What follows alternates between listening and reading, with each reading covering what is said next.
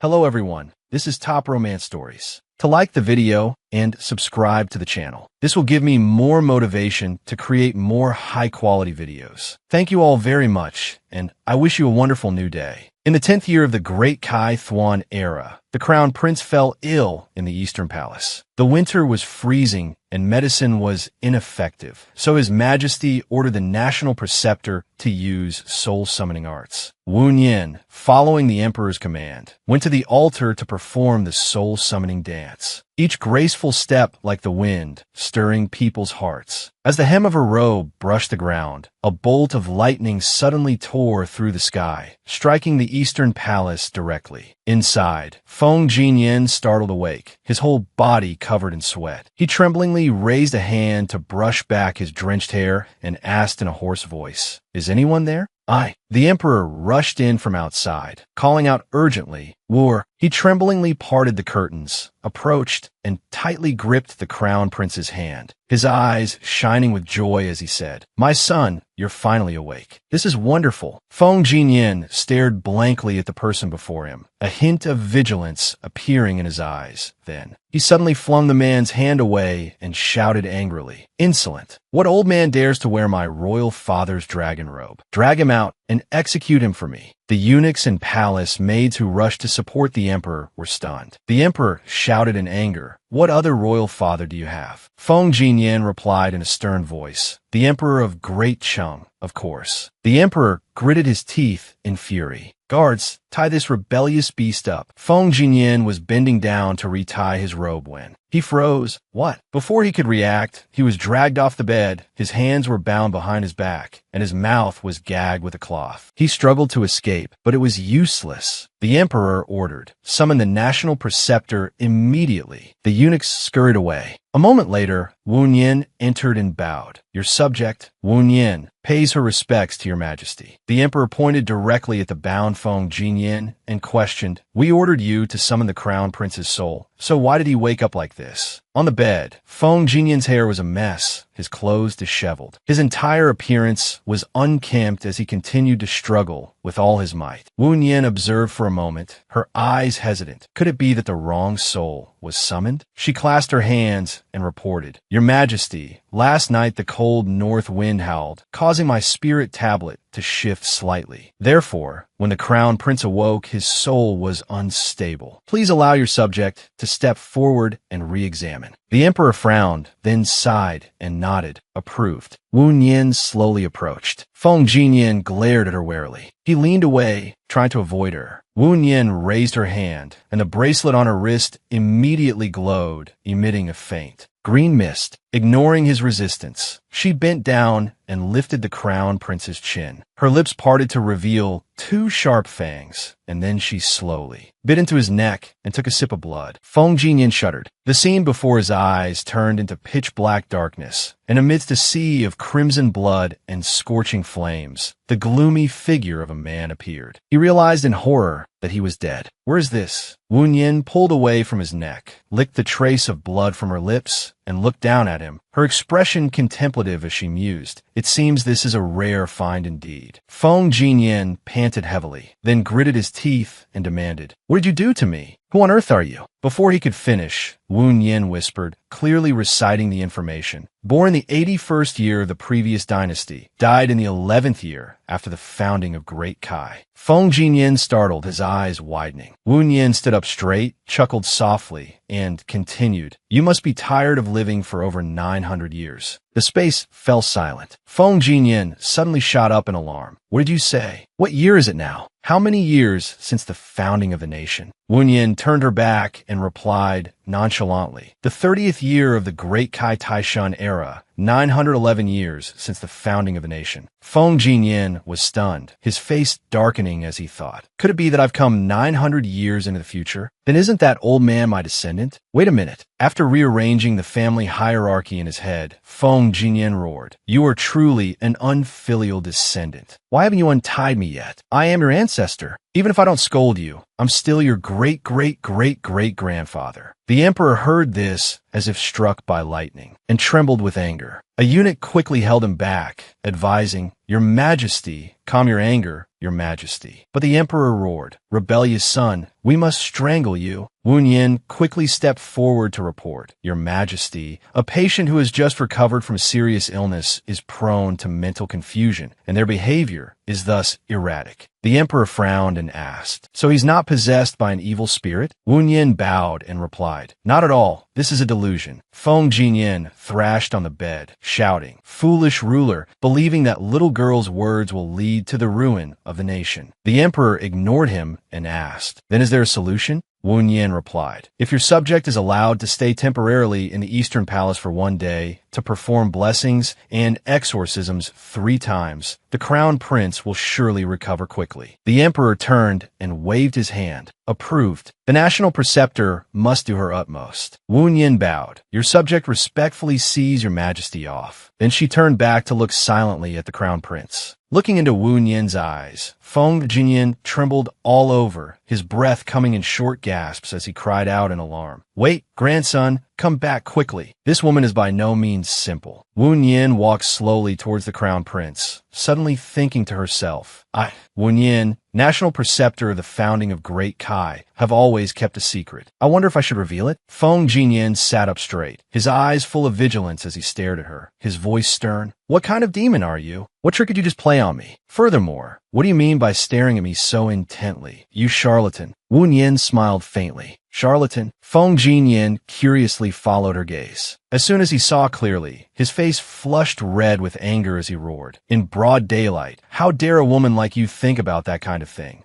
Before he could finish his words, Wu Yin's hand pressed firmly on his shoulder, and his body suddenly fell backward onto the bed. In his daze, before he could react, Wu Yin had straddled him, the corners of her lips curling up teasingly. "Of course I'm thinking about how to eat you all up." Feng Jinyan immediately roared for the guards, but his mouth was immediately covered by Wu Yin's soft hand. She leaned in close and whispered, "Stop pretending. I know exactly who you are." Feng Jinyan turned his head away, scolding angrily, "If you know who I am, then get off me at once." Wu Yin propped her head on her hand, looking at him with great interest. "You wandering ghosts, the older you get, the more robust you become. What if I leave and you run away? Judging by this appearance, you must be at least over 900 years old." Feng Jinyan roared in fury, "Insolent! Who gave you the audacity to call me a wandering ghost?" Wu Yin narrowed her eyes and chuckled softly. "Then I'll call you something nicer, a 1,000-year-old soul." Feng Jinyan glared, his voice stern. "I'm the crown prince of the founding of Great Kai." Wu Yin burst out laughing, her voice gentle. "I don't believe you." Hearing this, Feng Jinyan shot up in anger, his eyes blazing. "Just 2 days ago, I had just pacified the southern borderlands. Half a day ago, I was preparing to ascend the throne, and you dare to scornfully call me a wandering ghost?" Wu Yin casually reached out to pat his head, her smile like a flower. She covered her mouth and laughed heartily. "Enough with the boasting, old man. Don't exaggerate. It's better to just be obedient." Feng Jinyan suddenly noticed the ropes on his wrists had loosened. A glint flashed in his eyes, and he seized the opportunity, swinging his fist straight forward, determined to fight for his life. But unexpectedly, Wu Yin leaned to the side, her hand lifting his chin to stop him. Her gaze seemed to bore into his very soul. Her lips trembled slightly, and she whispered silently to herself, "I have a secret. Since childhood, I have swallowed dead souls to extend my lifespan." Inside the hall, Feng Jinyan shouted, "How dare you trifle with me? Guards?" The emperor, hearing this from outside, pondered and muttered, "It seems the affliction upon the crown prince is indeed very frightening." Wu Yin pulled him back. She gave him a kiss, then pulled back to think. The book said that a 1,000-year-old ghost soul can be consumed through mouth-to-mouth contact. So why is there no reaction at all? Could it be that I bought a fake book? Suddenly, Feng Jinyin pulled her down to the ground, propping himself up to look down at her and scolding angrily. You've got some nerve. Trifling with the royal family is a crime punishable by the execution of 9 generations of your clan. Wu Yin calmly replied, You're not the real crown prince either. Feng Jinyin immediately got up and turned towards the door.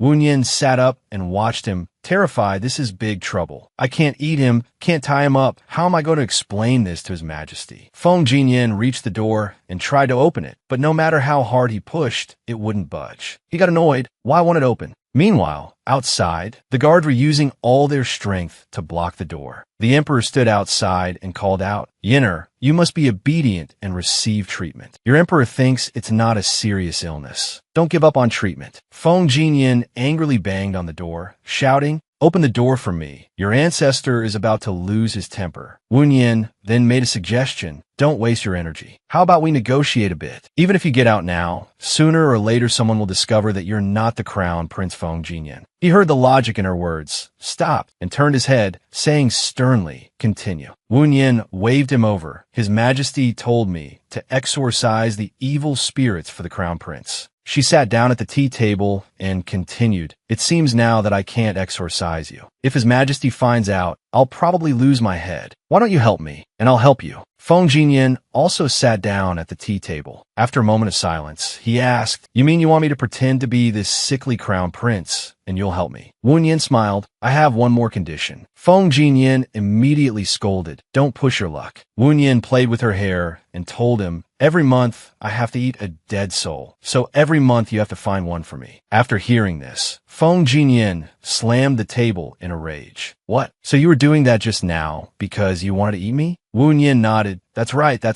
but you're too strong. I can't eat you. After all, you're almost 1,000 years old. Feng Jinyin immediately agreed, deal. He thought to himself, For now, I'll just wait here, clarify the situation first, and then find a way. Seeing him agree, Wu Yin continued, For dead souls, you can only find evil souls who have committed unlawful acts. I'm very picky. I don't eat them if they're not strong. Feng Jinyin was annoyed. Fine. Wu Yin continued with her conditions. To cover for you, I must have a token that allows me to freely enter and exit the Eastern Palace. After a moment, he still nodded, fine. Wu Yin stood up and bowed. Well then, I am Wu Yin, National Preceptor of Great Kai. Please guide me in the future. Feng Jinyin was silent for a moment, then said, Rise. Wu Yin glared at him. Where's the return courtesy? You're almost 1,000 years old. How can you be so clueless? Feng Jinyin put on an expression as if it were a matter of course. This prince is the crown prince. Why should I bow? Hearing that, she reminded him, I only told you to pretend to be the crown prince, not to be the real one. Feng Jinyin waved his hand smugly. I am the eldest son of the emperor of Great Cheng. Crown Prince Feng Wuyu. Do I need to pretend? Who would have thought Wu Yin would douse him with a basin of cold water? Forgive me, but in the historical records of Great Kai, there is no crown prince named Feng Wuyu. Late at night, in the Eastern Palace's study, Wu Yin, tired with dark circles under her eyes, looked annoyed at Feng Jinyin. He stood up angrily and shouted, Impossible! It's impossible that there's no record. He threw the documents on the ground.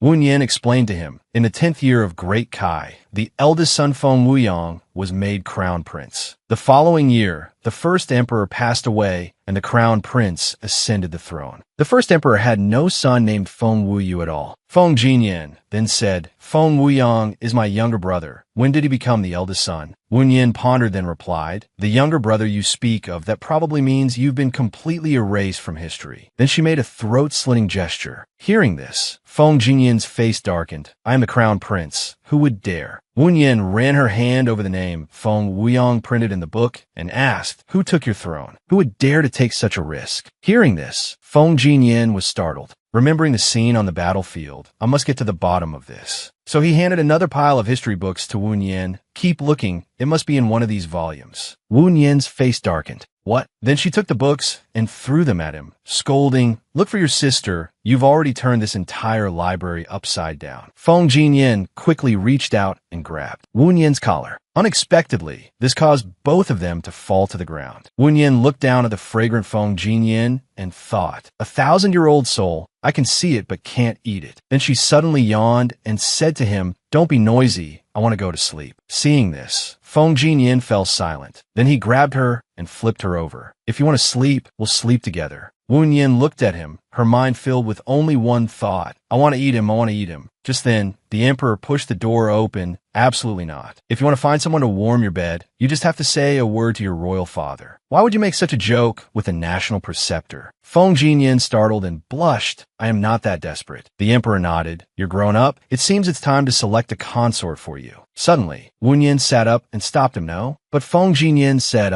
Hearing this, Wu Yin glared at him and then explained to the emperor, Your Majesty, His Highness the Crown Prince has just recovered from a serious illness. His vital energy is insufficient, is not suitable for him to be near women. Feng Jinyin was not happy to hear her say that. Wu Yin continued, Compared to women, after waking up, the Crown Prince has become more and more passionate about state affairs. Your Majesty, look, all these books were brought by the Crown Prince to study today. The Emperor was pleased to hear this. My royal son has finally seen the light. Starting tomorrow, you will attend court with us. Wu Yin smiled and chimed in. The civil and military officials will surely be eager to see His Highness the Crown Prince. In her heart, she was thinking joyfully, meeting more people will make it more convenient to find more dead souls for me. Inside the inner palace, the third prince's mother consort shouted, The Crown Prince wants to attend court with His Majesty. She angrily smashed a teacup. The palace maids quickly said, Your Highness, calm your anger. The curtain was parted, and the third prince, Feng Jinyu, appeared to console her. Mother consort, calm your anger. Bullying my royal brother is my specialty. After all, seeing her son appear, she happily replied, That's true. How can my third prince be compared to that sickly fellow? Outside the morning court session, the high officials began to gossip. Did you hear? The crown prince has delusions and still wants to attend court. It just so happens the third prince has returned from disaster relief in Hushi. It seems this position of crown prince. The third prince, Feng Jinyu, walked past and spoke up. I wonder what matters the esteemed officials are discussing. He thought with smug confidence. The crown prince is nothing more than a toy in this prince's hands. Just then, the eunuch announced, His Highness the Crown Prince has arrived. Feng Jinyin appeared with a radiant aura, walking past Feng Jinyu. He was startled to see this. Who is this? Because in his mind, the Crown Prince should have a sickly and frail appearance. When the high officials saw the Crown Prince appear, they hurriedly knelt to pay their respects. We subjects welcome the Crown Prince. Feng Jinyin stopped and looked at Feng Jinyu. He bent down to stare at Feng Jinyu, then stood up straight and asked, Who is this pretty-faced fellow? Why does he not bow upon seeing me? The phrase pretty-faced fellow struck a nerve with Feng Jinyu. The national preceptor beside him immediately pulled him aside and whispered, The third prince, Feng Jinyu, your younger brother. Hearing this, Feng Jinyin let out an oh and taunted. You are a man of great kai. What kind of decorum is this, being so effeminate? That remark struck another nerve with Feng Jinyu. He thought angrily, pretending to be crazy to insult this prince. Just wait until we're in court. Let's see how you get through it. Inside the main hall, where the court session was held, Feng Jinyu bowed and reported, The flood in Hushi is now under control. The people are living and working in peace. Please rest assured, Royal Father. After hearing this, the high officials immediately praised him. The third prince truly has the talent to govern a country. The people of Hushi are now praising the third prince endlessly. Your subject requests that your majesty reward the third prince. The emperor said in a deep voice, approved. Just then, Feng Jinyin waved his hand and spoke up. Grandson, you wait a moment. The emperor's face darkened as he pointed at him and scolded, Rebellious son, what did you say? Two eunuchs quickly held him back and advised, Your majesty, let it go, let it go. It's not worth it. Your majesty, calm your anger. The crown prince was just careless. The crown prince's delusions haven't healed yet. The high officials began to gossip. It seems the crown prince is not just a little crazy. Why attend court when he's crazy just to lose face? Feng Jinyin suddenly muttered, I forgot again. He muttered to himself, My grandson's grandson's grandson is now my father's father's father. The emperor sat down, clutching his chest to calm himself. Be calm, a sick son needs a father's love to be moved. Meanwhile, the third prince, Feng Jinyu, thought angrily detestable. He's this crazy and royal father, still hasn't dealt with him. I can only rely on myself. Come on, you're the best. So he smiled and said, the crown prince has never touched state affairs before. If there is anything you don't understand, your younger brother can explain. Feng Jinyin picked up the ledger and said, on the surface, it says disaster relief cost 1 million taels of silver. Each person was given 10 dough of rice, and the total number of victims was 200,000 people. So here's the problem. Then he turned and pointed at Wu Yin, asking, may I ask the national preceptor, what is the current price of grain? Wu Yin thought resentfully, don't drag me into your trouble. However, she still replied, about 700 won per dough. Feng Jinyin continued, if 1 million taels were all exchanged for rice at 10 dough per person, it would only be enough for a little over 100,000 victims. So what about the rest of the people? Is the ledger wrong, or is there something amiss with the number of victims? He moved closer to Feng Jinyu and asked, Feng Jinyu muttered this. He thought to himself, how did he get smarter the crazier he gets? The emperor angrily slammed the table and asked, how much is it exactly? Speak up. The officials below continued to whisper, I heard the national preceptor used a secret art to help the crown prince summon the soul of the star of literature. No wonder the crown prince is several times smarter than before. I'll just quietly watch how things unfold. Wu Yin sighed and cried out internally, what a headache, he's so good at causing trouble. Meanwhile, Feng Jinyin snorted and thought, the fighting prowess of this generation's descendants is too low. The emperor said angrily, Old Third, I give you 3 days to present the hushy disaster relief ledgers to me. Court is dismissed. Wu Yin stood among the officials, lamenting to herself, it's been so long since I've eaten a dead soul. I'm so hungry. Stir-fried crown prince sashimi, steamed crown prince. All of them are great nourishing delicacies. Feng Jinyin came over and pulled her away. Court is dismissed. Let's go. At the Eastern Palace, Wu Yin asked Feng Jinyin, Your Highness the Crown Prince, did you have fun today? He retorted, the minds of my descendants are not up to par. How could I have fun? But in his heart, he thought, actually, tormenting people makes my whole body feel light. Wu Yin slowly approached and said to him, the Crown Prince is indeed of noble character. How about sacrificing your precious body a little? Feng Jinyin was startled. What? Wu Yin moved closer to him. To let your subject have a little fun. Just as she opened her mouth, Feng Jinyin grabbed the back of her neck and pinned her against the wall. Insolent, what do you want to do to me? She drooled and uttered, have a meal. Feng Jinyin retorted angrily, didn't we agree that I would find dead souls for you, and you would leave me alone? Wen Yin replied,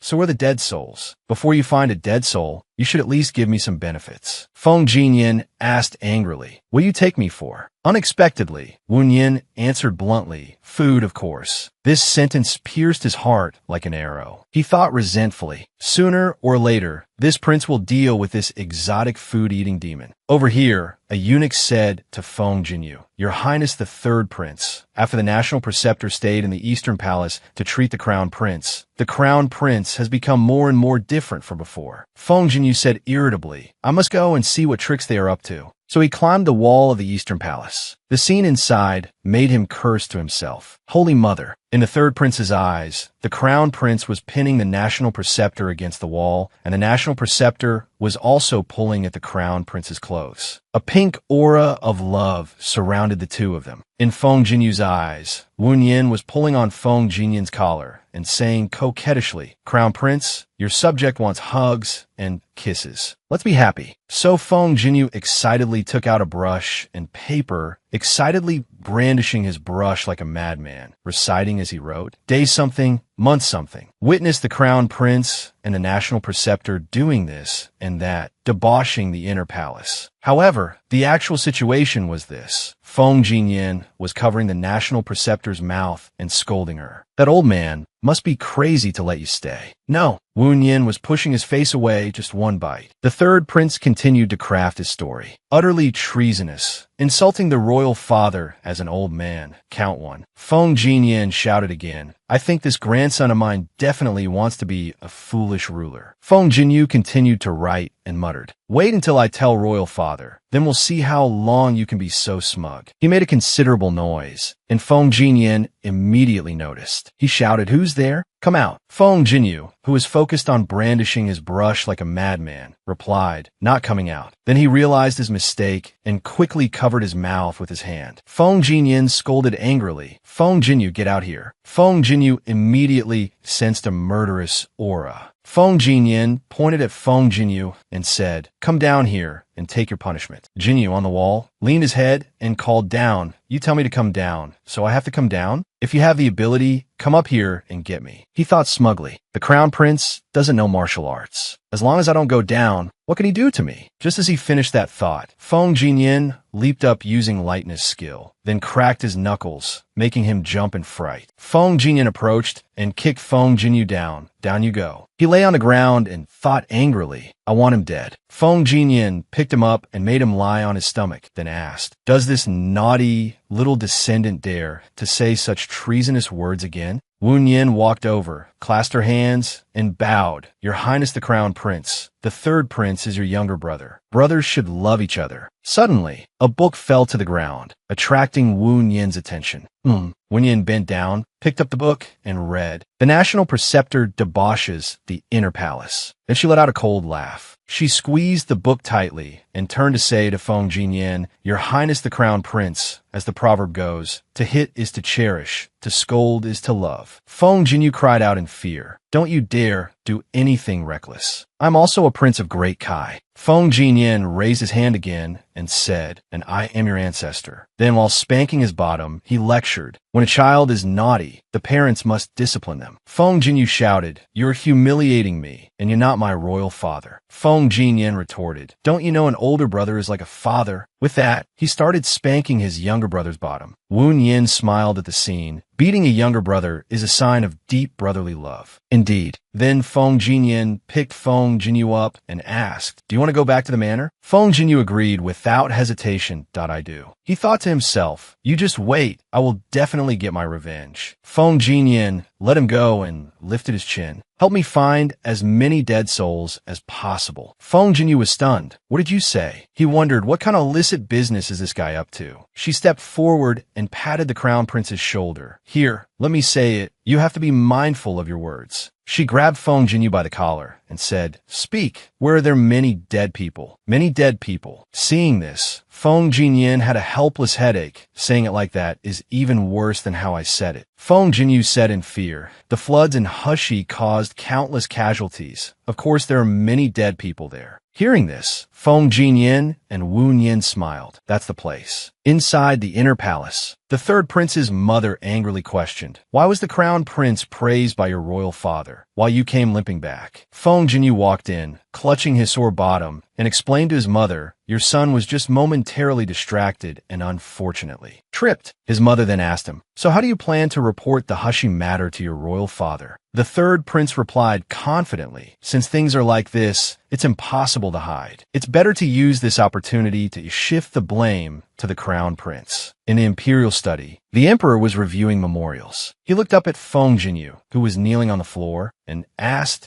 "Is there something that couldn't be said during the court session that you must see me privately to discuss?" The third prince, kneeling on the floor, reported, "Royal father, the matter of Hushi truly cannot be spoken of in front of everyone." Both Wu Yin and Feng Jinyin, standing to the side, crossed their arms to watch the show, thinking, "Go on, keep making things up." The third prince began to explain, "The Hushi accounts are not wrong, and the number of victims is also not wrong. It's just that many people, after being rescued, don't eat or drink, yet they seem no different from ordinary people. Therefore, the number of people receiving food rations is somewhat less than the number of victims." The three people in the room, the emperor, Wu Yin, and Feng Jinyin, fell silent after hearing this. The emperor, hearing his son speak like this, worriedly thought, "Is the crown prince delusional? Now even my third son is starting to talk nonsense." So the emperor waved the national preceptor over. Wu Yin realized and came closer, leaning in. The emperor whispered to her, "Is the prince's condition contagious?" Seeing Wu Yin shake her head to indicate it wasn't possible, the emperor then took a memorial and hit the third prince on the head, scolding, Nonsense. The third prince cried out in pain and hurriedly argued to defend himself. Royal father, your son has not told a single lie. You must believe me. The national preceptor stepped forward, smiled, and said, Your Majesty, what the third prince said is not entirely impossible. The third prince, hearing her say this, was annoyed. National preceptor, if you already knew, why didn't you say so sooner? Wen Yin held a grudge over Feng Jinyu writing that she was a lecherous national preceptor who caused chaos in the inner palace. She secretly thought, of course I want to see you get hit. But she said otherwise, I, your servant, am righteously defending the third prince. Shouldn't you be moved by this servant's righteousness? The third prince didn't dare to move. Wu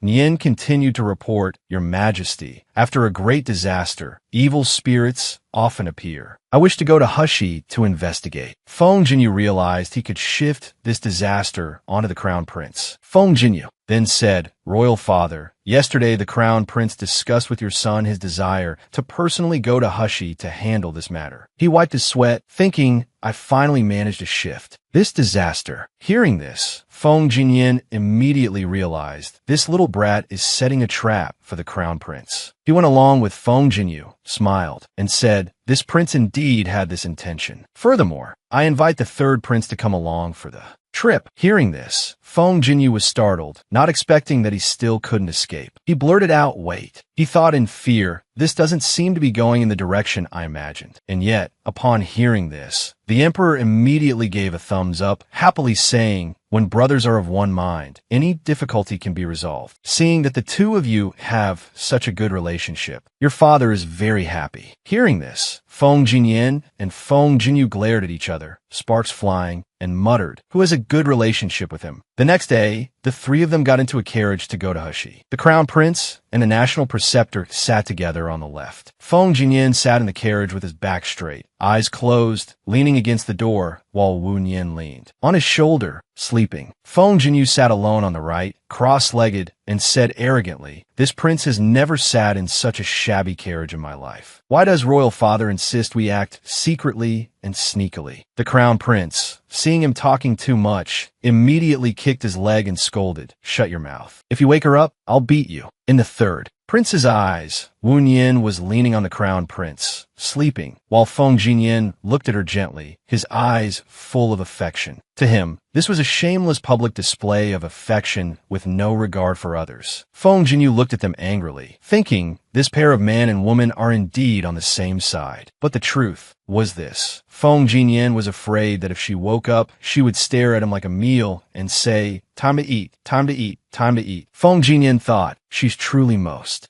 well-behaved when she's asleep. Suddenly, the carriage swayed. The crown prince was startled and lifted the curtain to ask, What's wrong? The jolting carriage caused the sleeping Wu Nian to slide down. She ended up lying on Feng Jinyin's lap. She hugged his thigh tightly, sleepily thinking, Smells so good, I want to eat it all up. The crown prince realized something, startled, and cried out, Hey, where are you trying to bite? Suddenly, the carriage overturned. Feng Jinyu fell with the momentum, hitting his head against Feng Jinyin. The two of them cried out. After a moment, the three of them held onto the carriage frame, poked their heads out, and saw that a tiger had dragged the driver away. They fell silent. The three got out and saw that the horse was also gone, and they became even more silent. Feng Jinyin spoke up. We're almost at Hushi. We can just walk there. The three looked up and saw dark clouds gathering, lightning flashing, and then a downpour began, making the three of them realize what an inauspicious start was. Feng Jinyin and Wu Nian looked left and right, searching for something. Feng Jinyu suddenly spoke up. The urgent matter now is to find shelter from the rain.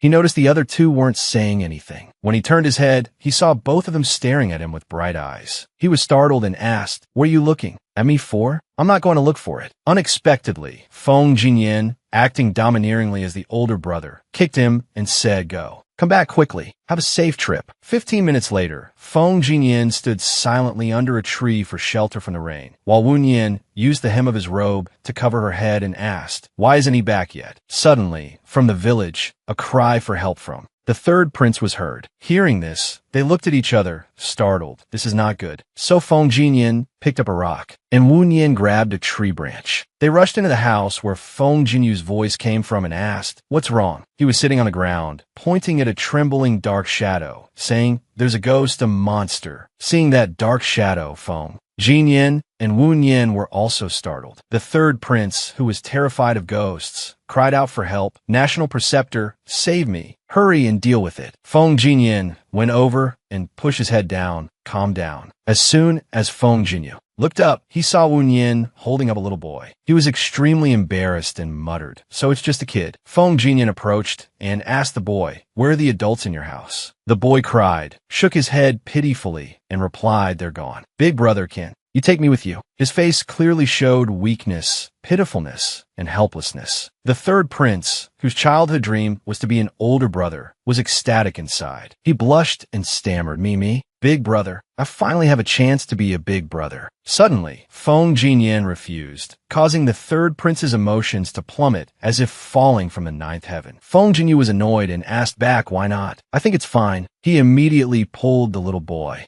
into his arms. Feng Jinyan crossed his arms, frowned, and explained to him, "A child suddenly appears in the desolate outskirts. Don't you find it strange? You truly lack perception." Hearing this, Wu Nian pondered and felt that the old ghost had a point. She patted the boy's head and thought, "But I don't sense anything unusual. At least this kid isn't a disaster." Feng Jinyu sat down in front of the boy, put his arm around his shoulder, and asked, "Kid, tell big brother your name." The boy replied, "My name is Qiu Zi, and I'm from Qing Shui village." Wu Nian then approached the boy. "Qiu Zi, lead us into the village." The boy immediately hid in Feng Jinyu's arms and refused, "I can't." Hearing this, he was puzzled. "Why not?" "I'd rather die." Extra story in the Eastern Palace. Late at night in the Eastern Palace, two eunuchs holding lanterns were hurrying along a corridor. The eunuch in front said, "I heard there's a ghost causing trouble in the Eastern Palace." The eunuch behind immediately replied, "Yes. It seems to be a female ghost who often comes to find His Highness the Crown Prince at night." Suddenly, a shout rang out, "Your Highness the Crown Prince." Hearing that voice, the two eunuchs were so scared their hair stood on end. The two of them hurriedly ran while shouting, "Let's go, let's go. Umitba, Umitba." But the truth was inside the Crown Prince's bedchamber. Feng Jinyan was lying on the bed, annoyed, listening to Wu Nian yelling, "Your Highness the Crown Prince, I'm so hungry,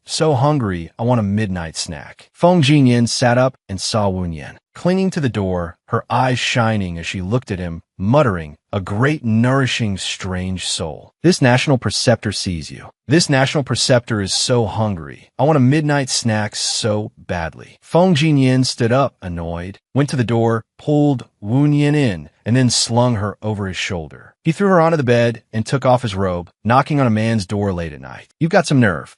Are you prepared to bear the consequences?" Feng Jinyan didn't intend to do anything to Wu Nian, just wanted to scare her a little so she wouldn't dare to come looking for him and bother him again. Unexpectedly, Wu Nian looked at him and said, "You're over 900 years old. Being that old, you must be very safe." Being called old, Feng Jinyan felt as if he had been struck by an arrow. He said angrily, "Whether this prince is safe or not, why don't you come and check for yourself, National Preceptor?" Wu Nian pointed aggrievedly towards the door. "I really just came to find you for a midnight snack." "Look." Feng Jinyan looked in the direction she pointed and saw a real food box. 1 second later, he opened it and picked up a pastry. 2 seconds later, he put the pastry in his mouth and ate, thinking it really is a midnight snack. The taste isn't bad. 3 seconds later, he immediately collapsed. Wu Nian exclaimed gleefully, "You've finished your midnight snack. Now fall for me." Then she approached him, lay on top of him, and said with a smile, "Now it's my turn." Back to reality, a group of villagers holding hoes and sickles stood in front of the house and shouted, "Hurry up and bring that jinx out here." The three, Wu Nian, Feng Jinyu, and Feng Jinyan, looked at Qiu Zi in surprise at a jinx. Qiu Zi immediately hid behind Feng Jinyu, looking scared. He tugged on his sleeve, crying, "Why yes, big brother, I'm scared." Seeing the child like this, the third prince encouraged himself that I'm the big brother. I have to protect my little brother. So he turned his head and said to the crowd outside, "You village brutes in broad day, light." Before he could finish, Wu Yin immediately reached out and covered his mouth. He immediately struggled to get free. Wu Yin asked the group outside, "May I ask, fellow villagers, what exactly has happened?" The village chief stepped forward, looked at them, and said, "Who are you people, dressed so colorfully? What are you doing here in our place? One is a national preceptor, one is a crown prince, one is a third prince." They recalled the emperor pointing at the three of them and instructing, "Remember, act in secret and conceal your identities," and fell silent. Wu Yin looked at the villagers and began to deduce, "These people smell of incense. The villagers must be in mourning. They have white cloths tied around their waists." She immediately clapped her hands, having an idea for their identities. "I've got it." Wu Yin then replied, "We are spirit mediums, so we have to dress flamboyantly like this." The village chief, leaning on his staff, asked, "You're a spirit medium. What about the two behind you?" The villagers behind them immediately started whispering, "S.O. Young, and already a spirit medium, and she brought two handsome men with her." Wu Yin immediately introduced, "They're my assistants. One beats the drum and one beats the gong." Hearing this, Feng Jinyin and Feng Jinyu were startled. What? She imagined the scene of Feng Jinyin beating a drum and Feng Jinyu beating a gong and covered her mouth to stifle a laugh. A villager said to the chief, "Chief, the spirit medium we invited should be arriving around now. It could be them." Wu Yin ignored the two of them, who were fuming with anger behind her, and replied, "Yes, yes, yes, that's us. We are indeed the spirit mediums for this village." The village chief then said, "One thing at a time, first hand over that curse thing." Here, Chiozi immediately hid behind the three in fear. Wu Yin was surprised. "May I ask the village chief what exactly this kid has done?" The village chief's face darkened as he recounted, "My nephew's family of three were all killed by him." Chiozi immediately cried and refuted, "I didn't." The village chief recounted, "My nephew's family originally had a very happy life. Ever since they adopted this kid, strange things kept happening. In the end, they died a sudden, unnatural death. If you're not a jinx, then who is?" Suddenly, Feng Jinyin stepped forward and said, "All of you be quiet." He put his arm around Wu Yin's shoulder. "Our family's head is a spirit medium from the capital. Whether he's a jinx or not, we'll know after a ritual, right, my dear head of the household?" Wu Yin stared at Feng Jinyin, thinking irritably, "Give him an inch, and he'll take a mile." The group went to the house of Chiu Zi's adoptive parents, where a memorial hall was set up inside. The village chief led Wu Yin over and gestured with his hand, "Please enter." Wu Yin inspected the coffin and thought to herself, "There's no scent of dead souls. Everything is normal." Suddenly, a villager spoke up, "Village chief, another spirit medium has arrived outside." An old woman appeared. The village chief was startled. "Huh, why are there two of them?" Seeing this, Wu Yin was embarrassed. "Oh dear." The other spirit medium pointed at Wu Yin and questioned, "Where did you come from, daring to impersonate me?" Wu Yin was silent. All three of them had dark faces, worried, "This is bad, we're exposed." Feng Jinyu signaled, "This is too embarrassing. You too, let's just go." Feng Jinyin stepped forward and asked, "Don't you want a newly accepted little brother anymore?" Feng Jinyu nodded, "I do." Wu Yin immediately showed off her skills. The bracelet on her wrist glowed with blue spiritual energy. She said, "As for who is qualified for this job,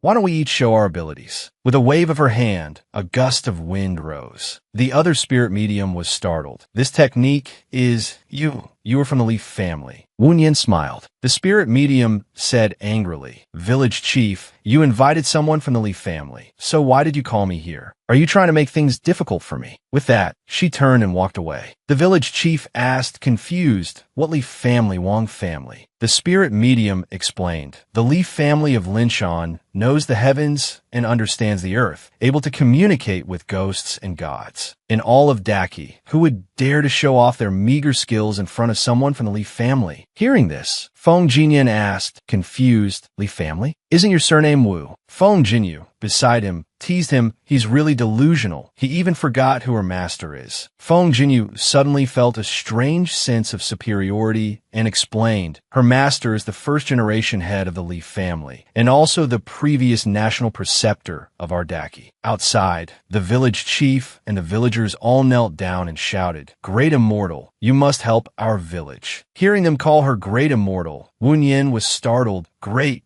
Immortal. Jinyu and Jinyin also felt like they were struck by lightning, thinking, where would you find a great immortal as fierce as her? Wu Yin took out a talisman. The so-called Jinx Constitution is merely being entangled by evil spirits, which affects those around them. If Qiuzi truly has this kind of constitution, this talisman will definitely react. Then she threw the talisman up. Go. The talisman immediately stuck to Qiuzi's forehead, leaving the boy stunned. Then, the talisman fell off. The villagers began to whisper. No reaction. We've wrongly accused Qiuzi. Could it be that this kid isn't a jinx? The village chief was stunned and asked her then what about my nephew's family? Why did they suddenly? Feng Jinyan stepped forward and said, give us 5 days. We will definitely find out the truth. At night, the three of them sat in their assigned room, cracking melon seeds. Jinyu muttered, your delusion is acting up again. How are we supposed to investigate the bad things in this village? Jinyan flicked a melon seed at Jinyu's forehead and said, your maternal grandfather is from the prestigious clan of Hushi. If he doesn't see you within the scheduled time, he will definitely send people to look for you. It takes about 5 days to get here from Wangzhou. If we don't find some reason to stay here, we'll have nothing to eat or drink. Do you want to go to the desolate outskirts of the village? Jinyu was so shocked that the melon seeds in his hand fell. How does this guy know I contacted my grandfather? I'm doomed. Could it be that he knows about those other things too? Wu Yin stood up, patted her skirt, and said, less nonsense. I'm going to arrange some official business. Since we've left the palace, we can't use our usual forms of address. So starting from now. She pointed at Feng Jinyan and said, you are old ghost. Pointing at Feng Jinyu, she said, you're a little third. The two were clearly assigned. Jinyu asked her, then what about you? Jinyan nodded, wanting to ask the same thing. Wu Yin pointed to herself and said, I am the great head of the household. Then she pulled Feng Jinyan away. Tonight, little third and Qiuzi will be on watch for the first half of the night. Old ghost and I will watch the second half. Let's go back to the room and sleep. Feng Jinyu hurriedly shouted, wait, an unmarried man and woman sleeping in the same room. What will people think? Wu Yin poked her head out from between the doors and said, isn't it the same for 2 men sleeping in one room? With that, she closed the door. Qiuzi pulled on Jinyu's hand. Big brother, I'm sleepy. I want to go to sleep. Jinyu quickly patted Qiuzi's shoulder and said, don't go in. It's a sight for sore eyes. Jinyu thought to himself, when I get back, I'll tell royal father to break your dog legs. Inside the room, Wu Yin leaned against the door and asked, Your Highness the Crown Prince, let's do something important. Jin Yin was startled and backed away in fear. You miss, please calm down.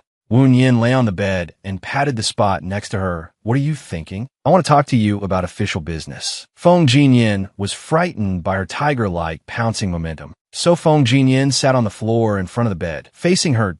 Go ahead and speak. He clearly showed that he was keeping his distance. Wu Yin touched Feng Jinyin's lips. Give me some benefits first, then I'll talk. Jinyin blushed and looked away. Speak properly. Am I not? Then, the hand she was propping herself up with slipped. Wu Yin fell with the momentum, her lips landing right on Feng Jinyin's. She fell to the ground and explained, I swear, this time it was an accident. Jinyin looked at her with great annoyance. Wu Yin scratched her cheek, blushing, and thought, no wonder they say 1,000-year-old strange soul is a great supplement. Just a light sip of soul energy, and I already feel refreshed. In for a penny, in for a pound. Might as well go for another round. Then she closed her eyes and moved forward, intending to suck a little more, but this posture looked like she wanted to kiss Feng Jin. Yin again. Seeing this, he immediately pushed her away. Stop causing trouble. Sit down for me. Wu Yin immediately sat on his lap. Oh. He angrily scolded her, so calm and composed while taking liberties with others. Who told you to sit on me? Get off me. Wu Yin quietly slid to the ground, muttering, the book said you can eat 1,000-year-old strange soul by sucking it mouth to mouth. I just want to eat. She clearly showed her desire. Feng Jinyin backed away in annoyance and questioned, what kind of book are you reading? Wu Yin replied, unhappily, the book I'm reading is a palace illustration. My master wrote it. Jinyin patted her shoulder and said seriously, even so, you can't be so reckless. You still have to marry someone in the future. Wu Yin tilted her head and muttered, get married. Then she shrugged and asked, with 3 souls and 5 spirits, I have to find ghost souls to eat. What man could stand that? Feng Jinyin was curious. What would happen if you continuously didn't eat dead souls?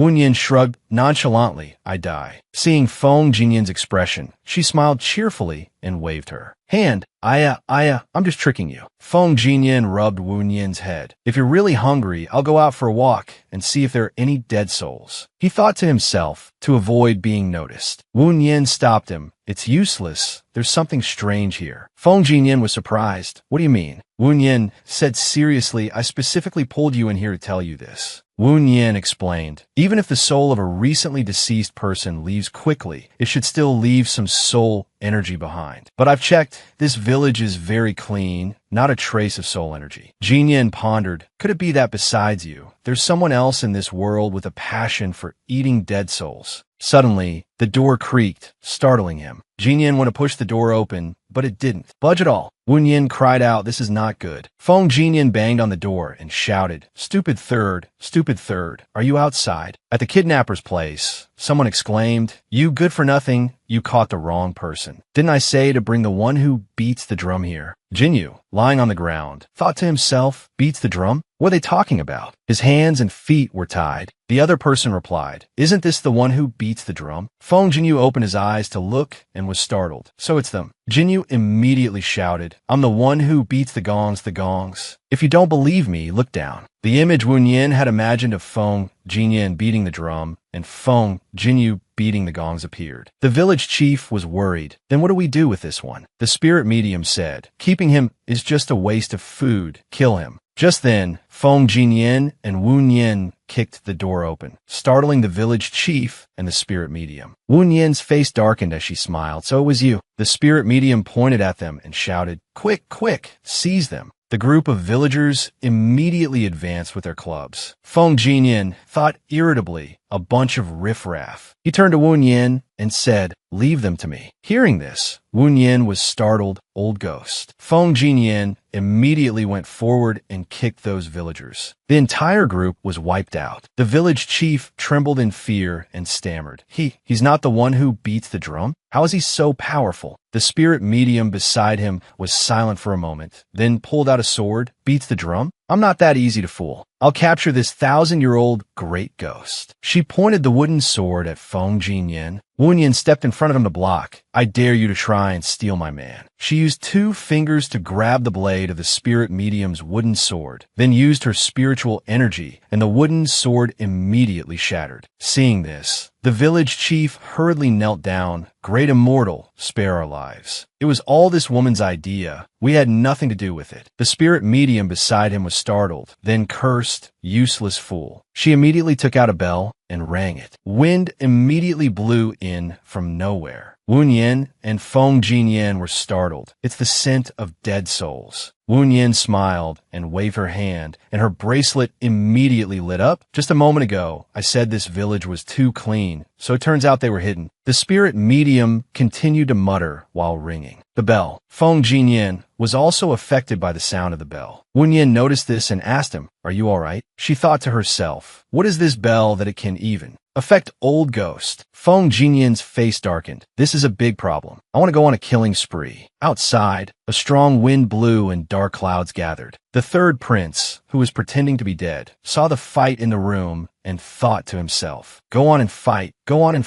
I'll get up after you're done. So clever of me. Suddenly, a hand groped him, startling him. Feng Jinyu turned his head, shocked, and called out, Go Zi. Go Zi quickly untied him. Big brother, I'm here to save you. Once untied, Feng Jinyu grabbed Go Zi's hand and questioned him. They didn't capture you. Are you in cahoots with them? Go Zi said hurriedly, there's no time to talk about this. Big brother, run. Feng Jinyu retorted, no, you tell me. Behind him, zombies appeared, reaching out and approaching. Feng Jinyu sensed something was wrong and turned around. Seeing a horde of zombies climbing up, Go Zi immediately pulled his hand and ran. Big brother, quick, run over there. Go find the horses. The horde of zombies swayed as they advanced towards the two. On the other side, Feng Jinyan had just kicked one man away, his hand choking another, while his other hand pulled the death soul out from inside the man's body. He turned to Wu Yin and said, Great chieftain, tonight's late-night snack has arrived. With that, he threw it to her. Wu Yin swiftly caught the ghost soul, making it scream in pain. Her bracelet lit up, enveloping the ghost soul. Then, a green talisman appeared and enveloped the resentful soul. Wen Yin smiled and said, "Oh, the 9th level of Avicii hell is where you belong. It seems you did quite a few evil deeds when you were alive. In that case, I won't be polite anymore." Then she bit hard into the death soul, sucking the resentful energy from the evil soul, making it scream. Seeing this, the village chief trembled in fear, grabbing the shaman's dress and questioning her. "Didn't you say they were just ordinary evil creatures? Why are they so powerful?" The shaman continued to ring the bell, saying, "I don't believe the soul-commanding bell can't take them down." As soon as she rang the bell, Feng Jin Yin became unsteady. Wen Yin quickly supported him, "Old ghost." Seeing this, the shaman smiled, just strong on the outside but weak on the inside. Suddenly, Feng Jin Yin moved forward, choked the shaman, and snatched the soul-commanding bell. He held it and interrogated her. "I'll only ask once, where did you get this thing?" Suddenly, a clattering sound was heard from outside.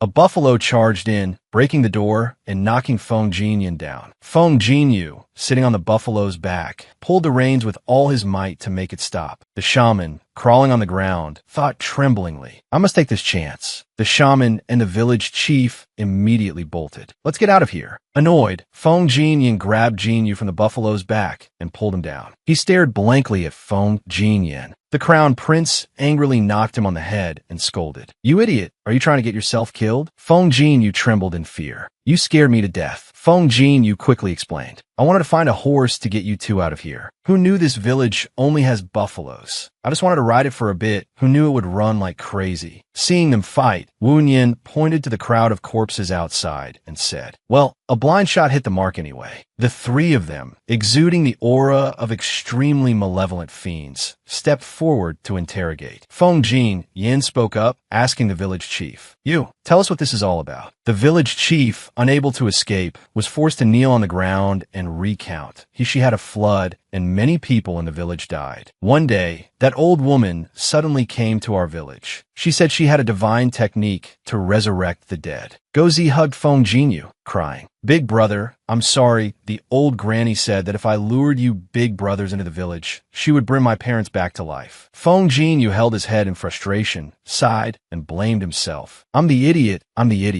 Wen Yin sat down and asked the boy, "Gozi, tell me, did that old granny know we were coming?" Gozi shook his head. "No, every few days the old granny would tell me to trick a few people into the village. Otherwise, the resurrected dead in the village would die again. That day, you all just happened to be passing by the village, so the three of them just happened to be passing by, and felt like a bunch of unlucky devils." Wen Yin turned her head and asked the village chief, "Those resurrected people in the village, is it true they don't eat or drink, but have the strength of an ox?" The village chief nodded hastily and said, Yes, how did you know?" Wen Yin crossed her arms smugly. "It seems my guess was right. Someone in she is indeed using dark arts. Those people weren't resurrected at all. They were just being used as blood and chi to nourish death souls." Feng Jinyu, gleefully making a "come praise me" face, spoke up, "See, you two? I really wasn't lying, was I? There really is something strange going on in she." Feng Jinyu turned and covered his mouth. "Shut up for now. There's a pile of dead people at the door right now. We have to deal with them quickly. If the authorities come, it will be hard to explain." Feng Jinyu asked back, "How do we deal with them?" Feng Jinyu rolled up his sleeves and ordered, "Come here and help me carry the bodies for burial." Wen Yin gently rubbed her bracelet and said, "Wait, those deceased whose bodies were used are pitiful people. Let me perform a salvation ritual for them first." A certain villager was hiding behind a tree, peeking at them. Over here, Wen Yin went outside and began the salvation ritual. She mumbled some incantations. A stream of Black Death energy appeared, flying up and clinging to her. She worried, sweating bullets. This is bad. There are too many of them. If they join forces to attack, I'm afraid I won't be able to. Seeing this, Feng Jinyu stood in front of her. Wen Yin called out, startled, "Old ghost, you are a foreign soul reincarnated in a borrowed body. The salvation ritual will make your spiritual soul unstable." Feng Jinyu's face darkened as he retorted, "If you die, I'll be even more unstable." Seeing the resentful energy envelop the crown prince, Wen Yin stared at him blankly, though she smiled and said, "I won't die that easily." Immediately, she gathered her spiritual energy. A howl echoed, while Feng Jinyu stood beside them, bewildered. "Who am I? Where's this? Why is my imperial brother performing a ritual with a sorceress?" Just then, two bailiffs appeared and announced. Someone reported to the authorities that people here are using dark arts to kill. The village chief immediately pointed at Wu Yan, who was performing the salvation ritual, and shouted, "Officers, help! It's these people!" Wu Yan and Feng Jinyan were startled. "We're done for. The authorities are here." Just then, a zombie on the ground sprang up. It swung its hand and clawed fiercely at Wu Yan's back. Attacked unexpectedly, she spat out a mouthful of blood. "I was careless." Feng Jinyan immediately choked the zombie, then pulled the death soul out from inside it and crushed it. The zombie immediately collapsed. Over here, the village chief screamed in fear. "Sir Officer, look, they're the murderers." The two officers immediately drew their batons, daring to treat human life as worthless in broad daylight. Suddenly, Gozi knelt down. The boy stammered out, I can testify they are being wronged." The village chief quickly covered Gozi's mouth. "Sir Officer, this child has been bewitched by their dark arts." Wu Yan turned her head and said, "Someone is indeed performing dark arts, but it's someone else." The two officers looked blankly at each other. Then one turned to ask the village chief, "What on earth is going on here?" The village chief, startled, broke into a cold sweat. "I don't know. Sir Officer, save me." Wu Yan crossed her arms, looking down at the village chief and questioning him. "You've seen my methods. If you don't tell the truth, not even the heavenly emperor himself can save you." At the same time in the palace, the emperor, having been mentioned, sneezed. He, the heavenly emperor himself, was bewildered and had no idea what was happening. A bailiff, sensing there was more to the story, said sternly, "Since you can't explain clearly, take them all away." Feng Jinyan thought to himself, "It seems I can only use that thing." So he said to Feng Jinyu, "Third idiot, take out that old man's edict." Feng Jinyu stepped forward confidently. "I'll take it out and open their eyes. Don't blame this prince if you're scared to tears." He reached in his robe to pull it out, but after patting himself all over and not finding it, he mumbled, "It was definitely here." He exclaimed in shock, "I must have lost it when I was riding the buffalo." Wu Yan then asked him, "Isn't your maternal grandfather from a prestigious clan, and she? You should have a token on you." Feng Jinyu's face turned pale as he mumbled, "I do have one. I think I dropped that too." Annoyed, Feng Jinyu smacked him hard on the head. Wu Yan sighed, "Forget it. We need to enter the city anyway. Let's go with them for a trip." With that, she swayed and fainted. Feng Jinyu held her tightly and asked, "What's wrong with you?" Wu Yan smiled and said, "Probably just ate too much and got a little dizzy." Feng Jinyu looked at her with a serious face. "How about this? I'll carry you." With that, he crouched down, surprising her. Meanwhile, inside the forest, a growl was heard. Two people in black cloaks appeared where the sound came from. A beast paw was stepping on the shaman's corpse at their feet. One of the men in black crouched down to examine the corpse. "Already stopped breathing. How uninteresting." The other cloaked man asked, "Did you find the item?" The first man took out a jade pendant and a letter, saying, "Didn't find the soul commanding bell, but found these on her body, the emperor's edict and the Shun family's token." Interesting. Elsewhere, two bailiffs holding lanterns were escorting the village chief in front. Feng Jinyu was carrying Wu Yan on his back, walking into the city with Jinyu. Wu Yan, on Feng Jinyu's back, looked at him and thought, "He's usually so fierce, but now he seems so honest." So she leaned close to his ear and whispered, "Thank you." Startled, Feng Jinyu turned his head and told her, "Speak properly." Wu Yan pouted arrogantly, "I won't." Feng Jinyu thought in fear, "I thought she was going to bite me. That scared me." So he said sternly, "Any more noise, and I'll throw you down." Wu Yan smiled and closed her eyes. Behind them, Feng Jinyu, who had been kicked by the buffalo, sat down rubbing the sore spot and called out to the two ahead, "Hey, can you two spare a thought for my feelings?" Wu Yan, lying on Feng Jinyu's back, silently chanted like a mantra, "Can't hear, can't hear." Feng Jinyu also told Wu Yan, "Go to sleep, don't mind him." Being left behind and ignored, Feng Jinyu fumed and radiated resentment. After a while, Wu Yan slowly opened her eyes. She woke up to find herself in a public hall. She mumbled, What is this?" "I just took a nap." Feng Jinyu explained to her. "The village chief suddenly died a mysterious death. The bailiffs are convinced we used dark arts to kill him." The magistrate slammed the table and interrogated, "Who are you? Why are you not kneeling?" Feng Jinyu's face darkened as he replied, "Forcing me to kneel. I'm afraid your one head won't be enough to be chopped off. The magistrate shouted angrily. Insolent! Give them a good beating for me. The bailiffs immediately rushed towards them with clubs. Feng Jin Yin raised his hand to block. Wu Yin called out worriedly, "Old ghost, are you all right?" Feng Jin Yin rotated his hand, his face grim. When I was slaughtering my way across 1,000 miles, these guys probably hadn't even been reincarnated yet, right? Just then, a bailiff ran in to report. "My lord, this is bad outside." Before he could finish, he was kicked aside. A person walked in and bowed. "Your subject pays his respects to His Highness the Crown Prince and His Highness the Third Prince." Then he and a group of people behind him knelt and shouted in unison, "Long live the Crown Prince! Long, long live!" Feng Jin Yin smiled. "You're just in time."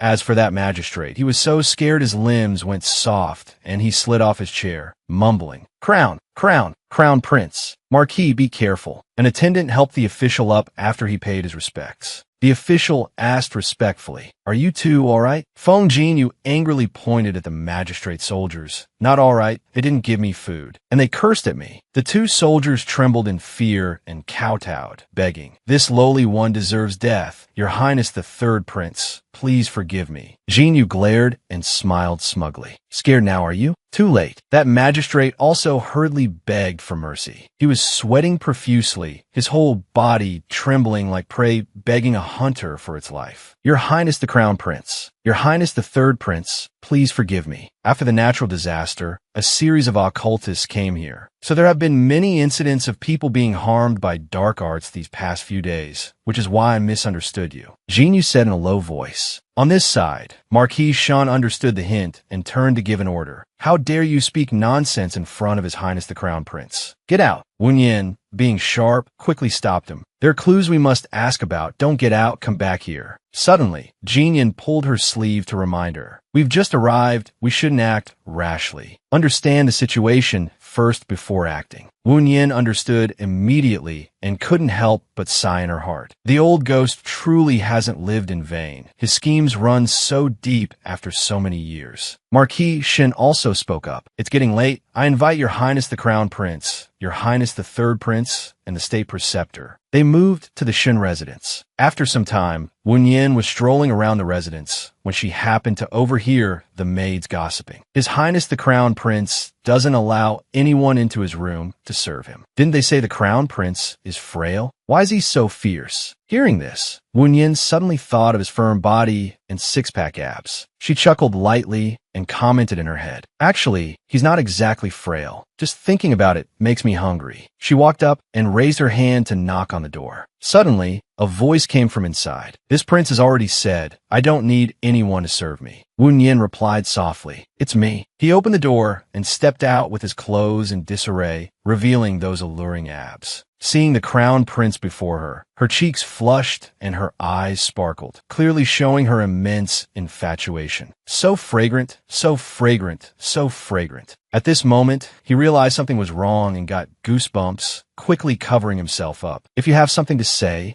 it quickly." Wu Yin smiled calmly and said, "What are you so nervous about? I just came to bring you medicine." Hearing her reasonable excuse, Jin Yin regained his seriousness. "You look down on me too much. It was just a club. It's not like I'm hurt." The moment he finished speaking, she hit his wound, making him jump in pain. His words were immediately betrayed by his actions. Wu Yin smugly tossed the medicine vial in her hand, provoking him. "You really don't need to use it?" Jin Yin snatched it, trying to suppress his embarrassment. So he quickly tried to escape. "Thanks, rest early." Seeing his practiced movements, she quickly took advantage of the fact that the door hadn't fully closed to slip into the room. He turned his head and looked at her with astonishment. "What are you doing?" She rubbed her hands, her smile gradually losing its humanity. "If you're going to be a good person, you have to see it through. I'm giving you medicine." The crown prince lost his patience. "Stop being so dramatic. I'm serious. Did you leave your brain at home?" Seeing Wu Yin getting closer and closer, he stammered, "You." Jin Yin accidentally saw her alluring collarbone, faintly visible through her thin clothes, and his heart began to struggle. "I still can't bring myself to strike." Jin Yin turned away abruptly, holding his forehead in helplessness. He had to restrain the beast within that wanted to devour the fresh meat that was Wu Yin, who was hovering within his sights. He resolutely walked to the table and put down the medicine vial. He sat down and took off his outer robe, saying nonchalantly, "I'll do it myself. Stop messing around." Then he slowly took off his upper garment, pulling it down. Looking at that body, she couldn't contain the beastly nature within her, her face drooling as if she was completely mesmerized. Jean Yin exclaimed in surprise. "How did this happen? This broken body is like this. Just a small wound, and it's all bruised." Wu Yin picked up the medicine bottle from the table. Her face was grim. "Most of the wounds on your body are from when you helped me with the soul salvation ritual. So I have an obligation to help you apply the medicine." Under the pretext of helping Crown Prince Jean Yin apply medicine, Wu Yin took the opportunity to satisfy her insatiable, boy-crazy, beastly nature. As her hand pulled down his thin robe, her heart pounded. "Take it all off. Take it all off. The more you take off, the more fragrant." Although Jean Yin was facing forward, he couldn't help but feel a chill down his spine. His back revealed a long and strange tattoo.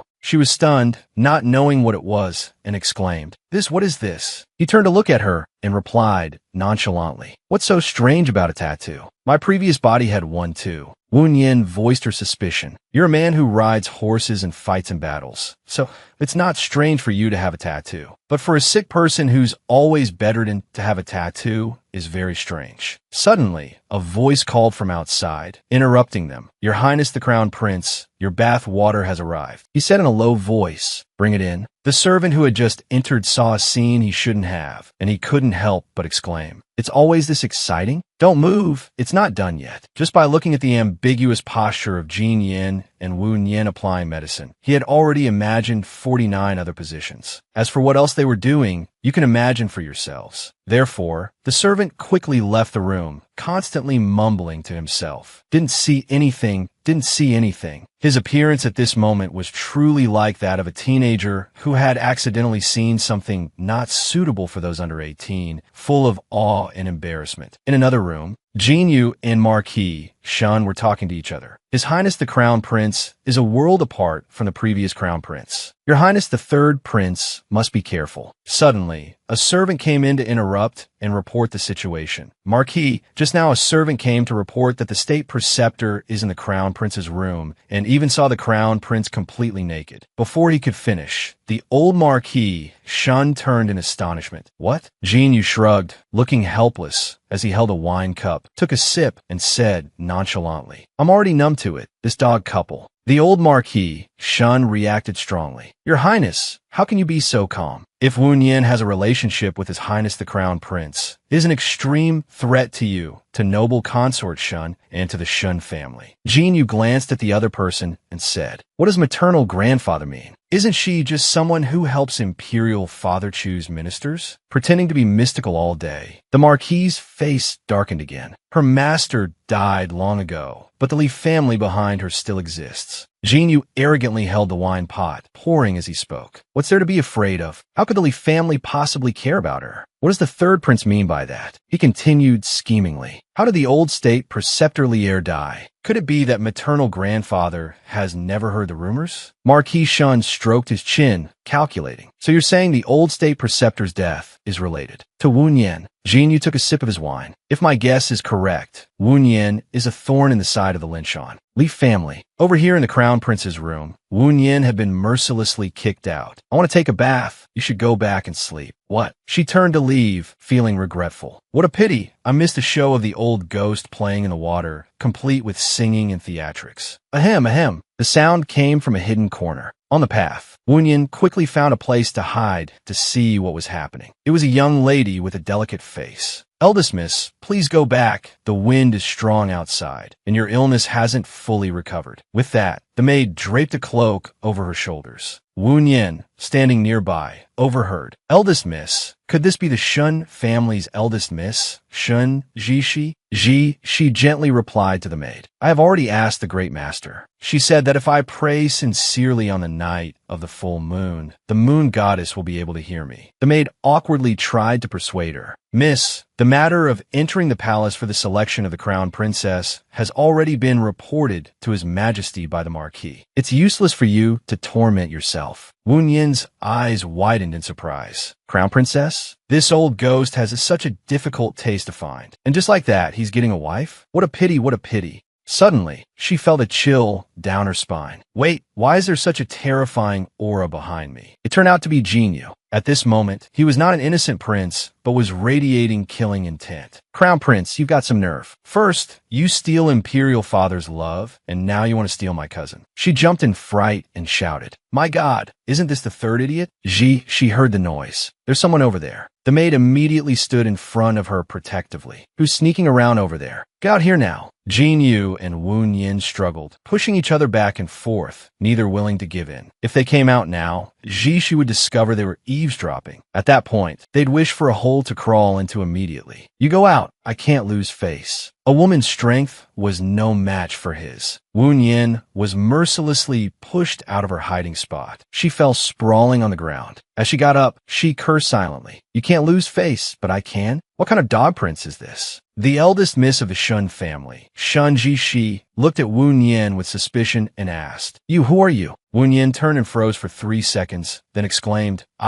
you're quite interesting up close. Shun Ji, seeing Wu Yin appear after a prayer, mistakenly thought, could it be the moon goddess? To save face, Wu Yin shamelessly replied, Yes, that's me. The eldest miss is so smart. These tricks of hers could probably only fool a child. The maid smelled deceit as soon as she heard it. Eldest miss, please be clear-headed. But it was unclear whether Shunji, she was pretending not to know, as she asked with a sincere expression. Moon goddess, have you appeared to give this faithful follower some guidance? Wu Yin's smile gradually became inhuman. She cursed silently. Third idiot, just you wait. Who told you to push me out here? She switched on her Hollywood actress mode, exuding an air of otherworldly grace. The moon goddess tells you, the third prince is not a good person. You must not become husband and wife with him. With that, she smiled slyly, her eyes sparkling. I'm waiting to see if you get angry. Jinyu, hiding behind, was driven mad by her words. You damn dead minister, how dare you frame me? Now I can't appear, but I can't not appear either. After a moment of biting his hand and hesitating, he came up with an idea. I've got it. And so Jinyu dashed off. Over here, she also stammered at Wu Yin's prediction. The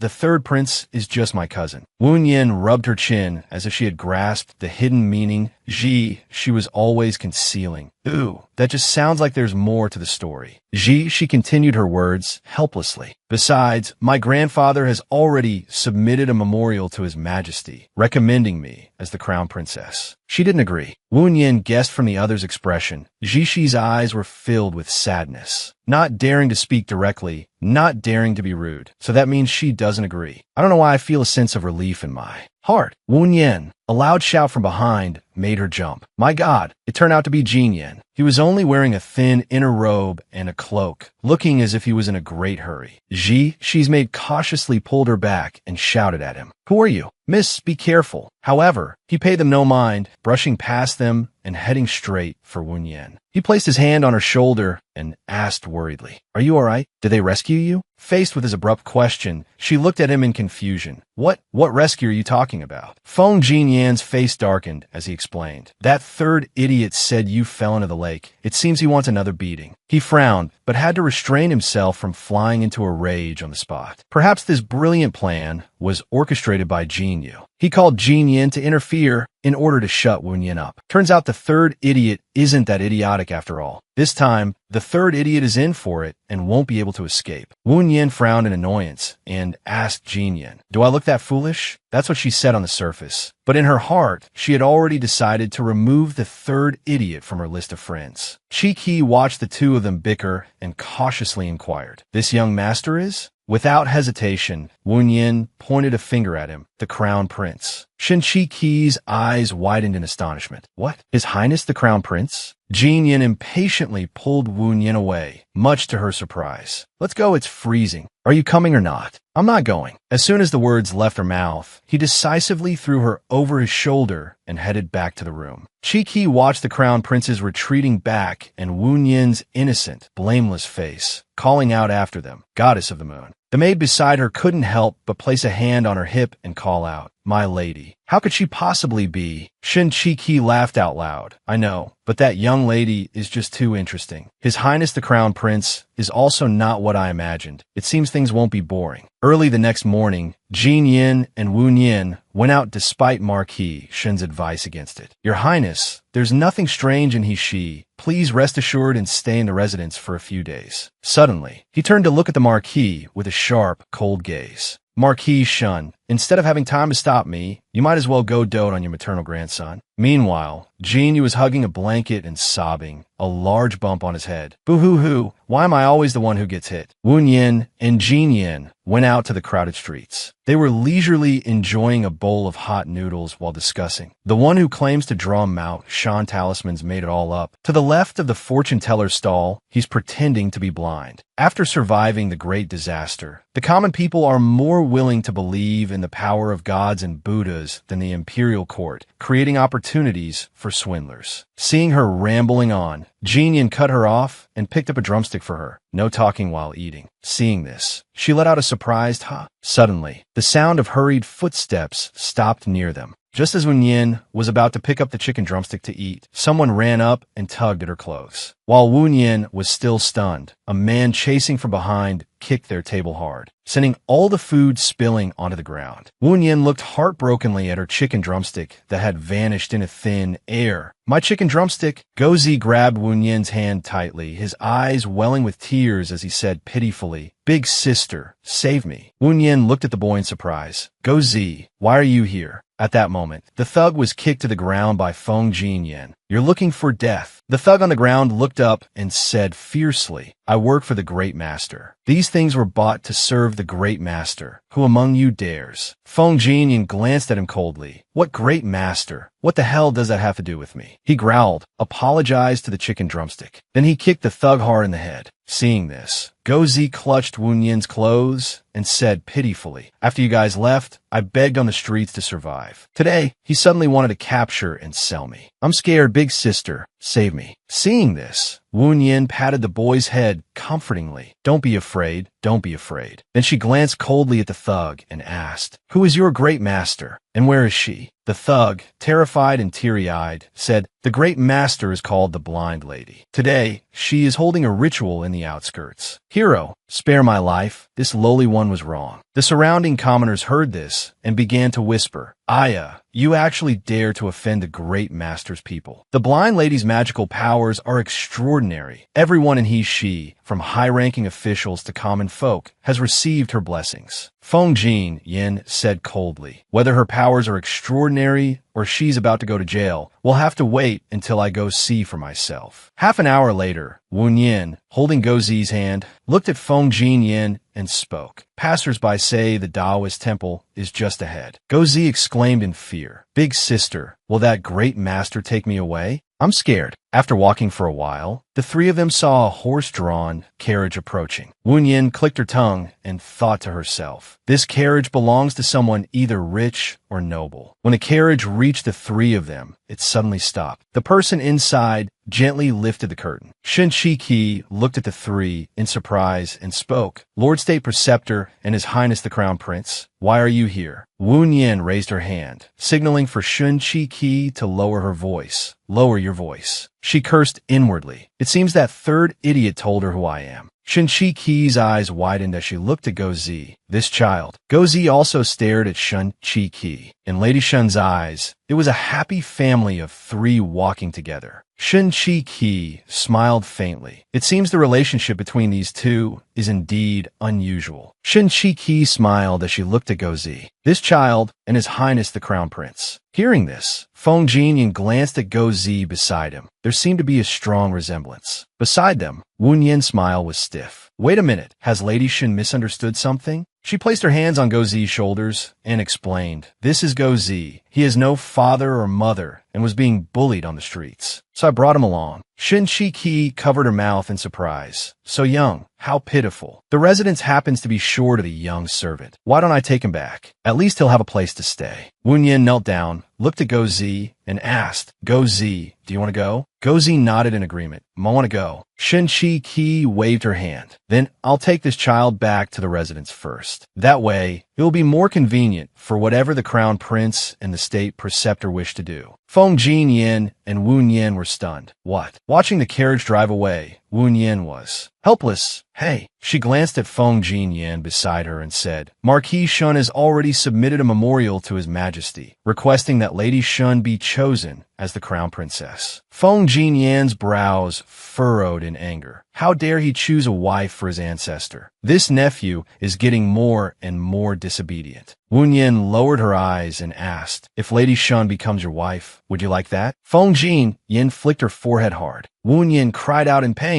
He narrowed his eyes and said, it seems to me that you like the idea very much. Wu Yin rubbed her forehead. Lady Shun is both beautiful and kind. Of course I like her. Feng Jinyan angrily flicked her forehead again and roared, not aloud. Wu Yin angrily cursed under her breath. Damn it. Feng Jinyan turned and walked away in a huff. The crowd is getting bigger. Let's get going. Behind him, Wu Yin clutched her head and squatted on the ground. Ow, ow, ow. She frowned and thought to herself, is his unstable mood due to his unstable soul? I'll have to do some research when I get back. The two of them arrived in front of a Taoist temple and saw a long line of people waiting to go inside. Looking at the queue in front of them, Wu Yin was surprised. There really are a lot of people. An old man carrying goods on his shoulder looked at Feng Jinyan and said enthusiastically, young master, since you have to wait anyway, why not pick a trinket for this young lady? Hearing this, Feng Jinyan walked over to the old man and looked at the jewelry in front of him. All right, she just lost her chicken drumstick. I'll give her something else as compensation. Wu Yin smiled and waved her hand. You're too kind. Why don't you just give me the silver directly? Feng Jinyan glanced at her with disdain. So materialistic. His eyes suddenly narrowed as he looked at Wu Yin, whose hair was messy from the wind because they had left in a hurry. Feng Jinyan handed Wu Yin a comb. This is for you. Wu Yin took the comb and looked at him in surprise. He's giving me a comb. The old vendor clapped his hands and smiled happily, wishing you two 100 years of blissful union. The people around heard this and also clapped to bless the two, a talented man and a beautiful woman. 100 years of blissful union. Wu Yin's face darkened. What blissful union? What 100 years of union? At this moment, a loud voice came from inside the Taoist temple. The next group can enter now. Don't push. Wu Yin was caught off guard as she was jostled by the crowd and bumped into someone. Feng Jinyan quickly steadied her. The bell on Wu Yin's person accidentally fell to the ground, jingling a few times. Hearing this bell, everyone suddenly fell silent, which was very strange. Wu Yin picked up the bell and,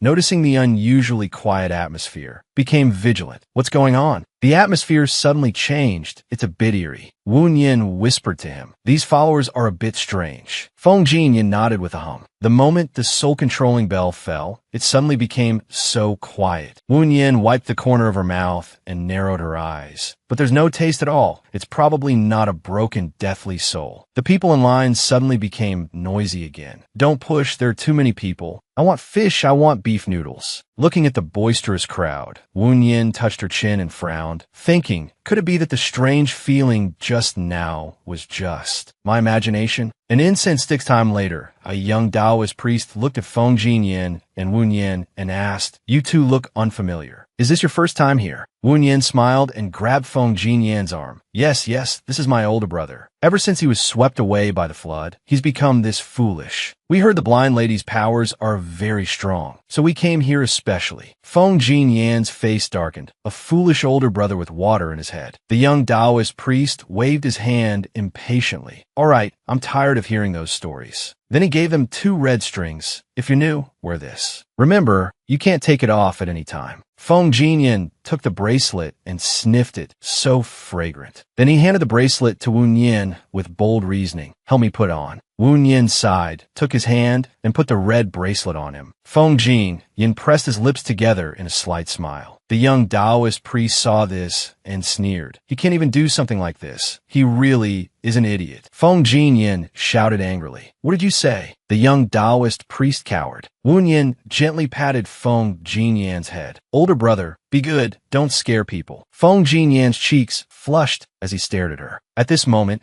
a young female Taoist priest ran out and said, "Everyone, please understand, the great master is not feeling well today. We hope you will come back another day." Feng Jinyin blurted out angrily, "Then wasn't my act of playing dumb all for nothing?" Hearing this from behind, Wen Yin covered her mouth and snickered. "It doesn't count as an act. You really are the idiot older brother, the big brother of the third idiot." Elsewhere, in a dark room behind a curtain, a voice spoke. "I already gave that old woman the soul-controlling bell. Why did it appear here? Disguise yourself and follow them to see what's going on." The young Taoist priest bowed his head and answered yes. Feng Jinyin looked at Wen Yin and analyzed. That blind lady suddenly closed her doors and refused to see anyone. There must be a reason. In a corner not far away, someone was quietly watching the two of them. Feng Jinyin, who was walking, suddenly stopped. He glanced warily behind him. "Wen Yin, we have a tail?" Wen Yin blankly touched her own bottom. "I don't have a tail." Feng Jinyin sighed and looked at her, saying, "Are you an idiot? I mean, we're being followed." Hearing that, Wen Yin turned her head to look behind them and saw a figure quickly dart into a corner. Wen Yin smiled coldly. If he wants to follow, then let him follow to his heart's content. And so, in the morning, they climbed mountains to admire flowers and butterflies. In the afternoon, they went boating and fishing on the lake, and at night they strolled through the night market. The follower behind them was dizzy, stumbling step by step after the two. I can't follow anymore." At the Shun residence, Feng Jinyu squinted at old man Shun. "I heard my maternal grandfather intends to offer my cousin as the crown." Princess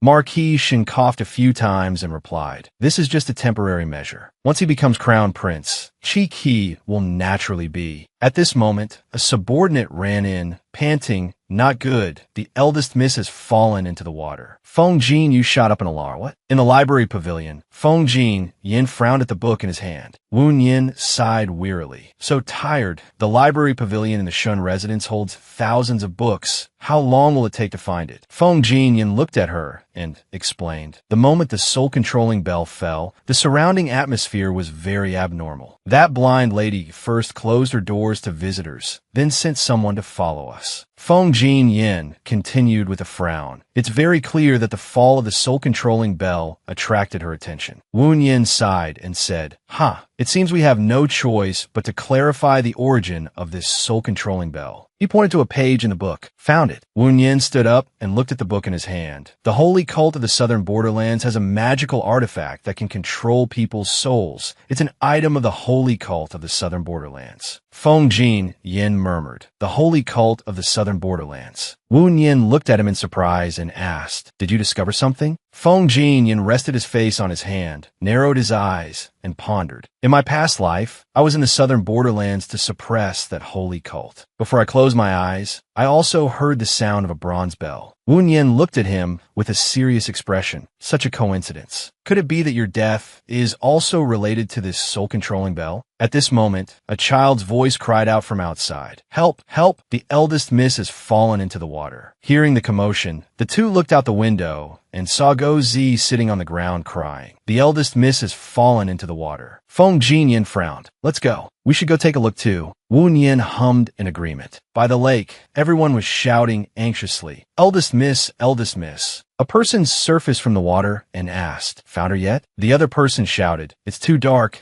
I can't see clearly. She's not over here." Wen Yin also ran over at this time, rolling up her sleeves and saying boldly, "I'll go save her." Feng Jinyin pushed her back. "Someone like you who relies on a deathly soul to stay alive, just obediently stay alive for me. I'll go save her." Wen Yin quickly stopped Feng Jinyin. "You can't go. For the past 2 days, I've seen your mood swing wildly. Your soul must be unstable." The two stood there, pulling back and forth. I'll go, neither would give in. At this moment, Feng Jinyu also ran over. He ignored the other two and quickly jumped into the lake. Seeing this, Feng Jinyin forgot about arguing with Wen Yin and cried out in alarm. That third idiot. Seeing Feng Jinyu's action, Wen Yin couldn't help but clap in admiration. Wow. Let's give the Third Highness a round of applause. The subordinate on the bank saw Feng Jinyu's dangerous action and panicked. "Third Highness, you don't know how to swim." Under the water, Feng Jinyu's face changed. "This is bad, I forgot." After saying that, he began to struggle in the water, trying to surface but couldn't. On the bank, Feng Jinyin and Wu Yin slapped their foreheads in helplessness. What mess! How can he be so stupid? Feng Jinyin sighed and took off his outer robe. Fine, I guess I should be the one to go. After saying that, he quickly jumped into the lake. He pulled the unconscious Feng Jinyu's arm and brought him to the surface. Feng Jinyin pushed the coughing and sputtering Jinyu towards the bank and angrily scolded, "You're heavy as hell." His other arm was carrying the unconscious Shun Chi over his shoulder. Wu Yin also ran to help pull Jinyu ashore and, hearing Feng Jinyan's words, hummed in agreement. The maid hugged the unconscious Shun Chi and cried, the eldest miss doesn't seem to be breathing anymore." Jinyu stood up and staggered towards Shun Chi. His eyes were filled with worry. "Don't be afraid. I'll save you right now." After saying that, he was about to perform mouth-to-mouth resuscitation, but was pulled away by Wu Yin. "No, men and women should not be so intimate." She pushed Feng Jinyu away and said with a frown, "Let me kiss her." "No, save her." After saying that, Wu Yin moved closer to Shun Chi, puckering her lips to perform resuscitation. Just then, Shun Chi's eyes flew open and she shoved Wu Yin away in alarm. Wu Yin fell and cried out, "Aya!" The dead person suddenly sat up. She clearly wasn't breathing just now. Feng Jinyu went to help Shun Chi up, calling out worriedly, "Chi." Jinyu hugged Shun Chi and asked anxiously, "Are you all right?" Chi covered her nose, coughing violently. After a moment, feeling a bit better, Shun Chi slightly distanced herself from Feng Jinyu. "I'm so cold. I want to go back and rest." Seeing this, Jinyu was on the verge of tears. "Chi is treating me so coldly." In the room, Shun Chi said softly, "Lord State Preceptor must know why I specifically asked them all to leave." Wu Yin looked at Chi and said with a frown, "Lady Shun, if you have something to say, please say it." Shun Chi lowered her eyes. "I was pushed into the water by Gozi." Wu Yin looked up, her eyes serious as she said, "Gozi." At that time,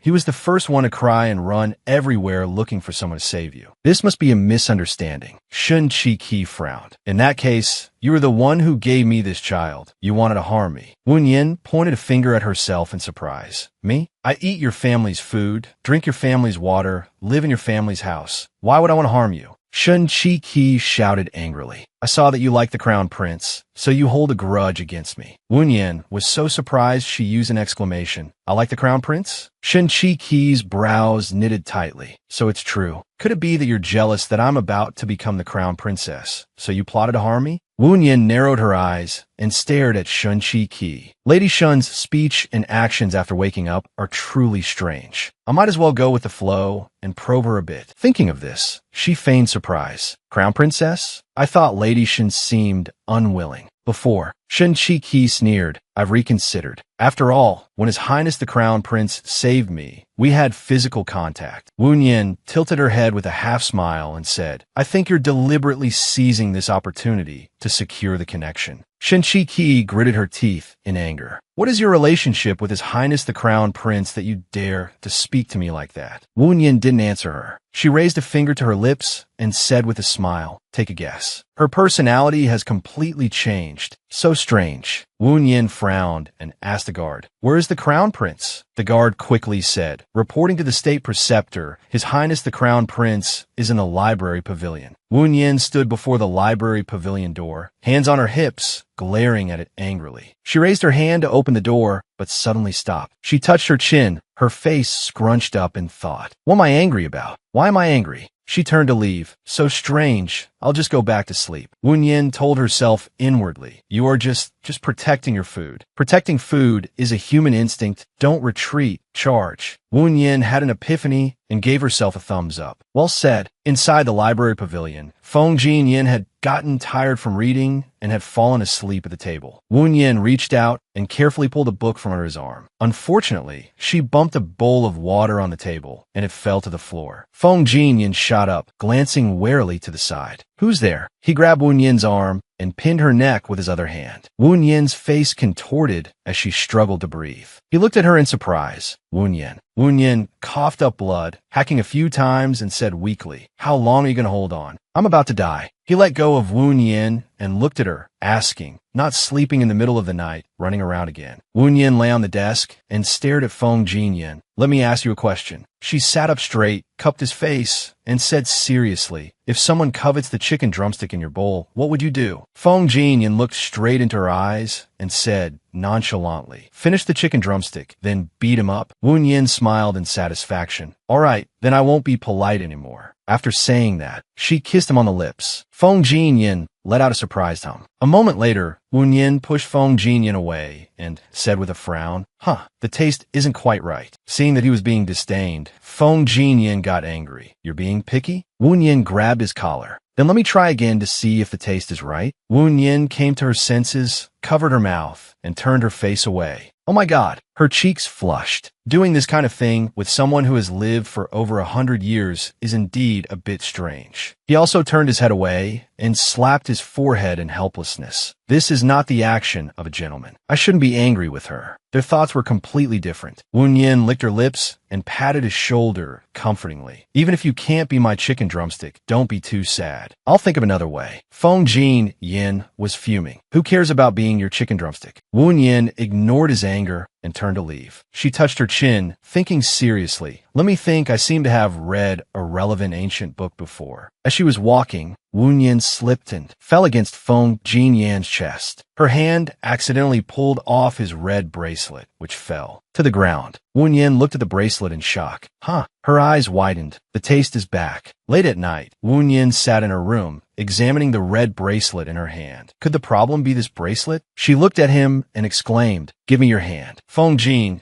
cooperatively held out his hand for her. Wu Yin tied the bracelet back on his wrist. After she was done, Wu Yin moved close to his face and sniffed. Sure enough, after you wear the bracelet, the taste of your deathly soul disappears. Feng Jinyin frowned at the bracelet on his wrist. So, the scent of this thing can mask the taste of a deathly soul. Wu Yin narrowed her eyes, right? Do you remember the strange atmosphere when the soul-controlling bell fell? I suspect that the people in front of the Taoist temple were not living people. Hearing Wu Yin's analysis, Feng Jinyin shot up in shock. Let's go to the Taoist temple again and see. Wu Yin quickly pulled the agitated man back. No, we've already been exposed. If we suddenly run to the Taoist temple, I'm afraid we won't be able to get in. Just then, there was a knock on the door. Your Highness, this is Shun Chi-Ki. Are you inside? Hearing this voice, Wu Yin suddenly felt a surge of anger. The chicken drumstick snatcher has arrived. She smiled, spoke, and went outside. I'm inside too. Hearing that Wu Yin was also inside, Shun Chi-Ki's expression immediately darkened. What a nuisance. Composing herself, Shun Chi-Ki pushed the door open and entered with a smile. Chi-Ki is grateful for your Highness's life-saving grace, so I brought some snacks. The sound of hurried footsteps echoed from outside the room. Feng Jinyin ran into the room and was surprised to see everyone.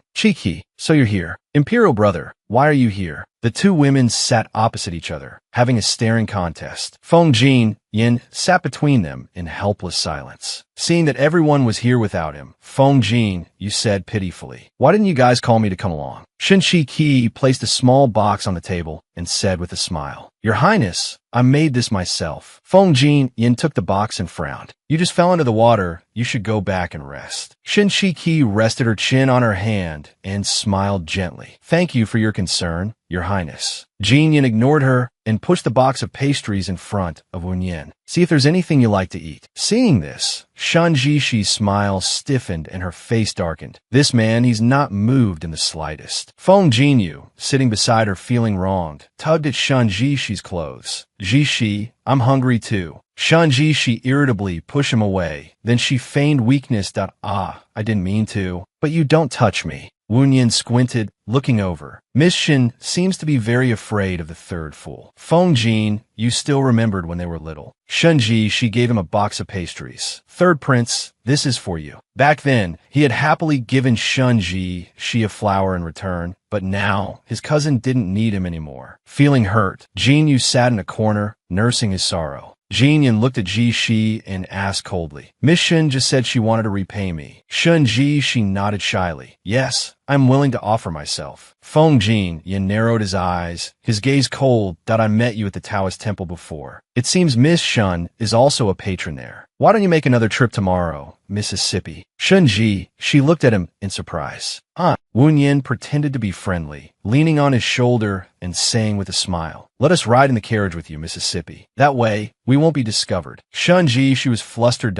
My body is still weak. I want to rest in bed. Wu Yin took a bite of a pastry and, upon hearing that, let out a huh. Didn't you have the energy to make pastries? So delicious. She stood up and said, feigning weakness, Your Highness, the Crown Prince. She remembers your kindness and tried her best to make these pastries. I'm extremely tired now. Please excuse me. I will go rest first. Seeing this, Feng Jin quickly said, I'll walk you back. But the response was the cold sound of her door shutting. Feng Jin looked at him and said nonchalantly, if she insists on not going, you'll have to lead the way tomorrow. Feng Jin was speechless, watching Wu Yin calmly eating from the box of pastries. He angrily turned and snatched the pastry box. The pastries she made are mine. The next morning, a guard saw the two of them come out and bowed respectfully. Your Highness, the Crown Prince, Grand Preceptor, the third prince has been waiting for a long time. Feng Jin, sitting in the carriage, lifted the curtain and shouted angrily, hurry up, you're so slow. Feng Jin helped Wu Yin onto the carriage. Suddenly, she heard two guards whispering not far away, I heard the Marquis wants to deal with that child. The guard next to him asked, the one the eldest miss brought back yesterday. The other guard said mysteriously, that's right, it almost caused the eldest miss's death. Wu Yin narrowed her eyes. They're talking about Xiaozi. She turned around, worried, and oh, I have to go see. In the guest hall, Marquis Shen exclaimed in surprise. What? You want to let him go? Shunji, she nodded. It was a misunderstanding yesterday. I thought he was cute, so I gave a brother Xian's old toys. She looked at the pinwheel in her hand and continued, who knew it would startle him and he would accidentally bump into me, causing me to fall into the lake. Xiaozi, with tears welling in his eyes, looked at Shunji. She moved. Eldest, Mississippi. Wu Yin leaned close to Feng Jinyan's ear and whispered, she didn't say this last night. It's like she's two completely different people. Marquis Shun spoke angrily. How many times have I told you? You are not allowed to carry these things with you. Shunji, she lowered her head and was about to say something when Wu Yin stepped forward from behind and said in a serious tone, Marquis, I was the one who brought this child into the manor. I bear some responsibility as well. Hearing this, Marquis Shun sighed. If the Grand Preceptor is pleading for him, then let it be. Jishi, something happened at that lake. You should go there less often in the future. Shunji, she nodded. Yes, father. Outside the room, Shunji, she smiled and curtsied. Thank you, Your Highness the Crown Prince, Grand Preceptor, and also the third prince. Seeing Shunji, she smiled at him. Feng Jinyu's eyes lit up. Wow, Jishi is calling me so sweetly again. He looked at her gently. Jishi, you should rest well. I have to make a trip to the Taoist temple today. Shunji, she smiled brightly in response, that I'm fine now. I was just thinking of going there myself. The three of them looked at her, helpless. That's not what you said yesterday. In the carriage, Wu Yin had now changed into a different set of clothes and makeup. Shunji, she's eyes sparkled. Grand Preceptor, you're so cute. Wu Yin looked at her helplessly. Last night, didn't you find me very annoying? After complimenting Wu Yin, Shunji, she turned to Feng Jinyan and asked with a happy smile, isn't that right, Your Highness the Crown Prince? Hearing this, he also moved closer to Wu Yin's face and stared at her. Wu Yin backed away in alarm. What are you doing? Feng Jinyan looked at her thoughtfully. Not bad. Jinyu leaned over to look at Wu Yin. Immediately, Jinyan pushed Jinyu away. You're not allowed to look. Shunji, she covered her mouth and giggled. Wu Yin turned her face away, embarrassed. All right, stop fooling around. Let's talk business. She cleared her throat and continued, in a moment, Miss Shun and I will go question that blind lady. Your Highness, the Crown Prince, you can sneak into the backyard to see if you can find any clues. Feng Jinyu pointed at himself expectantly. What about me? What about me? Wu Yin looked at him helplessly. You can just wander around the entrance of the Taoist temple and wait for us. Jin Yu exclaimed, unconvinced. On what grounds? I want to go in with Ji Shi. Feng Jin Yin grabbed him by the collar and warned, do as the Grand Preceptor tells you, and stop talking so much. Shun Ji Shi laughed. Third Prince, just wait for us at the entrance. If anything happens, we'll have someone to back us up. Jin Yu cried out, feeling wronged. Ji Shi, you two? Inside the Taoist temple, a young Taoist priest held a piece of paper and announced loudly, next, the eldest miss of the Shen Manor. Shun Ji Shi and Wu Nian went inside together. Wu Nian narrowed her eyes. I wonder if Feng Jin Yin managed to get in through the back door. Yet, in a room, a person was sitting behind a curtain. Shun Ji Shi went in, sat down, and looked at the person behind the curtain. Speaking up, Master, was the matter from last time handled successfully? The blind lady behind the curtain replied unhurriedly, your younger brother died by falling into a lake. It's not simple to have him spiritually guided. Your heavy resentment is also due to the influence of your brother's ghost. Furthermore, there seems to be another heretical presence in your manor. Shun Ji, she looked up, stunned. The blind lady continued, have there been any strangers in your house recently? Without waiting for Shun Ji Shi to answer, Wu Nian, behind her, suddenly grew interested and spoke up. Master, there are indeed guests in the manor. Eldest miss, your servant thinks those two are no good. The blind lady smiled faintly. Bring them here, and I will surely help you. Just then, an old woman burst through the door. The young Taoist priest behind her tried to stop her in a panic. Stop! The old woman kowtowed on the ground. Master, I beg you to save my son again. The old woman knelt on the ground, crying loudly. M.Y.'s son was swept away by the flood. Although he doesn't eat or drink, and his temperament has changed drastically, at least he's still alive, but now he... Wu Nian frowned and glanced at the old woman. Doesn't eat or drink, drastic change in temperament. Could she be with the same group as the godwoman from Qing Shui village? The blind lady took a step forward and smiled faintly. All right, I know you're anxious, but there can be no noise in the inner hall. Miss Shun, my apologies. She lifted the curtain. The blind lady had a white cloth tied over her eyes and held a fan as she continued. I'm afraid I'll have to trouble you to go to the backyard for some tea and flower viewing for a while. After I help this lady deal with her demonic matter, I will continue to resolve your doubts. Shun Ji, she stood up politely. A matter of life and death is of great importance. Ji Shi understands. The two of them walked out and looked at the closed door behind them. Wu Nian's gaze was sharp. She narrowed her eyes. Luckily, I once cultivated the leopard ear divine art, which allows me to hear sounds from afar for a short time. Wu Nian focused her hearing. If you want to save your son, that's fine. But the only thing you can give me, it seems, is your own soul. Wu Nian's eyes constricted. This is bad. She wants to steal the soul of a living person. Seeing Wu Nian standing motionless, Shun Ji, she turned to look at her and asked, what's wrong? Wu Nian took the hairpin from her hair and urged Shun Ji Shi, go out quickly and find the third prince. Tell him to bring people here. Say that someone is about to be killed inside. Shun Ji, she looked at Wu Nian worriedly. Then what about you? Wu Nian's expression darkened. At me? I'm naturally going to save her. After speaking, she kicked the door open and rushed into the room. Looking at the flame in the blind lady's hand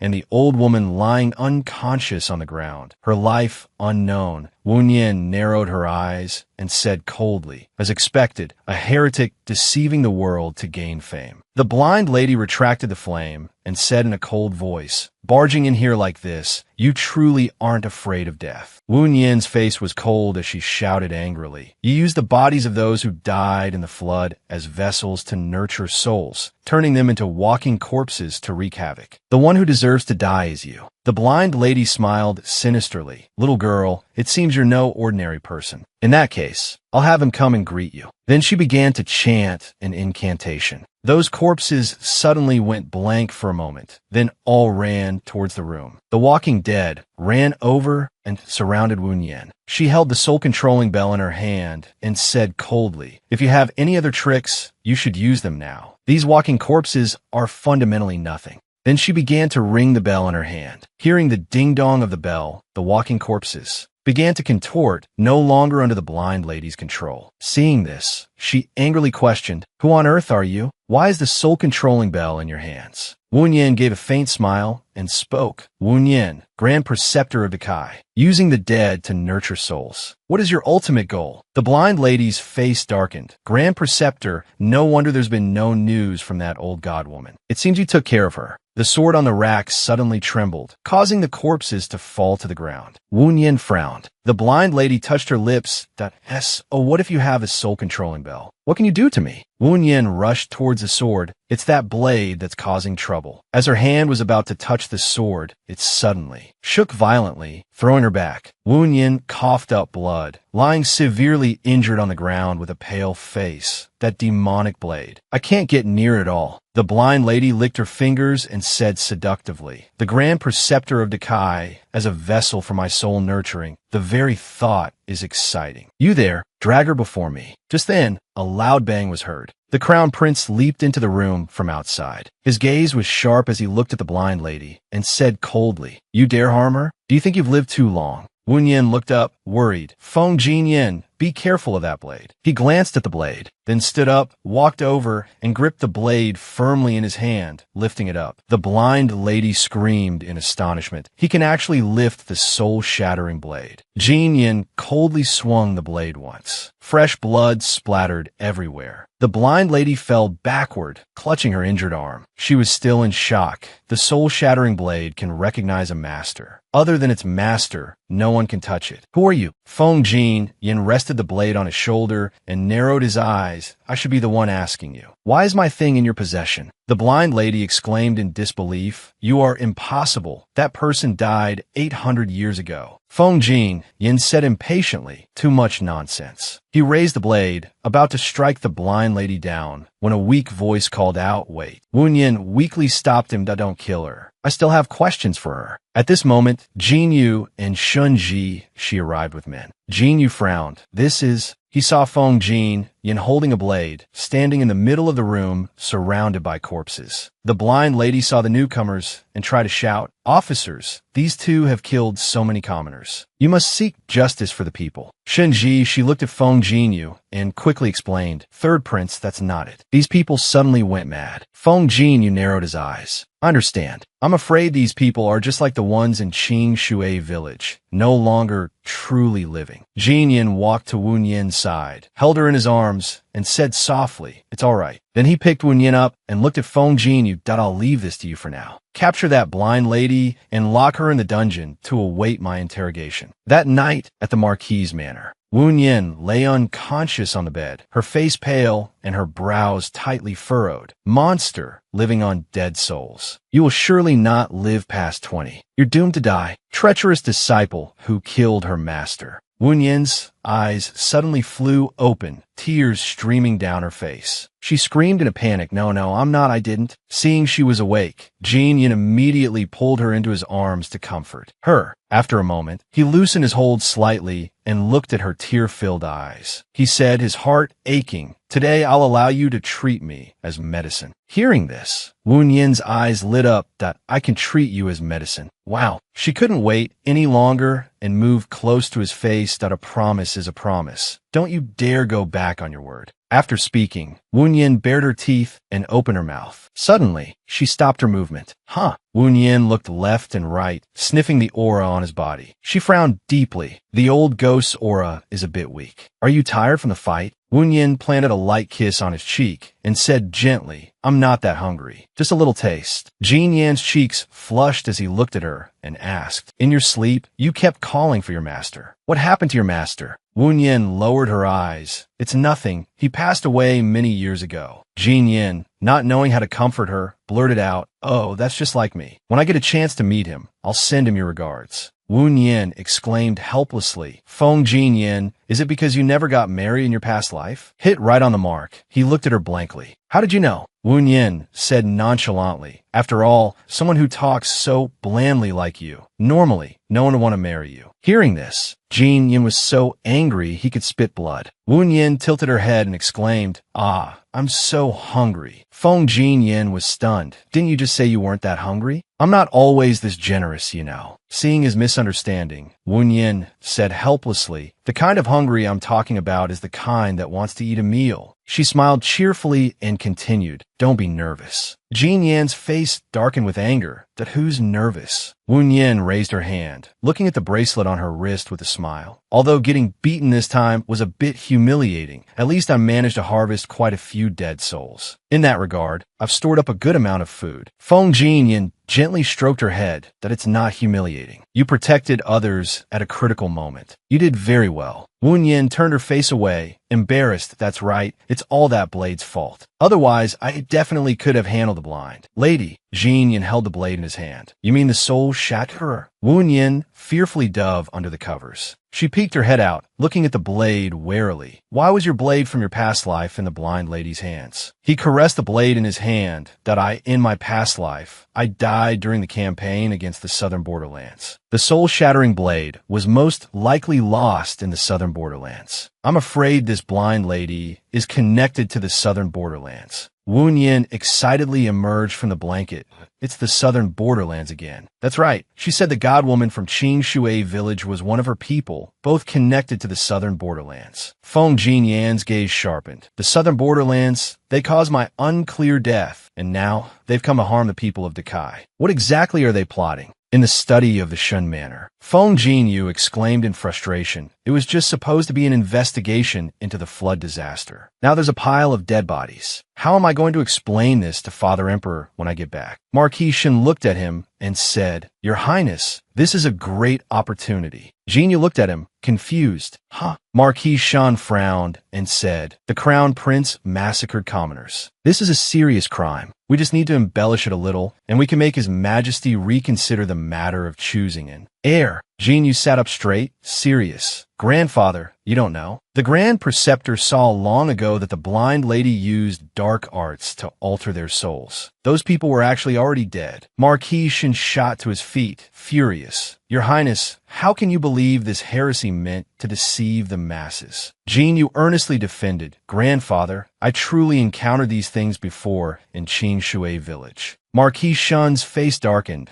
"If your Highness is so soft-hearted, then I will lend you a hand." Late at night, watching Feng Jin Yu's departing figure, Marquis Shun ordered his subordinate behind him, "Find someone to dispose of that woman in the prison. Tomorrow, find people to spread the rumor that the Crown Prince massacred commoners and killed the witness, the blind lady, to silence her. Make the commotion as big as possible." In the dark prison, the sound of footsteps echoed in the night. The severely injured blind lady sat leaning against the cold wall. The footsteps grew closer and closer. The blind lady sat up slightly and said faintly, "I knew you would come." Feng Jin Yin asked coldly, "Speak. Why was the soul-shattering blade in your hands? What is your relationship with the southern borderlands holy cult?" The blind lady laughed. "Your death in the southern borderlands back then was caused by the holy cult. As for me, I am merely a disciple of a branch of the holy cult." Jin Yin narrowed his eyes. "What else do you know?" The blind lady leaned back and continued, "Make a deal with me, and I will tell you more about what happened back then." Jin Yin drew his blade and held it to the blind lady's neck, his voice cold. "You want to make a deal with me? Do you think you're qualified?" The blind lady laughed loudly. "Are you really willing to accept this? Don't you want to return to 1,000 years ago, change history, and take back what belongs to you?" Feng Jin Yin narrowed his eyes. The blind lady continued, "If you cooperate with me, you can." Jin Yin began to waver. Suddenly, a hand appeared abruptly. Wu Yin cupped Jin Yan's face, looked straight into his eyes, and said seriously, "Don't believe her. She's very good at bewitching people's hearts." At that moment, an arrow suddenly flew out and struck the blind lady's neck. Blood splattered everywhere. Wu Yin and Feng Jin Yin were alarmed, their expressions changing slightly. "This is bad. Someone is shooting arrows from the shadows." The prison lock was severed. Wu Yin went to the blind lady's side and asked, "Are you all right?" The blind lady grabbed Wu Yin's clothes. She clutched the wound on her neck with one hand and grabbed Wu Yin with the other, saying weakly, "Save me. If you want to know why you have to eat dead souls to live, then Save me. Wu Yin was plunged into memories of her childhood, being shunned by everyone. Monster, living on dead souls. You definitely won't live past 20. Kill her, the treacherous disciple who killed her master. Wu Yin was shocked. The reason I have to eat dead souls. Suddenly, a loud shout came from outside. This is bad. The Crown Prince and the Grand Preceptor have killed someone. Hearing this, Wu Yin's expression grew solemn as she turned to look at Jin Yin. A loud thud was heard. Shun Ji Shi, holding a large club, walked over and looked at the two of them.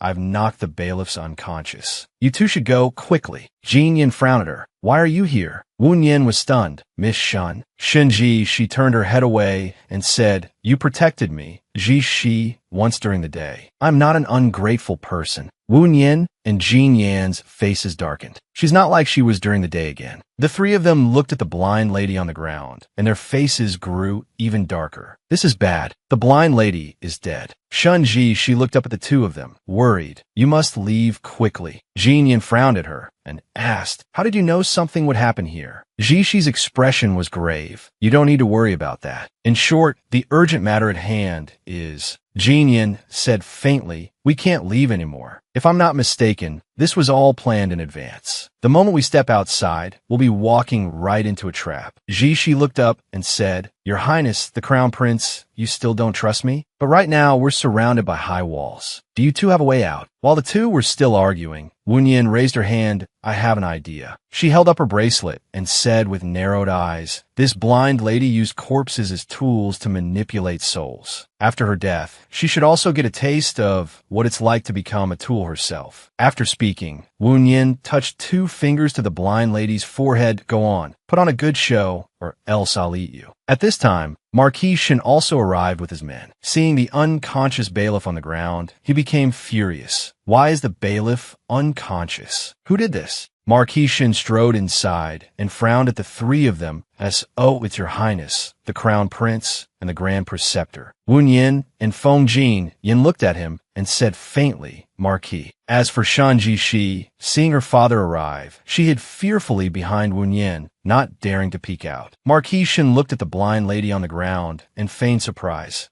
Why is this prisoner dead? He knelt beside the blind lady's corpse and said in a low voice, Your Highness, the Crown Prince, although this person was a suspect, she cannot be killed arbitrarily. At that moment, a hand suddenly shot out and grabbed Marquis Shin's hand. The blind lady had suddenly come back to life and leaned against him, smiling seductively. Master, have you come to play? Marquis Shan scrambled backward, his face pale. How are you still alive? Wasn't it supposed to be taken care of? Marquis Shan frowned at Feng Jin Yin. Your Highness, the Crown Prince and the Grand Preceptor, why are you here so late at night? Feng Jin Yin glanced at him coldly. I need the Marquis's permission to interrogate a prisoner. Marquis Shun realized his earlier outburst was too rash and said, No, I wouldn't dare. Then he looked at Shun Ji-shi and asked, And what about you? Ji-shi lowered her face and said weakly, Ji-shi once asked the blind lady to guide my late brother's spirit. I was worried, so I came to ask. The 3 of them all put on an expression that said, I am being completely honest. At this moment, the blind lady once again threw herself into Marquis Shun's arms, seductively. Old master, why are you ignoring me? Marquis Shun's face darkened as he shouted, Men, drag this crazy woman away. Feng Jin Yan's mouth twitched as he asked Wu Yin, What kind of soul did you end up picking? Wu Yin whispered, This person was a brothel madam before she died. Feng Jin Yin gave her a thumbs up. Clever. Wu Yin looked over at Ji Shi and asked her, Do you think the 3rd fool told Miss Shun to come help us just now? Feng Jin Yin praised. If that's the case, the 3rd fool can be considered quite filial. Elsewhere, Jin Yu was sleeping soundly in his bed, completely unaware of the night's events. In his sleep, he mumbled, Imperial brother, spare me. Don't hit me. I don't suspect you. The next morning, the whole town was abuzz with discussion. Have you heard? Last night, the Crown Prince wanted to secretly dispose of that blind lady, to kill her, to silence her. Luckily, the master had divine protection and turned peril into safety. Someone asked doubtfully, Is she still alive? Isn't that just a lie to appease the people? The way I see it, she was probably secretly dealt with already. In the Marquis's manner, Jean Yu slammed the table and stood up, shouting angrily. Didn't I say not to make a move against the Crown Prince? Why did you still try to frame him? Marquis Shun feigned innocence that I am wrongly accused. That woman must have made too many enemies and met with a fatal disaster. Besides, she didn't die. Then he frowned, trying to sow discord. Does your highness not suspect the Crown Prince in the slightest? Fong Kindu, immersed in fear, didn't pay attention to his words. This is bad. This is bad. Could Imperial Brother think I did this? Marquis Shun saw his expression was off and asked, Your Highness, is your determination to fight for the throne wavering? Kindu, terrified, hugged himself and thought, I need to be alive to fight for it. Scheming is only satisfying for a moment. Then you get beaten and buried. Marquis Shun, seeing his attempt to entice him with the throne had failed, sighed in disappointment and left. Just as Fong Kindu was despairing, feeling like he was about to shrivel up, he suddenly heard Kindiem's voice calling. Him, third brother. Kindu jumped in fear. He's here, I'm going to die. Kindiem walked over, reached out, and pulled Kindu into a hug. Kindiem smiled and patted his head. Such a good, sensible child. Kindu's face was blank and bewildered. What? Good child? Does that mean I'm safe? He didn't dare to ask. Kindiem continued. Last night, it was fortunate you were so clever. Kindu, with a clueless face, recalled that he had gone to bed early last night. Last night, what did I do? Kindiem smiled. You told Miss Shun to come help us. Hearing this, Kindu was surprised, then said worriedly,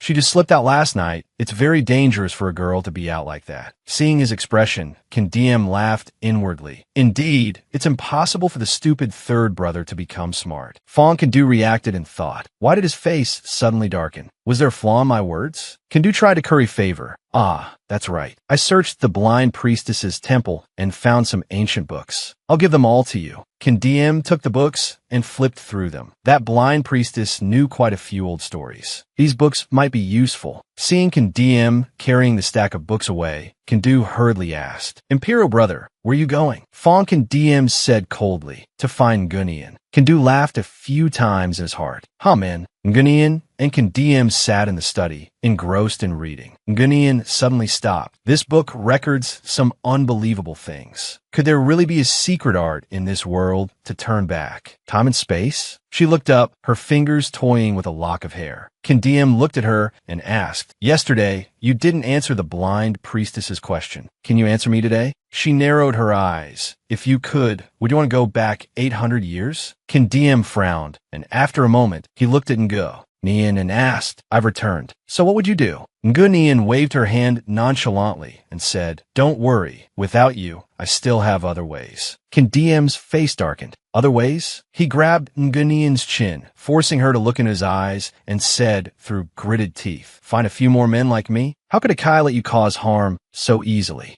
Kindiem, feigning the air of a righteous gentleman, exclaimed, As the crown prince of the Kai, I will reluctantly sacrifice myself. Outside on the streets, public opinion has shifted. Have you all heard? The blind priestess seems to be from the southern borderlands. Now, not only has she been arrested, but other sorcerers have also been driven away. A woman in an eatery said, If it were me, it doesn't matter who they are, as long as they can use magic to help people, it's fine. The person next to her agreed. That's right, the authorities are so tyrannical. At the next table, a man sat quietly, listening to the two women chat. The woman at the next table saw him. Her eyes lit up, and she whispered, Look at the Taoist priest at that table. So handsome. The woman in pink robes covered her mouth and laughed. No matter how handsome he is, he'll be thrown in the great prison when he gets back. That Taoist master put down his chopsticks and said lightly, The bill. The waiter looked at the money on the table in alarm. Taoist master, a bowl of noodles doesn't cost this much silver. That Taoist master said lightly, Tell me the story about the people from the southern borderlands they were talking about. The remaining silver is yours. Elsewhere, Kindu stood outside the door, secretly peeking at Ngo Nian and Kindiem reading inside. Although there's no proof, I suspect those two are up to something. Kindiem suddenly turned his head and shouted coldly, Stupid third brother, what are you doing? Kindu walked in angrily. If you call me stupid third brother again, I'll get mad. The matter you told me to find a corner for, I've already done it. Can we get down to business now? Seeing Kandu had done his assigned task so well, Kandium nodded in approval. Good boy. Kandu snorted proudly and continued. I'm just afraid that after returning to the capital, I'll be implicated by you and scolded by Imperial Father. Imperial Brother, don't overthink it. Ngunian looked up in surprise at Kandium. You already have a countermeasure? Kandium chuckled softly. Kandu waved his hand and said, if it were me, I'd just randomly pin the crime of treason on those who are dissatisfied. Kandium flicked him hard on the forehead. Is that what your father taught you? Kandu remembered what Imperial Father once said. My son, Imperial Father has high hopes for you. He couldn't help but feel guilty. At this moment, Katu rushed in from outside and exclaimed urgently, this is bad. Someone has brought coffins to the front of the Marquis Manor to cause trouble. They say they want justice for their relatives who met with misfortune at Tongbao Temple. Outside the Marquis Manor, a large crowd of people had gathered. Someone outside shouted loudly. The Marquis Manor is hiding murderers. The Crown Prince and the State Preceptor are killing commoners. My husband just went to the temple to pray for blessings, and he lost his life. My son, too. Marquis Shin stood in a dark corner and whispered to a person in commoner's clothes. Have you remembered the Marquis' instructions clearly? The man nodded. I've remembered. At this moment, Kandium walked over. Everyone fell silent upon seeing him. Someone whispered weakly, this person looks so scary. Someone else wondered, who is that? Fong Kandim glanced coldly at the people outside. I am the Crown Prince of Dakai. He swept his gaze over the people outside and said coldly, the blind priestess was able to bring the dead back to life by using dark arts. Your relatives, after coming back to life, didn't eat or drink, and their temperaments changed. Did you not suspect anything at all? After speaking, Fong Kandium ordered the person behind him, Coroner, open the coffins for an autopsy. A person stepped forward to block the coffin. Isn't it enough that you've killed people? You also want to desecrate the bodies? The surrounding people also cursed angrily. Demons, that's right, no autopsy. At this moment, Ngunian also came out and spoke up. I am the State Preceptor of Dakai. I can prove to everyone that the blind priestess was indeed using dark arts. The man who had just been instructed by Marquis Shun began his act. A young girl like this can be the State Preceptor? Our Dakai State Preceptors have clearly always been from the Leaf family of Linshan. I heard the death of the old State Preceptor is related to her. If not, how could the position of State Preceptor fall to her? At this moment, a tomato flew from somewhere and hit Ngunian straight on the head. She closed her eyes in fear, remembering the image of her. Master, Ngunian narrowed her eyes, looking at everything unfolding before her. Suddenly, something whizzed past her face. Ngunian clenched her fists, her eyes cold. Kandium stood in front of Ngunian, shielding her. Ngunian, you go back to the manor first. I'll handle things here. Suddenly, a sharp object flew by, cutting Kandium's face. Ngunian's expression grew even darker. She gently shook the bracelet on her wrist and then lightly wiped the blood from Kandium's face. Seeing Ngunian walk forward, Kandium called out softly, Ngunian. Ngunian raised her hand, looked at the crowd, and said coldly, committing evil in the name of justice. Do you think that if the law isn't enforced, anyone could do whatever they want? If you want the dead to rise, then don't regret it. Then she waved her hand, and a coffin suddenly moved. The surrounding people curiously moved closer to look.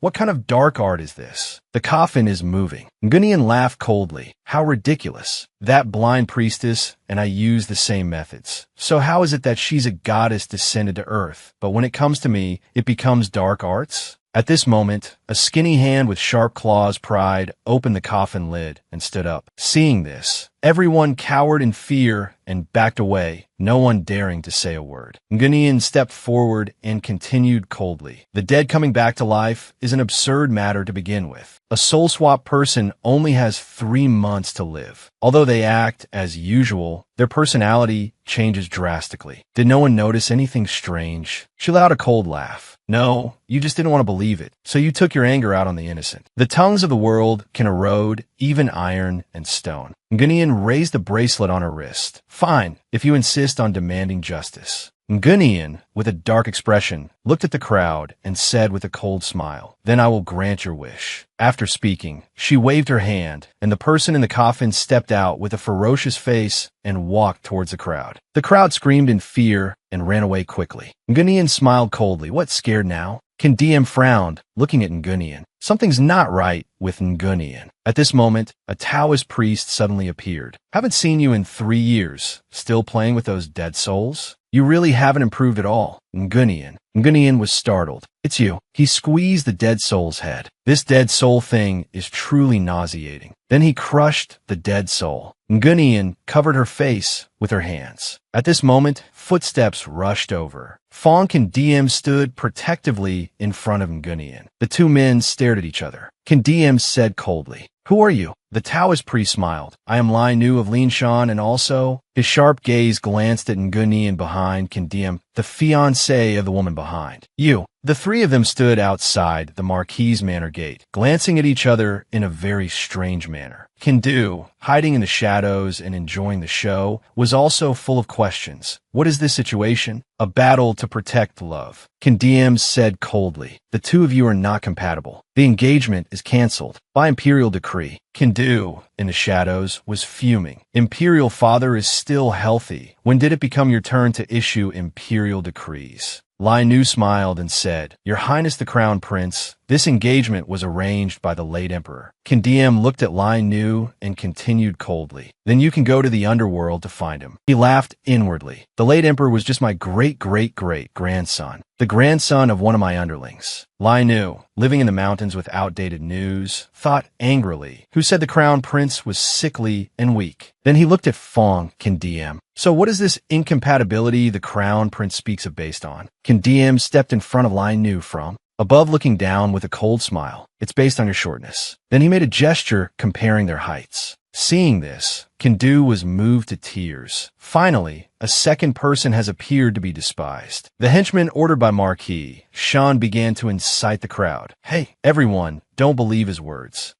Before he could finish, he was kicked and sent flying. Lai Nu spoke with a half-smile. "Weren't you the ones shouting to find the Li family of Linshan? What are you not satisfied with now?" The henchman lay on the ground in pain, looking up in astonishment. "Just because you say you're him, that makes it so? Empty words are no proof." Lai Nu bent down and smiled coldly. "Turning you into that thing in the coffin will be proof enough." Kindu was about to go crazy, clutching his head and screaming. "So what right do you have to despise Ngunian? You're clearly even scarier." Kindu rushed to Ngunian's side and said anxiously, "If more people die, there'll be no way to explain it to Imperial Father. Think of something." Ngunian looked at Kindu and replied, "His arrival is timely. Given our status, we can't act against commoners." Fong Kindu was confused. "Then what was that thing you did earlier?" Ngunian narrowed her eyes and continued coldly, "These madmen are different. It's perfect to let him scare these people with ill intentions." Fong Kindu fearfully took a small step back. He even deceives his own fiancée. To stay alive, I must be wary of Ngunian. Lai Nu stomped hard on the henchman's head. The henchman said in fear, "Taoist master, spare my life. It was the Marquis. The Marquis told me to come and cause trouble." The crowd was shocked to hear this. "What? So the recent rumors were all fake? I heard Marquis Shun and the Crown Prince's faction don't get along." In his manner, Marquis Shun, his evil deeds exposed, was furious. "Men, arrest these people for me. How dare you commoners? You must have been arranged by someone in the city to frame the Crown Prince these past few days, and now you dare to come here and spread provocative rumors." Kindiem and Ngunian silently watched. "You perform." Marquis Shin sat in the middle of the room and asked Lai Nu, "I wonder what brings Mr. Li here so suddenly." Lai Nu looked at him and said indifferently, "I've come to arrest someone." Kindiem looked at him with a wary gaze. "Humph." Ngunian didn't know what to do. "Huh." Fong Kindu's gossipy eyes darted back and forth between them. Although Fong Kindiem clenched his fists. Lai Nu smiled and said, "I want the person from the southern borderlands in your prison." Kindu asked in disappointment, "Ah, so you're not here to snatch the bride?" Kindiem angrily pinched Kindu's hand and said through gritted teeth, "What are you looking forward to?" Seeing his anger, Kindu aggrievedly bowed his head before the fierce power. Ngunian, sitting to one side, breathed a sigh of relief. Seeing this, Lai Nu turned his head, glanced at her, and said with a smile, "Don't tell me. Were you waiting for me to snatch you away? For our wedding?" Kindiem, unable to bear the sight, shot up and shouted angrily, "Men, drag him down and beat him to death." Kindu hurriedly held back his furious brother. "Oh, your poor little brother. Imperial father will kill me." Ngunian stood up, looked at Fong Kindiem, and reassured him. Your Highness, the Leaf family of Linshan specializes in dark arts. Why not let him go into the prison and take a look? She smiled smugly in her heart. He hates dead souls the most. He definitely won't hold back. It's a good chance to borrow his hand to solve this trouble. Kandiem's face was dark with anger. Ngunian actually helped him. Late at night, in the Marquis manor, Lai Nu grabbed a subordinate's arm and asked, "Where's Ngunian?" Seeing the questioner was Lai Nu, the subordinate pointed in a direction. Her ladyship, the state preceptor, is in the courtyard over there. Ngunian's room was pitch black at this time. Lai Nu walked to the bedside with a fierce look in his eyes. "How much longer are you going to stand in my way?" Then he drew the sword from his back and slashed down at the bed. Just then, Fong Kandiem emerged from under the covers and blocked the descending sword. The two men narrowed their eyes at each other. Kandiem looked coldly at Lai Nu.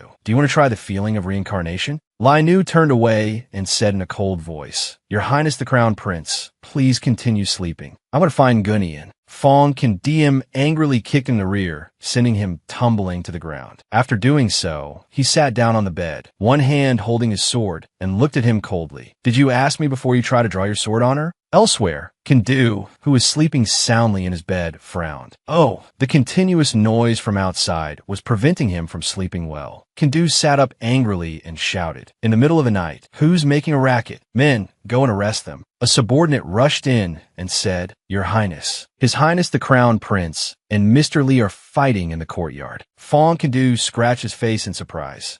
Could it be because of... He recalled that afternoon, Kandiem had frowned at him and said, "I'm afraid that guy will do something to Ngunian. Swap my room with Ngunian's for a bit. Don't let the news get out." Thinking of this, Kandu quickly threw on a robe and hurried outside. Wow, Imperial Brother's crow-like mouth was right. Suddenly, a sword whizzed by and embedded itself in the pillar, inches from Kandu's head. Fong Kandu's face changed, and he stood frozen in fear. Kandu's face was pale as he clutched his chest and said weakly, "I can't be of any help, so I'll take my leave." The sword on the wall was suddenly pulled. Out. Lai Nu caressed the sword in his hand. This sword only reacts to magical artifacts. His eyes suddenly narrowed. Could it be? Lai Nu looked at Fong Kandiem and continued, "This blade is no ordinary item. Where did your Highness the Crown Prince come from?" Ngunian suddenly appeared and said angrily, "His Highness the Crown Prince's belongings. Do you need to report them to you?" After speaking, she pulled Fong Kandiem's hand and left. Closing the door, Ngunian leaned her hands against it and looked at Kandiem seriously. "Don't go near him again." Kandiem questioned angrily, "On what grounds? Not only do I want to go near him, I want to punch him." Ngunian caressed his face. "Be good." Then she took his hand with the red bracelet and said seriously, "If this breaks, he will sense the aura on you. I'm afraid if he discovers your true identity, it will not be good for you." Seeing her worry for him, Kandiem gently hugged her. "So you do have some conscience." Then his voice suddenly turned cold. "If you protect him, I'll go out there and kill him right now." Ngunian thought to herself, "I'm not protecting him." Kandiem suddenly pushed her away a little and continued, "That's right, that engagement is also not allowed. I'll find the dead soul for you, and you'll continue to live with me in this world. This is our agreement." Fong Kandiem looked deep in Ngunian's eyes and said, "I've done my part, so don't you have any regrets?" Ngunian's cheeks flushed red. She scratched her face, thinking, he's not wrong, but it still sounded a bit strange. Ngunian smiled and patted his shoulder reassuringly. "Don't worry, I won't pay you any mind. I'll reconnect your bracelet for you.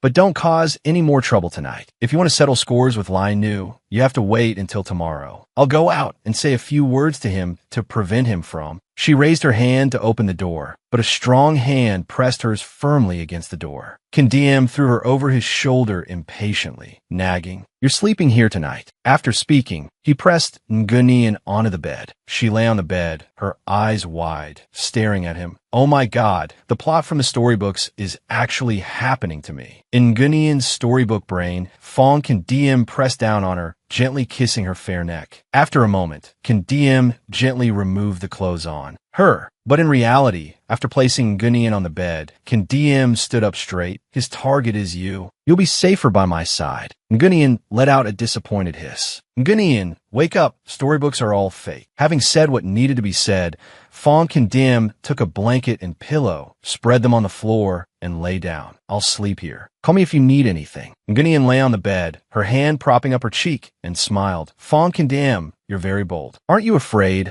I'll do something to you while you're asleep? He lay down, closed his eyes, and replied nonchalantly, at most, you'll just kiss me a few times. What else can you do? Ngunian turned over, hugging her pillow tightly. Then I might as well tell you about the engagement. Kindiem opened his eyes and listened silently. Ngunian recounted faintly. It was just a joke by the late emperor. It was never meant to be. If you say Lai Nu has some motive towards me, then it can only be to kill me. Hearing this, Kindiem immediately stood up and uttered coldly, it's still better to just chop him to death. Ngunian hurriedly held back the agitated him. Why are you angry again? Calm down. The two of them suddenly slipped and fell. Backwards, Kindiem fell on top of Ngunian. The weight of his body on her made her cough up blood. I'm dying, I'm dying, I'm dying. Kindiem quickly rolled over and sat beside her, asking worriedly, are you all right? Ngunian, helped up by him, said weakly, not good. I feel like I'm about to die. Kindiem immediately turned to go outside. You wait here. I'll go get someone. Ngunian quickly grabbed his hand.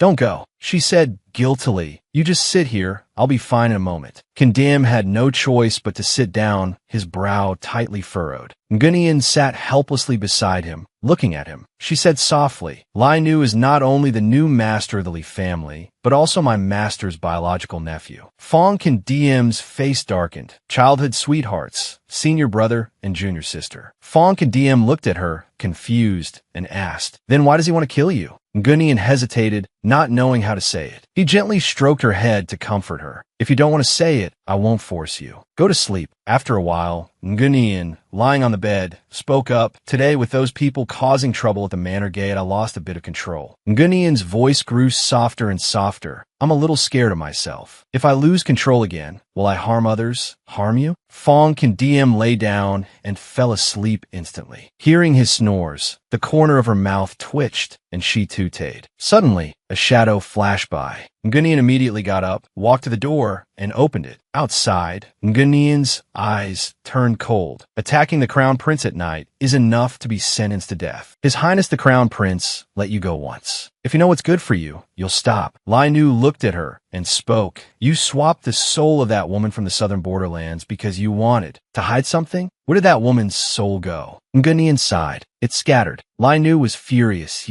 Ngunian frowned at Lai Nu. What about you? The Li family has been in seclusion for many years. Why did you suddenly choose to come down from the mountain? Lai Nu narrowed his eyes. The affairs of my sect are not for a traitor like you to ask about. Then he looked in Ngunian's eyes and continued. Or do you think that because the crown prince is protecting you, I won't dare to do anything to you? This mountain you're leaning on is good, but it's not so solid that it can't be pushed over. Hearing this, she frowned. Causing trouble shouldn't involve friends and family. If you dare to touch him, I will definitely not let you go. Lai Nu patted her face lightly and then laughed coldly. What are you so nervous about? I'm not stupid enough to plot against the crown prince. But if he weren't the crown prince? Ngunian angrily slapped his hand away. Her eyes narrowed. Could he have sensed something? Lai Nu turned his back and said coldly, just you wait and see. Your peaceful days are about to end. Ngunian silently watched Lai Nu leave. Early the next morning, Kindu opened the door and called out loudly, Imperial brother, Imperial brother. He ran quickly into the room, suddenly tripped over something, and fell to the ground. Ouch! Hearing the loud noise, Ngunian, who was sleeping on the bed, rubbed her eyes and sat up. She sleepily covered her mouth, yawned, and looked down at the floor.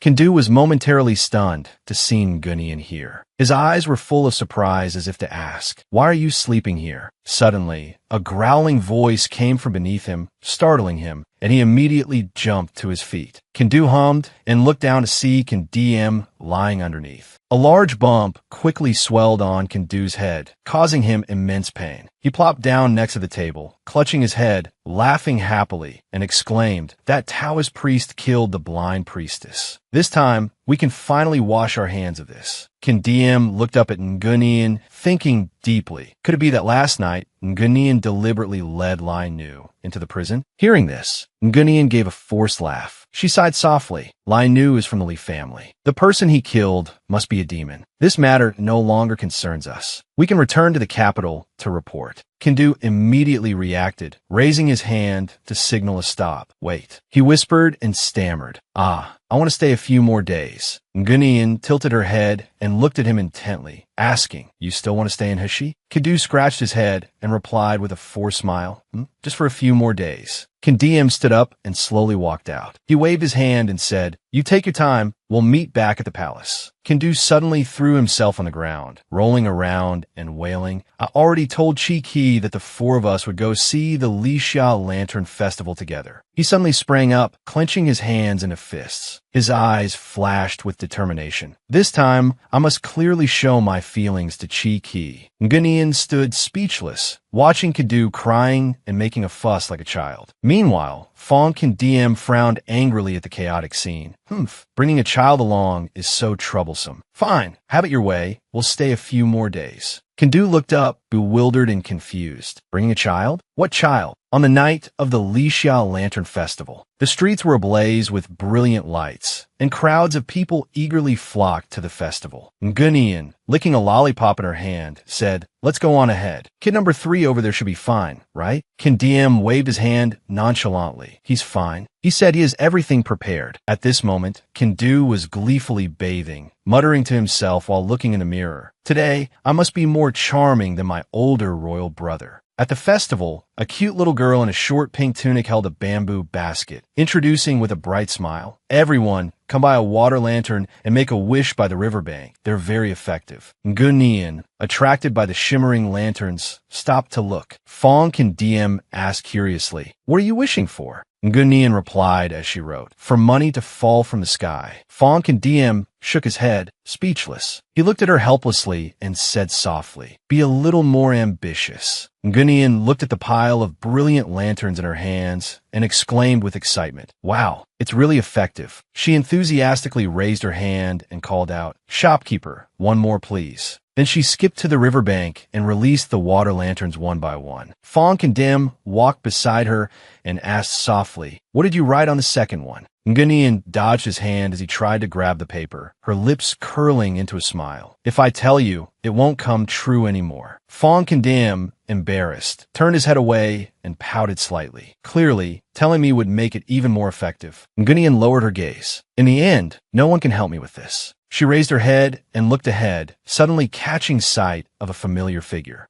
Li Nu. He had his head down, releasing a water lantern to float away with the current. Ngunian walked up to him and said in surprise, "You're making a wish too?" The moment Lai Nu saw it was her, he immediately shot to his feet, his eyes glaring angrily. He said, "Who needs your concern?" Ngunian paid him no mind. She bent down to look at his lantern, which was wobbling and about to sink. She quickly lifted the lantern, muttering, "It's not good for someone's water lantern to fail right at the starting line." Lai Nu glared sideways, snatched the lantern back with a cold voice, "Don't touch it." During the struggle, the wish paper stuck to the lantern fell off. Ngunian bent down and picked it up. Her eyes narrowed slightly when she saw the words, "Save Uncle." She looked up at him, her voice trembling slightly. "This lantern is yours." Lai Nu snatched the wish paper back from Ngunian's hand. Seeing him about to leave, Ngunian hurriedly called after him, "Wait, what do you mean by save Uncle?" Lai Nu strode away coldly, his voice dry. "It has nothing to do with you." Suddenly, a horse carriage came speeding from a distance. People shouted in alarm, "Look out!" Ngunian was still stunned, not yet recovered from her shock, and couldn't react in time. Fong Kandiam quickly wrapped his arm around her waist, pulling her tightly into his embrace. "Are you all right?" Ngunian struggled out, saying agitatedly, "Lai Nu would never joke about my master. He must have come down from the mountain for a reason this time." She struggled to break free from his embrace, her expression anxious. "I must get to the bottom of this." Fong Kandiam gently held Ngunian's face. His finger lightly touched her lips as he whispered, "You've been too tense lately. Relax tonight. We'll talk about Lai Nu's matter later." He took Ngunian's hand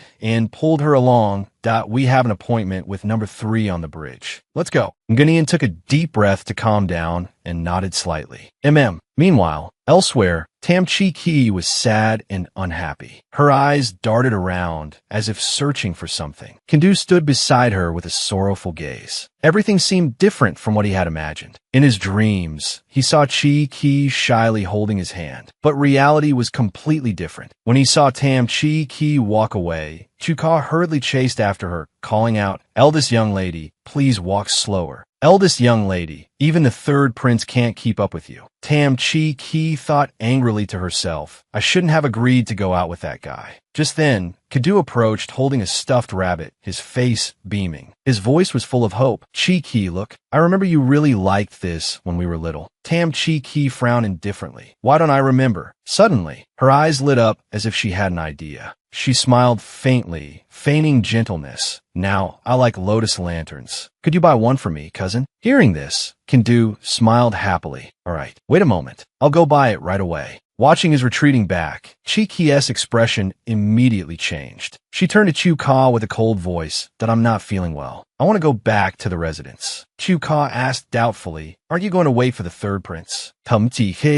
"No, he's having fun. I can go back by myself." She sneered inwardly. It wasn't easy to get away from him. "Why wait?" Chu-Ka smiled slyly. "Eldest young lady, I know a shortcut back to the residence that's very fast." The two of them walked for a long time, only to end up in a dead-end alley. Chi angrily scolded, "How audacious. You dare to lead me on." Chu-Ka's expression suddenly changed. His voice was full of contempt. "Young lady, you think you're worthy?" Tam Chi backed away in horror. "What do you mean?" Chu-Ka advanced step by step, the corner of his mouth lifting into a sinister smile. "That you're a terrible actress. Sister Chi is the truly gentle one. You're not like her at all." His eyes were dark and vicious. Tam Chi trembled and asked, "Who are you? How do you know I'm not her?" Chu-Ka answered, "She indulged you, so I let you be for a few days. But now I'm about to leave. I can't let you continue to take her place. So you should just go and die." With that, he took out a small bell from his clothes. Tam Chi was horrified. Ngunian's soul-controlling bell. The boy shook the bell. Her body crumpled to the ground in pain. Chu-Ka laughed coldly. "You adults, you all look down on children." As he finished speaking, he reached out his hand to finish her off. In that instant, another hand forcefully pulled him back. Lai Nu appeared, his eyes cold. "And no wonder, I always felt a rotten smell in the residence. So was you." He pressed the tip of his sword against Chu-Ka's neck, growling out each word. "What in the world are you?" Just then, a volley of arrows suddenly flew towards them. Lai Nu dodged nimbly, his sharp eyes prepared for battle. Chu-Ka glanced quickly at him. Taking the opportunity, he spun around, kicked Lai Nu, and broke free. The boy's movements were agile. With one leap, he disappeared into the darkness. From behind, a mysterious person spoke up, head of the Lai family. "I've heard you've always been seeking a way to resurrect someone." Lai Nu's eyes were ice cold as he replied, "Stop beating around the bush." A deep voice echoed from within the carriage that,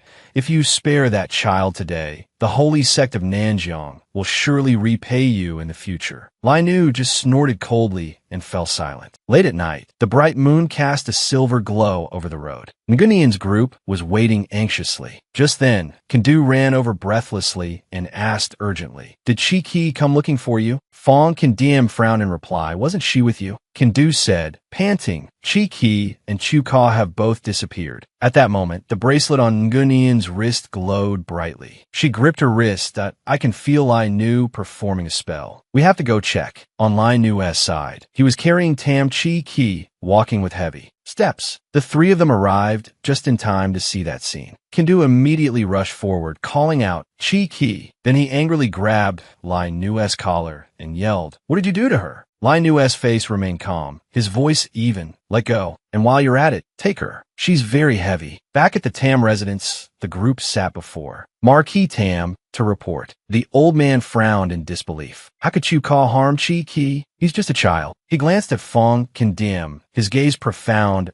In my opinion, there must be a hidden story to this. We just need to bring Chu-Ka here for questioning." Kindiem chuckled and clicked his tongue. "This old man wants to stir up trouble again." Lai Nu lifted his teacup, took a sip, and said frankly, "Chu-Ka is no ordinary child. When I caught him and was about to interrogate him, several people from Nanjiang suddenly appeared, attacked, and helped him escape. If I'm not mistaken, he is now the holy child of Nanjiang." The three of them were stunned to hear this. The holy child of Nanjiang. Marquis Tam's face darkened, his voice grave. What a holy child of Nanjiang. To arrive at such a time. He immediately clasped his hands and said to condemn, "Your Highness the Crown Prince, the Holy Child of Nanjiang is an old acquaintance of yours and the state preceptor. If it weren't so, Chi would not have kept him by her side. This humble subject must report this to His Majesty to demand an explanation." Fong Condiem gave a faint smile. "Please feel free. Go ahead and report your own ancestor and his useless grandnephew." Hearing this, Kandu angrily clenched his fists. In grandfather's eyes, is Chi just a tool to overthrow the crown prince? If I have to use her to defeat my older royal brother, then I'd rather not. Thinking this, he shot to his feet, his voice resolute. "Grandfather, in Tantui village, it was I who disobeyed my older brother and insisted on helping Chuka. Therefore, I will take responsibility for Chi's injury this time." Fong Condiem looked at his younger brother with a flash of surprise, then smiled faintly. This kid wasn't raised in vain. Marquis Tam shouted angrily, "Nonsense! Although Chi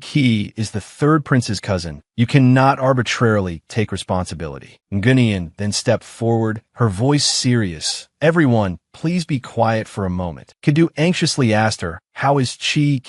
Ngunian replied, "Chuka stole the soul-controlling bell and used it on Chi. Her soul is now damaged." She sat down dejectedly next to Fong Condiem, blaming herself that it was my carelessness. "I was afraid the Lantern Festival would be too crowded, so I left the soul-controlling bell at the residence." Lai Nu looked at her and sneered. "The books say the soul-controlling bell only works on dead souls. Miss Tam is a living person. How could she be injured by it?" Ngunian glared at him. This guy clearly knows more. He's just afraid the world isn't chaotic enough. Ngunian replied, "This matter is indeed strange, but please rest assured, Marquis, I will definitely find a way to deal with it." Marquis Tam sighed, his voice heavy. "Then I shall wait for the state preceptor's news. Chi is my most beloved granddaughter. If anything untoward happens, my only recourse is to ask His Majesty to pass judgment." In the library, Ngunian was buried in a pile of books, searching frantically. Fong Condem came up from behind, wrapped his arms tightly around her, and said softly, "You're too tired. Go rest." Ngunian turned and shook her head firmly. "I can't. What happened to Chi was an accident, and it's my responsibility. I must save her." Condem looked at her worriedly, his gaze softening. "All right, then I'll reluctantly lend you a hand. You said before that the aura of a 1,000-year-old wandering soul is highly nourishing. In that case, you should nourish yourself a bit more." Ngunian's lips curled into a slight smile. "Your condition isn't bad today. Let me try a more nourishing way to eat." Fong Condiem was stunned, instinctively sensing danger. Ngunian gently caressed his chin, then suddenly opened her mouth and bit down hard on it. Condiem's face flushed red as he struggled and yelled, "Let go, let go." Outside the door, Kandu happened to see the scene and was startled, quickly hiding around the corner. Inside, a humiliated and angry Fong Condiem growled, "I'll give you one more hour. When I come back, you must be asleep." With that, he pushed the door open and walked out. The door slammed hard into Kandu's head, making him yelp in pain. Before he could recover, his older brother grabbed him by the hair and pulled him up, shouting in a cold voice, "You want another beating?" Fong Kandu hurriedly explained, "I didn't do anything. I came to report to you about the investigation from before." The two sat down on the steps. Kandu recounted seriously, "You told me to interrogate the followers of Lady Man-Nan. They said she brought a young boy with her when she entered the city. After that boy ran away, she's been searching for him frantically." Fong Condiem continued, "Then that boy must be Chuka. When Gunian and I were out, we saw him being chased by a group of people. We saved him and brought him back to the residence, and only then did we notice the existence of Lady Man-Nan. None of this was a coincidence." Kindu thought back with a hint of sadness. "So you're saying the incident in Tantui village was also orchestrated by him alone?" Fong Condiem pondered, "Not necessarily, but at the very least, he took advantage of the situation." The two fell silent for a long while, both covering their faces with their hands in helplessness, feeling utterly humiliated at the thought of being deceived by a child. Just then, someone came to report, "Your Highness the Crown Prince, Your Highness the Third Prince, the eldest young lady is awake." Both of them immediately went to Chi's room. A maidservant trembled, crying as she spoke. "The eldest young lady has been crying ever since she woke up. She refuses to talk or see anyone." Ngunian said coldly, "It's all right, leave it to me." Hearing footsteps, Tam Chi said with a choked voice, "I said I'm not seeing anyone for now." Ngunian spoke up, "It's me." Tam Chi Ki looked up and, upon seeing her, called out in surprise. State Preceptor. Ngunian pulled up a chair and sat opposite her, asking calmly, "Who are you crying for?" Chi Ki asked softly in return. "A cold and intelligent person like the State Preceptor must. I've already guessed, right?" Ngunian replied. "After you fell into the water, your soul state was sometimes dim, sometimes bright. I guess something was attached to you, but I didn't expect you to be willing that you knew that soul." Tam Chi Ki bit her lip, her voice choked with emotion. "That is my younger brother, Chi Hien. He harbored feelings that the world could not accept, and at 15, he impulsively jumped into the lake. I sought out Lady Man Nan to help me find his soul." Ngunian's voice was grave. "So you want to perform a salvation ritual for him?" When I fell into the water that time, I discovered that Chi Hien had always been by my side, protecting me. I know he has caused a lot of trouble for the Crown Prince and the State Preceptor these past few days." Ngunian frowned. "Could it be that he likes the Crown Prince?" Tam Chi Ki quickly replied, "No, he's just worried about me. He wants to help me become the Crown Princess, so that I can live the most honorable life." With that, she tremblingly took Ngunian's hand. "I apologize to you on Chi Hien's behalf. Actually, I never wanted to marry the Crown Prince." Ngunian muttered to herself, "The despised old ghost. I don't think he's that bad." Afterwards, Ngunian stepped outside. Kindu and Marquis Tam immediately came forward and asked worriedly, "How is Chi Ki?" Ngunian calmly replied, "She needs to rest and recover. Everyone should return to their rooms and rest for now." Marquis Tam frowned suspiciously and asked, "The State Preceptor was inside for so long. Did Chi Ki say anything?" Just then, Fonk and DM appeared from behind the door, suddenly cutting in. "No news is good news. Why ask so many questions?" He extended his hand towards Ngunian, gesturing, "Let's go back to sleep." Ngunian was slightly surprised, but followed him and left. On the way, Kandiam muttered in a low voice, "That old man is suspicious. Luckily, I was there to cover for you. Otherwise, you'd be stuck with him and could forget about going back to sleep." He walked on, talking non-stop, which made Ngunian frown. "Are you a nanny? You're nagging endlessly." Fonk and Dim immediately turned around and glared. "What did you just say?" Ngunian smiled faintly, her lips curling up. "I just said the Crown Prince shouldn't be telling a Grand Duchess to go to sleep." "Huh, you must find this sentence interesting." As she finished speaking, she reached out and grabbed a lock of his hair, then gently kissed it. "Tell me, what are you thinking about?" Fonk and Dim blushed, caught off guard by her and not knowing how to respond. Seeing his embarrassment, Ngunian chuckled to herself. He's flustered. He turned away huffily, his voice full of indignation. "Let's not talk about these things anymore. I'm asking you about official business. What exactly happened to Tam Chi Ki?" Ngunian suddenly stopped walking. She glanced around, then said to herself in a serious tone, "This matter absolutely cannot be known by others." Then she beckoned with her hand. "If you want to hear, come over here, and I'll tell you." Fonk and Dim snorted coldly, his eyes sharp. "Am I someone you can summon and dismiss at will?" But despite his annoyed tone, he obediently walked closer. "Hurry up and say it." Ngunian leaned in and whispered in his ear. After hearing it, Fonk and DM was startled and blurted out loudly, "Two souls in one body, and they can share a consciousness?" Ngunian was alarmed and quickly covered his mouth. "Shoo, keep your voice down. This is the first time I've encountered something like this. Do you feel anything different in your body now?" Fonk and DM frowned and shook his head. "No." Ngunian sighed softly. "That's true. The original Crown Prince was already useless. I'm afraid he's really dead." The next morning, Ngunian went to find Lai Nu. He narrowed his eyes and smiled faintly. "It's not impossible for me to save Chi Ki, but..." Ngunian cut him off coldly. "What are the conditions?" She silently reached out and touched the green bracelet on her wrist. It was a magical artifact given to her by her master, mainly used to destroy souls. If she switched to the red bracelet, which was meant to nourish souls, Chi Ki's situation could surely recover quickly. Lai Nu said slowly, "Trade it for the Crown Prince's dagger."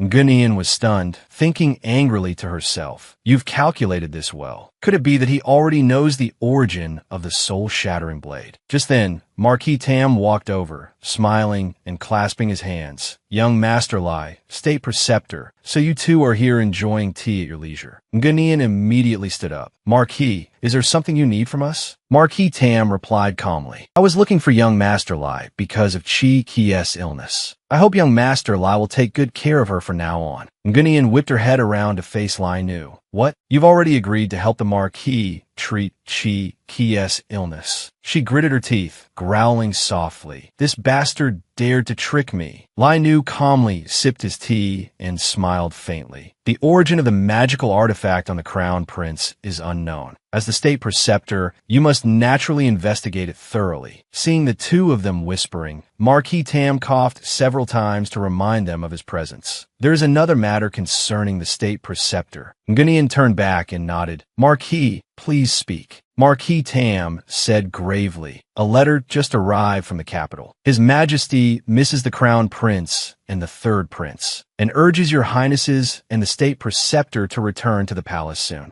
Very quickly, a carriage was prepared in front of the Marquis's residence. Fong Kandiem impatiently grabbed Kandu. Stop making a fuss and come with me. Kandu struggled fiercely. Chi Ki isn't fully recovered yet. I want to stay. Marquis Tam saw the two of them to the door and bowed respectfully. Third Prince, please rest assured. Young Master Lai will stay at the residence to nurse Chi Ki back to health. Please return to the palace with peace of mind. And don't let Her Highness the noble consort worry any further. With that, the old man unceremoniously pushed Kandu's head into the carriage. As the carriage departed, he secretly clenched his fist in encouragement. Get your fighting spirit back, Third Prince. In the carriage, Kandu was dejected and sad, his eyes gloomy. Will that rotten Taoist do anything to Chi Ki? Ngunian comforted him. Third Prince, please rest assured. Lai Nu's temperament may be gloomy and erratic, but his character is not bad. Hearing this, Fong Kandiem frowned. In displeasure, Kandu immediately retorted, good character? Then why was he secretly hiding in a corner, eavesdropping on our conversation? Ngunian was startled and quickly asked, since when? Kandu puffed out his chest proudly. Last night when you two were talking in the corridor, I happened to be passing by. He was standing in the shadows and must have been there for a while. After speaking, he puffed out his chest arrogantly. Hurry up and praise me. If I hadn't discovered him, he would have stayed there and refused to leave. Ngunian glanced at Fong Kandiem. How much do you think he heard? Does he suspect anything about your identity? Fong Kandiem's lips curled into a disdainful smile. What's there to be afraid of? If he has the guts, he can just confront me directly. In the Tam residence, Lai Nu sat before the sickbed and said softly to Tam Chi Ki, the other day, your soul was damaged by the soul-controlling bell, but the part of the soul that was lost did not belong to you at all. Tam Chi Ki's eyes widened in fear. Trembling, what did you just say? Lai Nu continued slowly. There is a fragment of a soul hidden in your body. Not only did it take the brunt of the attack for you, but it has also been secretly extending the lifespan of your main soul. Tam Chi Ki asked in a panicked, urgent voice, what? Then what happened to that soul now? Lai Nu replied coldly, its soul has scattered and dispersed. Tam Chi Ki trembled, her voice cracking. That soul is my younger brother. Young Master Lai, Chi Ki begs you to save him. She knelt down and pleaded.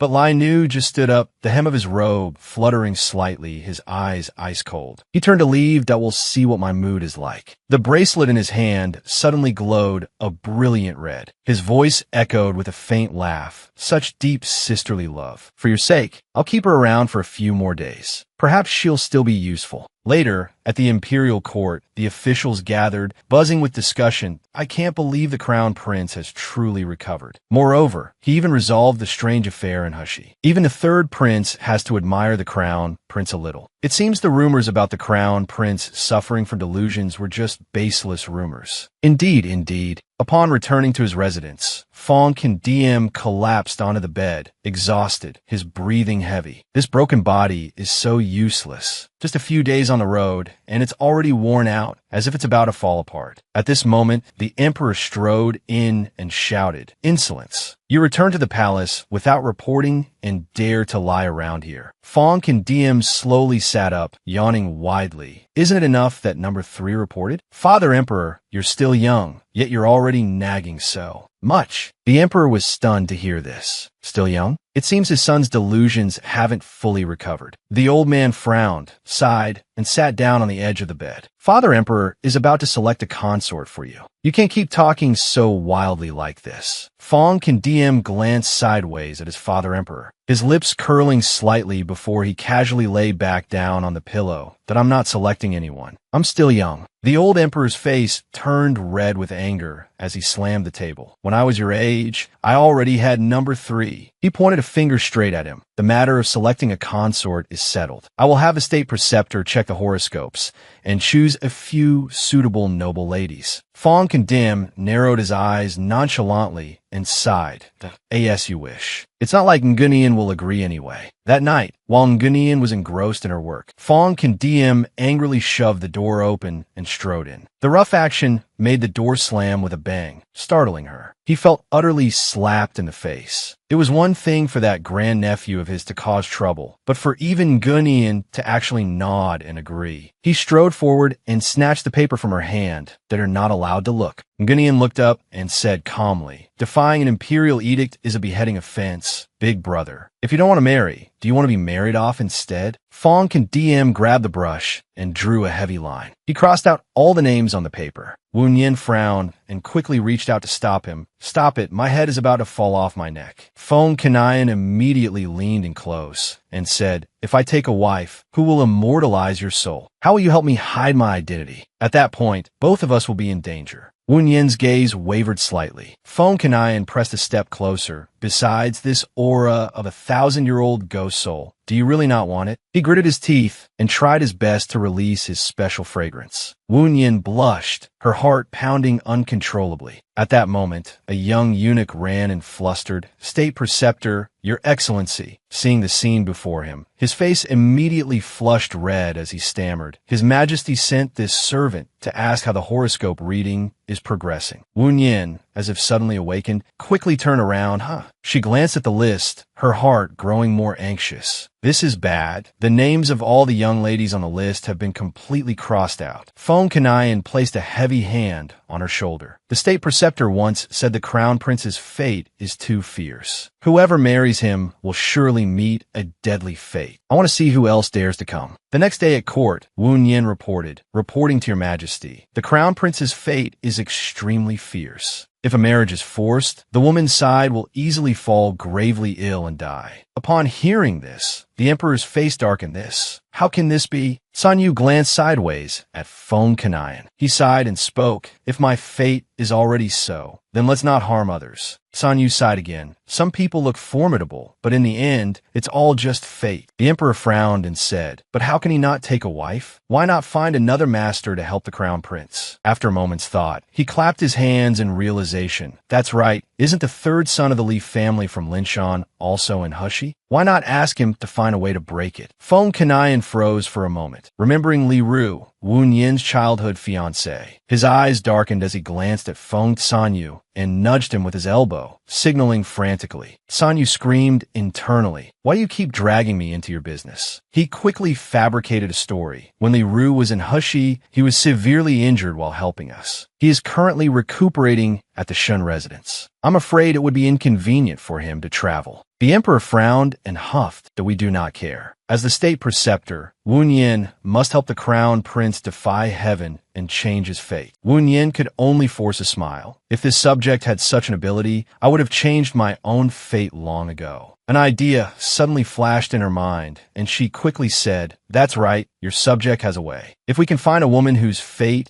is even fiercer than the crown prince's, we could try to match them. Your Majesty may choose freely, and this subject will personally confirm it." Hearing this, the emperor's spirits lifted, worthy of being the state preceptor. "We will immediately send people to inquire which family has a daughter with an extremely fierce fate." Fong Sanyu suddenly spoke up. "There's no need to search. No one is fiercer than the state preceptor." Then he burst into dramatic sobs. "Father Emperor, your son's time in Hushi was truly miserable. The state preceptor can summon any kind of bad luck." The emperor pondered for a moment, muttering, "The state preceptor? How could that be?" Then he mentally slapped himself that, and oh, that's not right. The state preceptor is clearly a genuine young maiden in her prime. Phone Kanayan immediately turned to stare at Sanyu. Flustered, Sanyu hastily shielded himself with an exaggerated gesture. Why are you looking at me like that? I didn't say anything wrong. Phone Kanayan fell into deep thought. On second thought, if it's Wen Yin, it's not entirely impossible. Although she always wants to eat me. Wen Yin immediately voiced her objection. Absolutely not. Her resolute gaze made him slightly frown. He then glanced to the side. Sanyu, who was looking bewildered, was hit squarely by the rejection and recoiled. He clearly looked despised. Wen Yin calmly continued, Your Majesty, please do not take the third prince's recent words seriously. Sanyu immediately pointed at himself, his eyes wide, that I wasn't joking at all. Phone Kanayan glanced at him and then immediately rushed over to drag him away. The third prince and I have some business. We'll take our leave. The emperor roared in anger. Rebellious son, did we give you permission to leave? Phone Kanayan brushed past Wen Yin. She frowned in confusion. Doesn't he not want to get married? I'm clearly helping him. What is he angry about? She could only sigh helplessly. You are truly hard to understand. The two of them had just stepped out into the corridor. The palace maids standing in a line bowed and greeted in unison. Your Highness the Crown Prince. Your Highness the Third Prince. Phone Sanyu forcefully shook off Phone Kanayan's hand, his face full of dissatisfaction. What are you doing? You angered Father Emperor and then dragged me along. Phone Kanayan suppressed his anger, raising his hand as if to rap him on the head. You still dare to talk. It was clearly because you talked too much just now. Phone Sanyu quickly ducked, covering his head in a flustered manner. Wasn't I just trying to do what's best for you too? That's why I said it. He lowered his head and muttered, Who would have thought you'd despise me for it? Phone Kanayan's gloomy expression grew increasingly unsightly. Sanyu immediately put on a placating smile. Come on, cheer up. I have a great idea.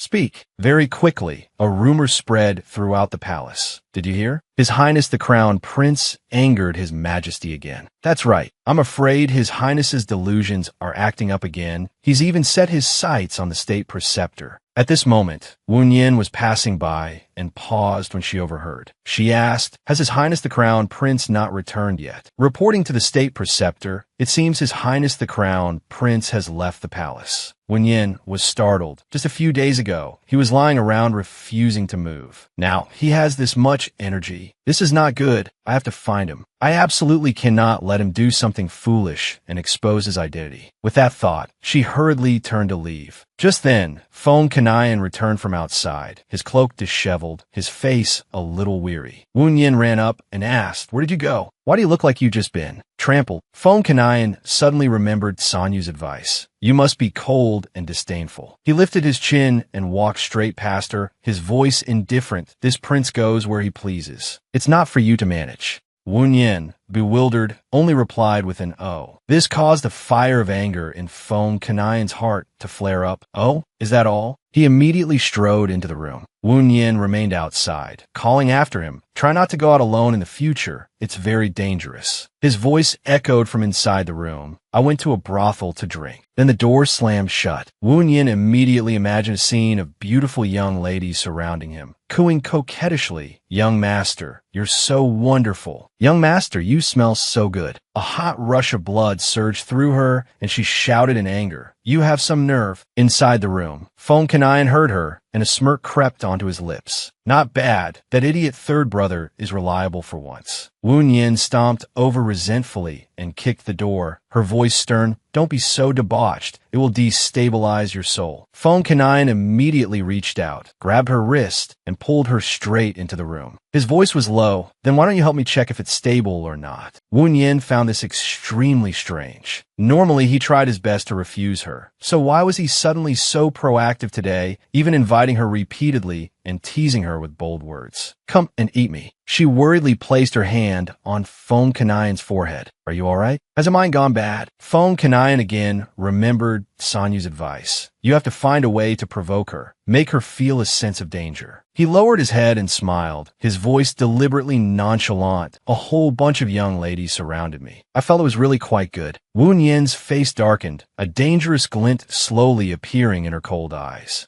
She asked slowly. They've already touched you? Phone Kanayan, still not realizing the situation, nodded and replied casually, they have. Wu Yin took a deep breath, her fingers tightening as if wanting to crush something. Her voice was heavy with pressure. Where did they touch? Phone Kanayan replied with a confident smile, everywhere. He even had the audacity to lean down and gently stroke her chin. You're angry, aren't you? Do you regret casting me aside? Now, a sharp slap echoed. Wu Yin swung her hand straight across his face, her eyes as sharp as knives. Whether I'm angry or not is one thing, but you are definitely asking for a beating. She pushed him forcefully, causing him to fall backward. Phone Kanayan's eyes widened in bewilderment, thinking to himself, why is this situation not like what my third brother described? Wu Yin immediately pinned him down, her lips curling into a strange smile, her voice low. You want me to check, don't you? Don't be scared. The intense pressure from her seemed to freeze the air around them. Phone Kanayan suddenly found his body completely unable to move. He thought in horror, she's so angry, she's even using magic. Wu Yin slowly bent down and kissed his neck, her voice a whisper, once my food, always my food. The consequences of violating our agreement will be very serious. After speaking, she gave a light bite, her expression relaxing slightly. Very good. This spot doesn't have the scent of anyone else. Let me check another spot. Her hand slid down lightly. She lowered her head to inhale the scent on his skin, then suddenly frowned. This lipstick mark. Wu Yin shot up, her eyes icy. Why does it smell like ink? Phone Kanayan started, his heart pounding wildly. I've been found out. Wu Yin quickly pulled open his robe, her eyes flashing with anger. You drew these on yourself. Phone Kanayan blushed, turning away in embarrassment. He tried to keep his voice calm. If you want to eat, then eat. If not, then fix my clothes. Why so much talk? Wu Yin narrowed her eyes, questioning. Why did you do this? Phone Kanayan was stunned. His mind was in chaos. That's right, what on earth am I doing? He recalled the moment just now, his face burning hot. Only one thought was in his head. Could I really be possessed? Then Sanyu's voice echoed in his memory. Please trust me, your well-read younger brother. Just do as I say. Phone Kanayan gritted his teeth. I really was possessed by that idiot third brother. Wu Yin sighed softly at this moment, her hands gently fixing his clothes. Her voice softened. It was my fault. I scared you just now. Phone Kanayan blinked in surprise. His body could move again. He immediately sat up and forced a laugh. Are you kidding? How could a situation like this scare this prince? Wu Yin didn't answer, just watched him intently. She asked softly, did you feel that what I did during the day made you lose face? Phone Kanayan was silent. Wu Yin continued, the dignified crown prince of a nation, having his engagement rejected in front of so many people. You felt humiliated, so you deliberately provoked me, wanting to get even. Phone Kanayan looked stunned for a moment, then nodded slightly. That's right, it seems so. Yes, that must be it. Wu Yin turned away, her gaze deep. How could I ever cast you aside? I still have to rely on you to prolong my life. Her words made Phone Kanayan freeze. He quickly grabbed her hand and pulled her back. Wait, what do you mean prolong your life? Aren't you just addicted to eating strange food? Wu Yin's lips curled into a slight smile. Her voice was soft, a slip of the tongue, a slip of the tongue. I mean, I take the aura of dead souls as food. Phone Kanayan's eyes were full of suspicion that you're lying to me. Wu Yin sighed softly. Fine, since you already know, I'll tell you. The truth is, I only have 1 year of life left. I can only rely on using yang to supplement yin to prolong my fading. Life and your body is just too robust. As Phone Kanayan was listening intently, Wu Yin burst out laughing. A mischievous glint appeared in her eyes. I'm just tricking you. That's a plot point from the recent hit. The super hot, delusional crown prince.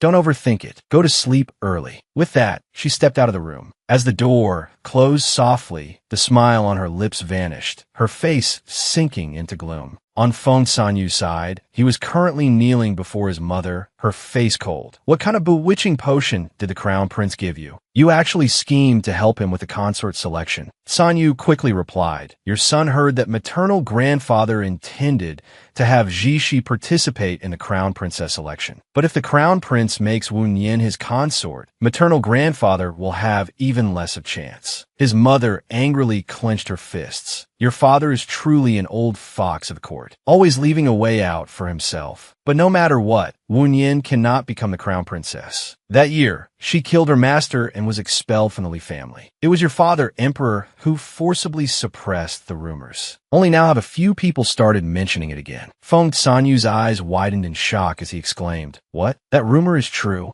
She then recounted, "Your father would rather offend the Li family and the entire court to insist on elevating her to her position. If she truly becomes the crown princess, she will definitely be a disaster from within." The next morning in court, the emperor sat on the dragon throne with a weary expression. The matter of selecting a crown princess was giving him a splitting headache. At this time, the court officials all knelt down in unison. "Your Majesty, my daughter has suddenly contracted a serious illness. Your Majesty, your humble subject's daughter looks exactly like your humble subject, so I'm afraid she is not suitable. Your Majesty, my daughter was just married off yesterday." Each official gave an excuse to back out, their hearts trembling. Wealth and honor are good, but one must be alive to enjoy them. The emperor sat in silence, his eyes dark. Below, the civil and military officials were all restless. His Majesty has been silent for a long time. Why does no one dare to speak up? One thought to himself, "I'm clumsy with words. If I displease the emperor, I will surely be punished." Another thought, if the ruler wants his subject to die, the subject cannot but die. In the emperor's heart, however, a breath was caught between laughter and tears. Raising a son is truly harder than ruling a country. Indeed, it's not easy for our beloved ministers either. Outside the main hall, Wu Yin and Feng Kanayan quietly glanced at each other. A look of satisfaction flashed in their eyes. "Perfect," Wu Yin said softly. "Don't worry. Just let this situation continue. His Majesty certainly won't be able to find a suitable candidate for a while." "That's right. Next, I want to go into seclusion to meditate for a while." Feng Kanayan unexpectedly grabbed Wu Yin's hand and pulled her back, a worried look in his eyes. "Meditate? What's wrong with you?" Wu Yin scratched her head slightly, her voice hesitant. "Eating evil souls all year round. It's inevitable that some evil energy enters the body. Before winter, I want to go into seclusion too. Regulate it." She reached out and gently caressed Feng Kanayan's arm, her tone half teasing, half coaxing, so tense. "Are you perhaps afraid of being lonely and empty all by yourself?" Feng Kanayan quickly turned his face away, his voice stiff. "Do you think this prince is a child? Don't come looking for me for the next few days." Wu Yin was stunned for a moment, then laughed. "Huh? I don't have that kind of ability." 5 days later, Feng Kanayan sat alone under a tree, his gaze melancholic and distant, his heart filled with gloom. "Why isn't Wu Yin out yet?" Feng Kanayan stood behind a tree, quietly observing Wu Yin's room, when he suddenly spotted a eunuch tiptoeing in front of the door. He kept looking back and forth, appearing extremely suspicious. Feng Kanayan immediately strode closer, his cold gaze sweeping over the eunuch as he spoke in a low voice. "What are you doing skulking around here?" The eunuch jumped and spun around. As soon as he saw who was behind him, he trembled with fear. He quickly bowed deeply in greeting, stammering, Your Highness the Crown Prince." This servant was ordered by the noble consort to deliver some items to the state preceptor, but the door was sealed, so this servant took the liberty. Just then, the sound of porcelain shattering came from inside the room. Feng Kanayan's expression changed, and he immediately kicked the door open and rushed in. The sight that met his eyes was Wu Yin with a ferocious expression sitting on the floor. As soon as she saw someone burst in, she roared angrily, "Get out!" Feng Kanayan rushed over in a panic and knelt beside her, his voice urgent and worried. "What's wrong with you?" But Wu Yin had completely lost her reason, a cold light shining in her eyes. She suddenly reached out and squeezed his neck tightly, her voice hoarse and grating through her teeth. "Looking to die?" In that life or death moment, Feng Kanayan did not dodge, but reached out to hold the back of her neck tightly and forcefully placed a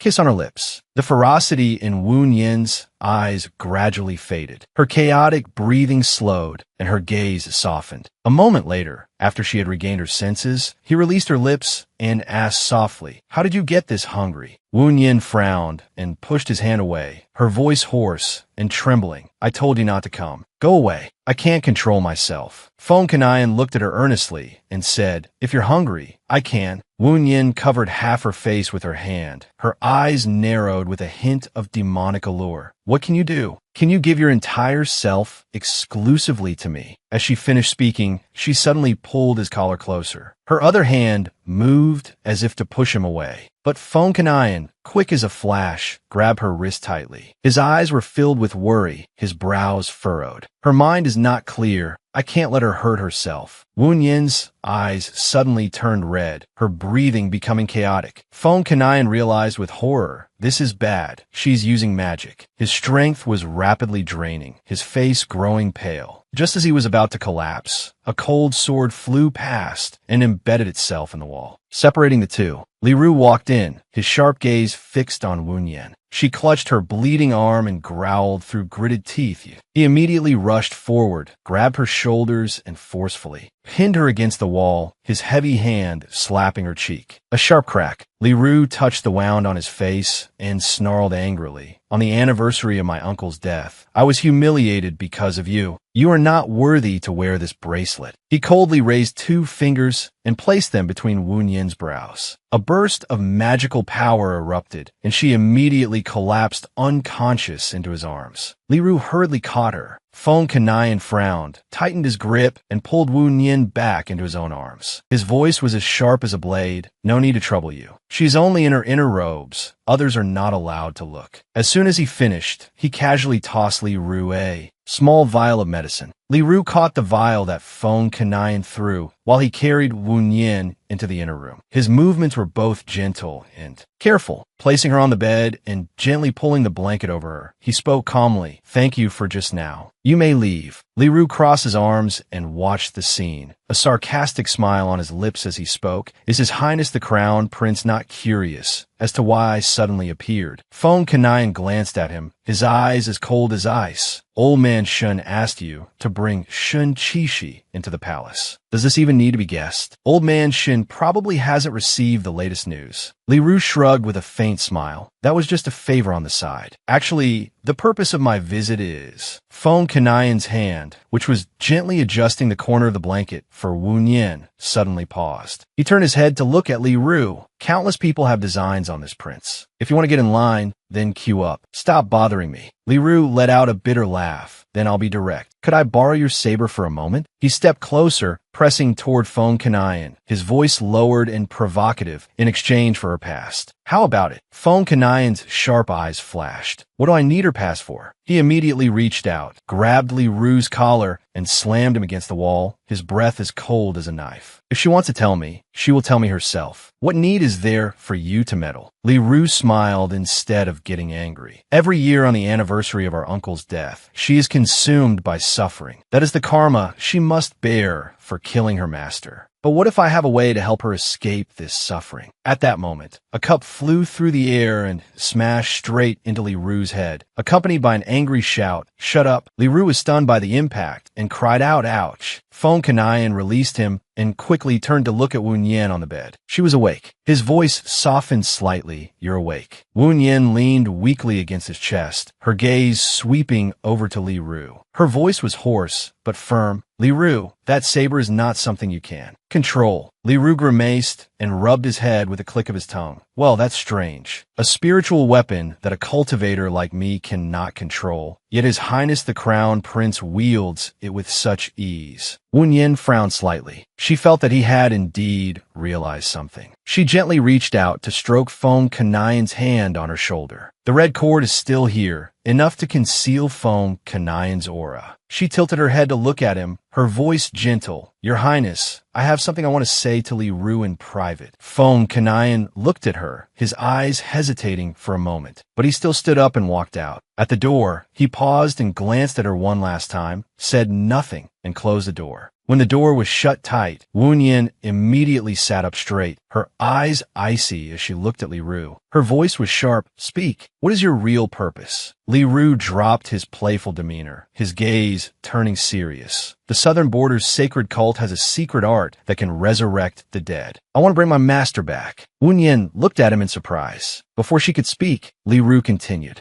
That year, when the blind lady fled the sacred cult, she took 2 things with her. One was the sacred pupil, and the other was the soul-shattering sacred object. I want to trade that saber for one use of the secret art. Wu Yin clenched her fists in anger. Li Ru, have you forgotten our master's teachings? Disciples of the Li family must never get involved with the southern border's sacred cult. Li Ru burst out laughing. Teachings? If he wants to punish me, he'll have to come back to life first. He stopped laughing, his eyes darkening. Besides, I also know a little secret about His Highness the Crown Prince. His voice dropped to a whisper. Just think about it. What would happen if His Majesty found out that the real Crown Prince's soul has been swapped? Wu Yin's brows knitted tightly. He really did overhear that night. She shot up and pushed Li Ru back, her voice cold.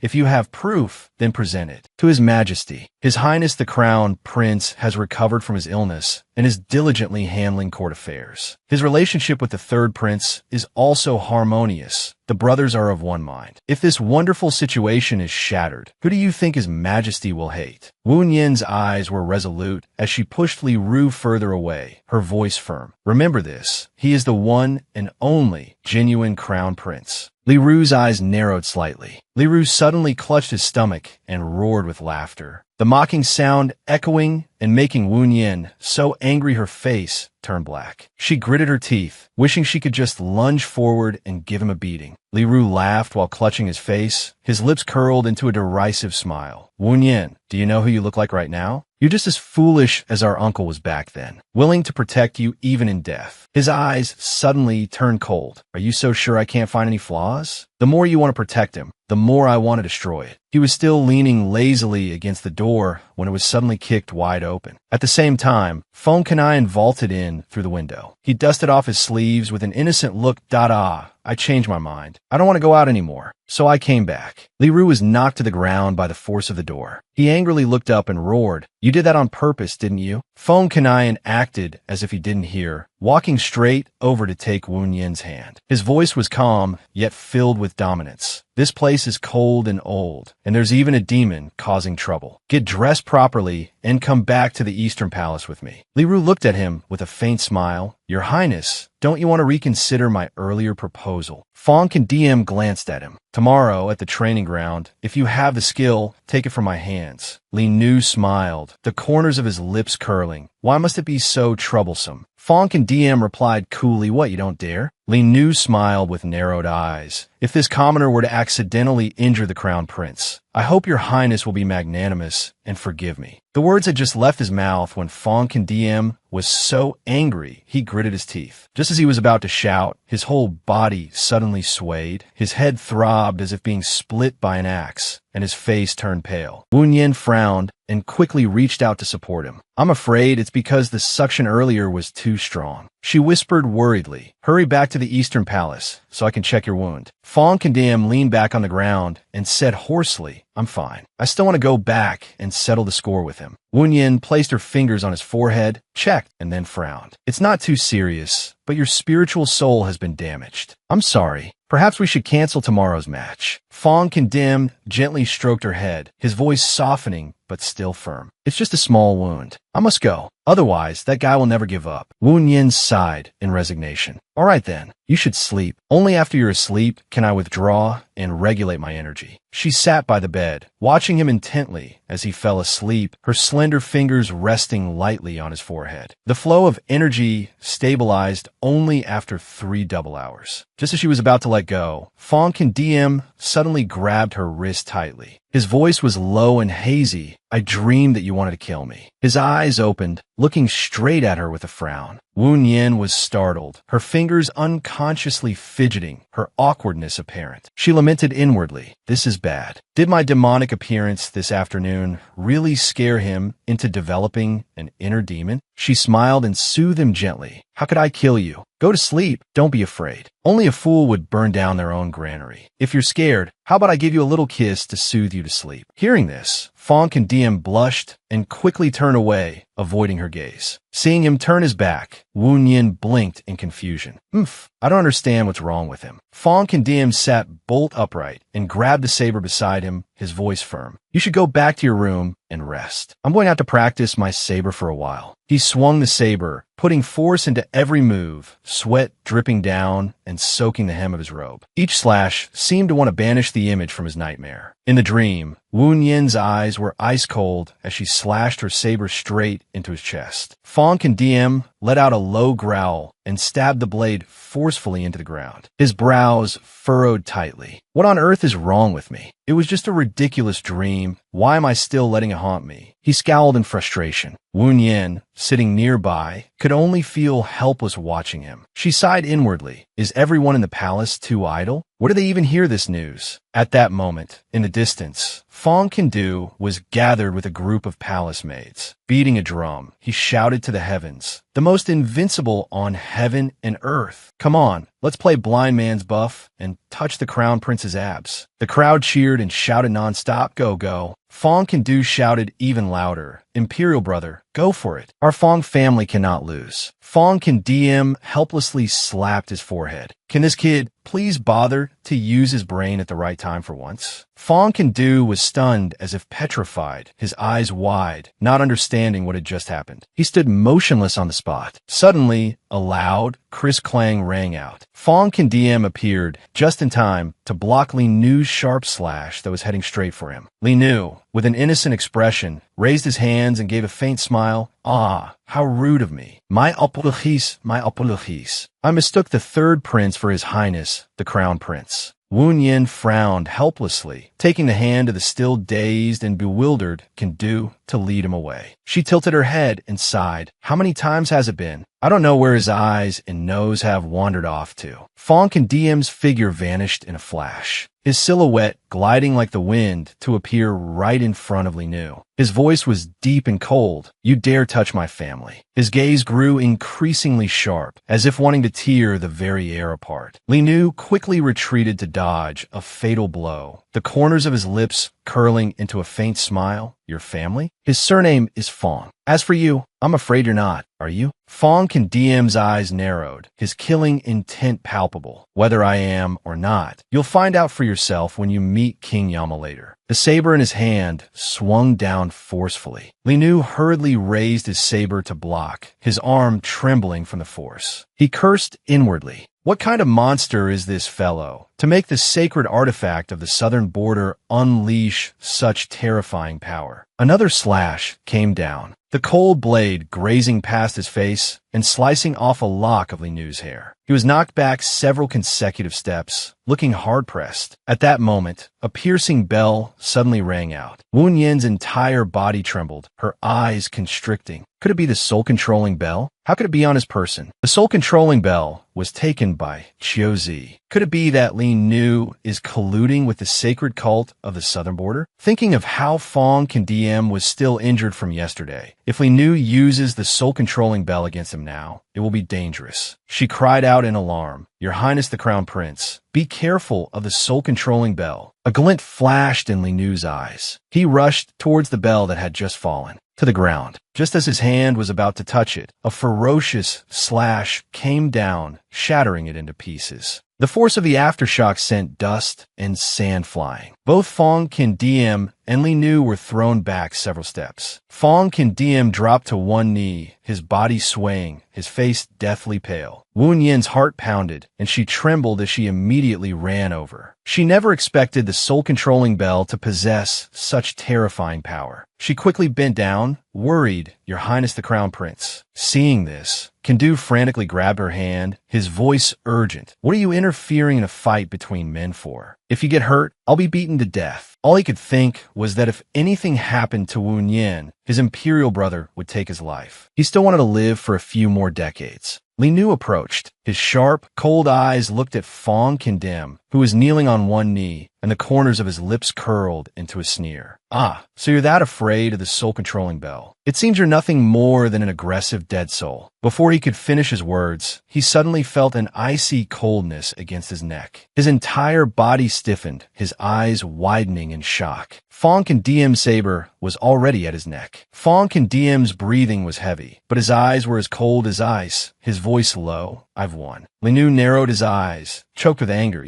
but before he could argue, Fong Condem cut him off coldly. "Say one more word, and your head will leave your neck." Li Nu gritted his teeth, roaring inwardly, but reason splashed cold water on him. Wen Yin was right. He had no proof. If he recklessly exposed him, it would only be to his own disadvantage. Finally, he had no choice but to take a deep breath to suppress his anger, his voice hoarse and dull. Li Nu accepts defeat. Fong Condem used his saber to stand up straight, his breathing ragged, but his gaze still sharp. Accepting defeat is not enough. What I wagered was soul-shattering. You, on the other hand, haven't put anything on the table. In the stands, Kandu saw that his imperial brother had won and was still standing firm. He quickly turned to comfort Wen Yin, who was so tense her hands were clenched. "See? Imperial brother still has the energy to talk so much. He's definitely fine, don't worry." Wen Yin kept frowning, staring intently at Fong Condem. Her heart was uneasy. He's still wearing the bracelet. Why can't I sense his aura? Is he really okay? At this moment, Fong Condem looked straight at Li Nu and continued, "I've thought of your wager. From now on, you're not allowed to harm Wen Yin. This is a bet between you and the Crown Prince. If you dare to go back on your word, anyone inside or outside this imperial palace can kill you." Hearing this, Fong Kindu immediately raised his hand. This prince is willing to be a witness. Behind him, the crowd of palace maids and eunuchs also shouted in unison, "Me too." Wen Yin was momentarily stunned. A flicker of doubt appeared in her eyes. Is there something wrong with Fong Condem's head? Why is he saying such strange things? She hurried towards the stands. Before Kadu could stop her, he called out loudly, "Wen Yin." She didn't stop, but went straight to grab Fong Condem's hand, her voice trembling, "Your Highness the Crown Prince." He glanced at her, snatched his hand away, and replied curtly, "I'm fine. Let's go back." Wen Yin refused, standing in front of him, her voice stubborn. "You can't go. Give me your hand." Fong Condem sighed helplessly. He wrapped his arms around her, pulling her into his embrace, his voice low and tinged with misery. That broken bell, how could it be so powerful? Wen Yin was held tightly in Fong Condem's arms. She struggled slightly and said softly, "Let me go so I could take a look." But he just held her tighter. His pale face trembled slightly, his breath faint and weak. He whispered in a choked voice, "In the future, if you get hungry, what will you do?" As soon as he finished speaking, his body went limp and collapsed onto Wen Yin's shoulder, causing her to startle and tremble as she reached out to hold him. Outside, the emperor, with a grave expression, hurried towards the eastern palace. Walking quickly, he urgently asked the eunuch following him, "How is the crown prince?" The eunuch bowed, flustered, and replied, "Reporting to your majesty, the imperial physician is on his way. The national preceptor is still inside." Inside the eastern palace, Wen Yin's trembling hand gently touched Fong Condem's forehead, her eyes filled with unease. She told herself to be calm, remembering the red string. She hurriedly took it off his wrist and placed it in her own hand to sense his aura. But when she realized there was no fluctuation at all, her vision darkened. Her trembling voice uttered, "There's nothing. His aura is gone." Just then, the emperor arrived and heard her words clearly, and his whole body shook. His expression changed drastically. He staggered, almost falling, and cried out softly, "Wen Yin, what did you say? The crown prince is no longer breathing?" The eunuch beside him frantically supported the emperor, calling out in alarm, "Your Majesty." Seeing this, Wen Yin quickly stepped before the emperor and bowed. She forced her voice to be calm and said, "Reporting to your Majesty, His Highness the Crown Prince is in no great danger. He will wake up soon." Hearing this, the emperor felt as if a great weight had been lifted. His heavy breathing gradually stabilized. The stone in his heart was finally set down. He turned and urgently asked the eunuch beside him, "Has the imperial physician arrived?" A moment later, the imperial physician rushed in, knelt on the ground, and said fearfully, "This old subject has arrived late. I beseech your majesty to bestow punishment." He quickly went forward to take Fong Condem's pulse. Wen Yin quietly retreated towards the emperor. She bowed slightly and said softly, "Your subject will withdraw first so as not to disturb the imperial physician's diagnosis." After speaking, she turned and walked quickly out the door. Tears she could no longer hold back streamed down, wetting her entire face. In her eyes was a look of grief and despair. After the imperial physician finished his examination, his face was full of doubt. He mumbled, "The crown prince's body had clearly recovered. Why is his pulse so weak today?" Just then, Imperial Consort Shin walked in from outside. She snorted angrily. The imperial physician may not know the reason, but this consort does. Kindu,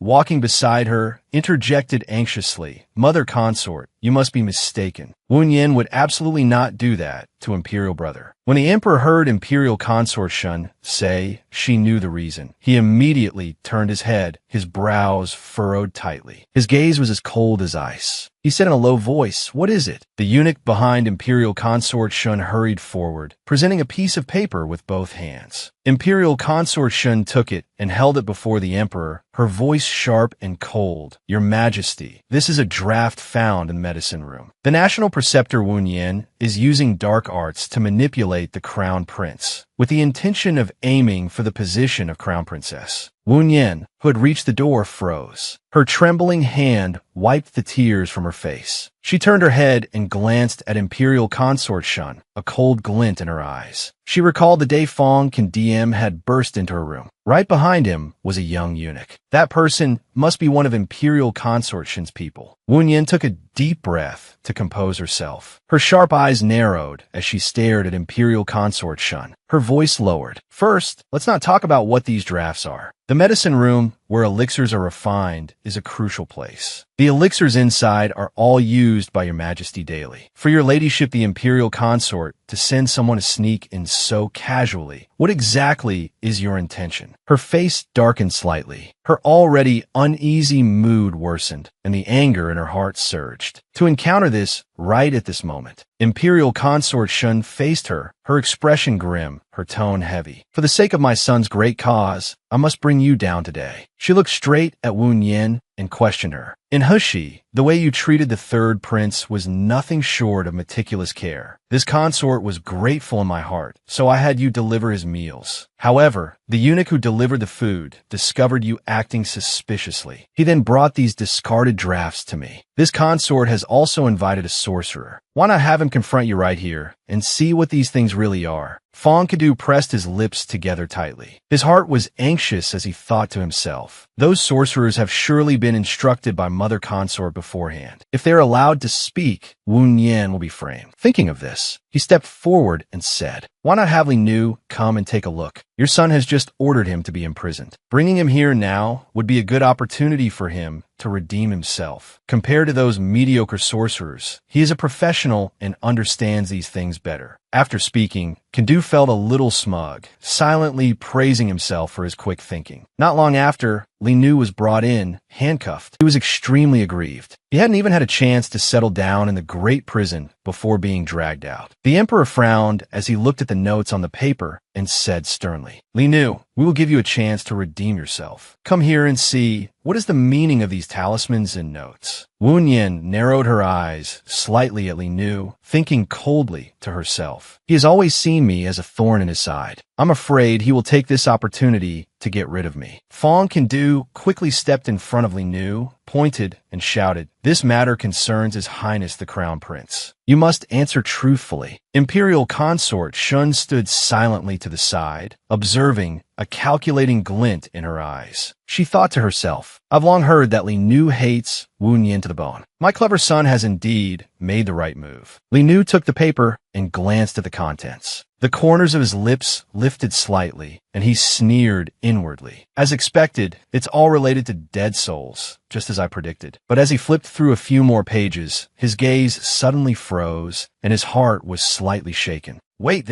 why are there signs of life extension? The emperor, seeing him suddenly fall silent, frowned in annoyance, his voice stern. "What are you mumbling about? Hurry up and speak." Li Nu immediately bowed, his voice low as he replied, "Reporting to your majesty. These are merely common cultivation notes." Imperial consort Shun's expression changed upon hearing this. Her voice wavered. Impossible. The sorcerers clearly said this was dark magic. Wu Yin was also momentarily stunned. She couldn't believe Li Nu would pass up a chance to frame her. Why was he covering for her? The emperor waved his hand impatiently. How can those mediocre sorcerers compare to the head of the Li family? The crown prince needs to rest. All of you withdraw. Wu Yin and Li Nu wait in the side hall. He thought to himself, when the crown prince wakes up, he can be examined then. In the side hall, Wu Yin and Li Nu sat opposite each other. The room was silent, the atmosphere tense. Both remained quiet, each lost in their own thoughts. After sitting for a while longer, Wu Yin stood up. She was restless and couldn't sit still. A determined glint flashed in her eyes, and she started to walk. She thought, I must go to the library pavilion to see if there's a way to save him among the ancient books stored there. Seeing that she was about to leave, Li Nu quickly reached out and grabbed her wrist. His gaze was solemn, and his low voice rang out. Where are you going? The dead soul's chances are slim this time. This is the fate he must bear. Wu Yin narrowed her eyes slightly. Her cold gaze bored into Li Nu, her voice calm but firm. Now that you've picked up your life, you should hurry back. The rest has nothing to do with you. Hearing this, Li Nu's anger flared. He forcefully grabbed her by the collar, his face flushed, his voice harsh. Nothing to do with me? Your very life was saved by my uncle. How have you been trampling on it? Wu Yin forcefully pushed his hand away, her eyes blazing with fury, her words laced with bitterness. So that's the reason you didn't expose me just now. Just as the tension reached its peak, a eunuch hurried in, bowed, and reported. National Preceptor, His Highness the Crown Prince has awoken. His Majesty summons you to go there quickly. On the other side, the Emperor was personally helping Fonk and DM sit up, his eyes filled with anxiety, his voice trembling. How are you? Do you still feel uncomfortable anywhere? Fonk and DM coughed a few times, his face pale, his voice weak. Imperial Father, why did you come here yourself? The snow has been falling non-stop these past few days. I didn't want to trouble you to step out in the cold. The Emperor was momentarily stunned. His eyes, full of doubt, stared at him. It's not even winter yet this year. Where would the snow come from? Fonk and DM's brows furrowed tightly, his gaze hazy with suspicion. Then, when he saw Wu Yin walk in, he immediately asked, Isn't the National Preceptor praying for my well-being? Why have you come here? Hearing this, Wu Yin's hand clenched slightly. A complicated look flashed in her eyes. A moment later, she bowed and said in a calm voice, Your Highness the Crown Prince, you have slept for a very long time. The Emperor was so moved that he hugged Fong and DM tightly, his voice trembling as if choked. Imperial son, your paranoia is finally cured. Fong and DM was stunned. A flash of astonishment appeared in his eyes. The words paranoia, His Majesty's perception, and after effects of the illness echoing in his mind. He crossed his arms, his gaze deep and cold as he looked at the Emperor, his voice carrying a commanding presence. Nephew. Wu Yin stood by, observing quietly. She thought to herself, it's time for her to leave the Eastern Palace. She then bowed to the Emperor, her voice respectful. Your Majesty, His Highness the Crown Prince is no longer in any danger. Your subject wishes to request. Before she could finish, Li Nu suddenly stepped forward, his gaze sharp, his voice interrupting. Your Majesty, could the Crown Prince's saber be bestowed upon me to bring back to Linshan? Wu Yin frowned slightly, looking at him, a chill in her heart. He really hasn't given up his greed. As soon as the Emperor heard Li Nu's unreasonable request, he immediately became furious. He pointed straight at him, his voice as heavy as thunder. How audacious! We heard that it was because of this very saber that you dared to fight with the Crown Prince. And now you have the gall to ask for it again. Seeing the Emperor's anger, Li Nu remained calm. The corners of his lips lifted in a faint smile. Your Majesty misunderstands. This commoner wishes to take the saber back because it contains an evil aura. If His Highness the Crown Prince keeps it by his side, I fear his old illness will relapse. As soon as he finished speaking, Both Fong and DM and the Emperor stared at him, stunned. Li Nu then revealed a helpless expression. This commoner had previously seen that there was something strange about this saber, which is why the match at the training ground occurred. Hearing this, Wu Yin's face filled with anxiety. Her palm clenched unconsciously. What should I do? How can I debunk his fabrication? Just as she was in a bind, Fong and DM suddenly spoke. If that's the case, the National Preceptor should be the one to take responsibility. Then he took the saber and held it out towards Wu Yin. His gaze was serious. Find a way to resolve the evil aura within it. Wu Yin stared at the saber, her heart tense and conflicted. What do I do? I can't touch soul-shattering. Seeing her standing motionless, Fong and DM sighed softly, a self-deprecating smile in his eyes. It was my oversight. This saber is heavy, and a National Preceptor is a woman. I'm afraid it would be difficult for you to hold. I will have someone deliver it to your room later. Wu Yin let out a soft sigh of relief, her heart feeling much lighter. But Li Nu still glared at her with sharp eyes. You can't escape. I must save my uncle. Wu Yin shot him an angry glare, fire flashing her eyes. You walk a crooked path. Do you think your master would let you be? Fong and DM slowly drew the saber from its sheath. A sliver of doubt arose in his heart. It's just an ordinary saber. Is the evil aura really as obvious as the Li family head claims? Seeing this action, Wu Yin was instantly stunned. Her eyes widened in shock. Only he can draw soul-shattering. Could it be he's still? The Emperor then remembered and turned to ask. That's right, National Preceptor, what was the request you wanted to make earlier? Wu Yin bowed and replied, your subject wishes to continue staying in the Eastern Palace. Late at night, in the bedchamber, Fong and DM lay on the bed, his face scrunched in discomfort. Suddenly, he let out a cry and woke with a start, his wary eyes scanning the room. He then saw Wu Yin standing by his bed, staring at him. His face paled slightly, his voice trembling. National Preceptor? National Preceptor, why are you here? Wu Yin feigned composure, bowed her head, and said calmly, His Highness the Crown Prince has no issues. Your subject is relieved.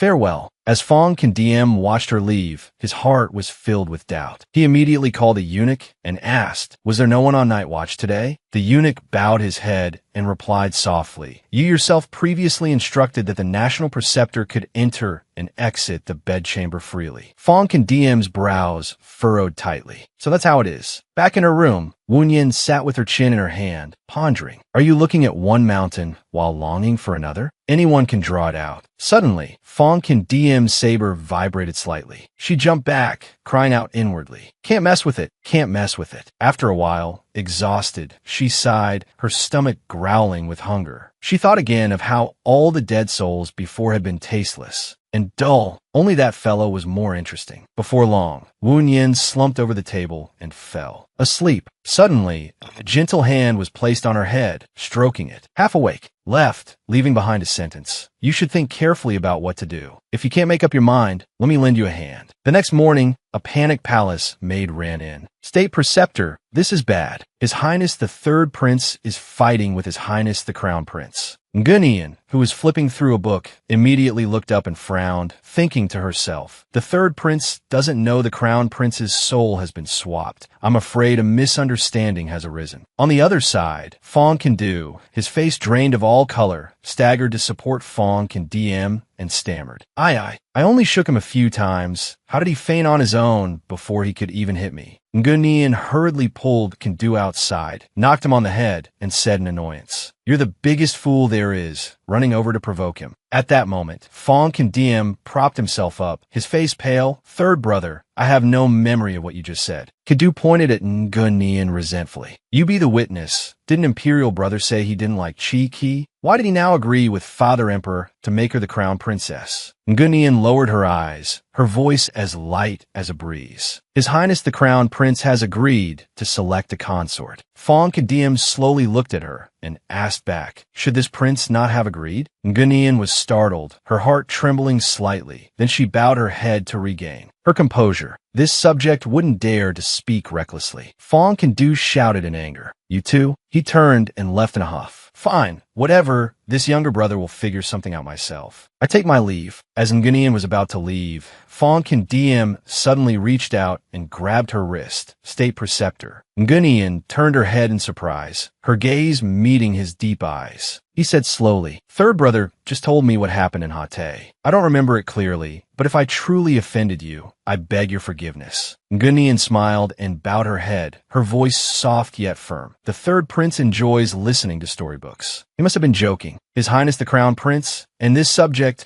merely went to Hate to handle official business. In the desolate mass grave outside the city, the wind blew mournfully. Ngunian stood there alone, her hands clenched into fists. She hypnotized herself. They are two different people.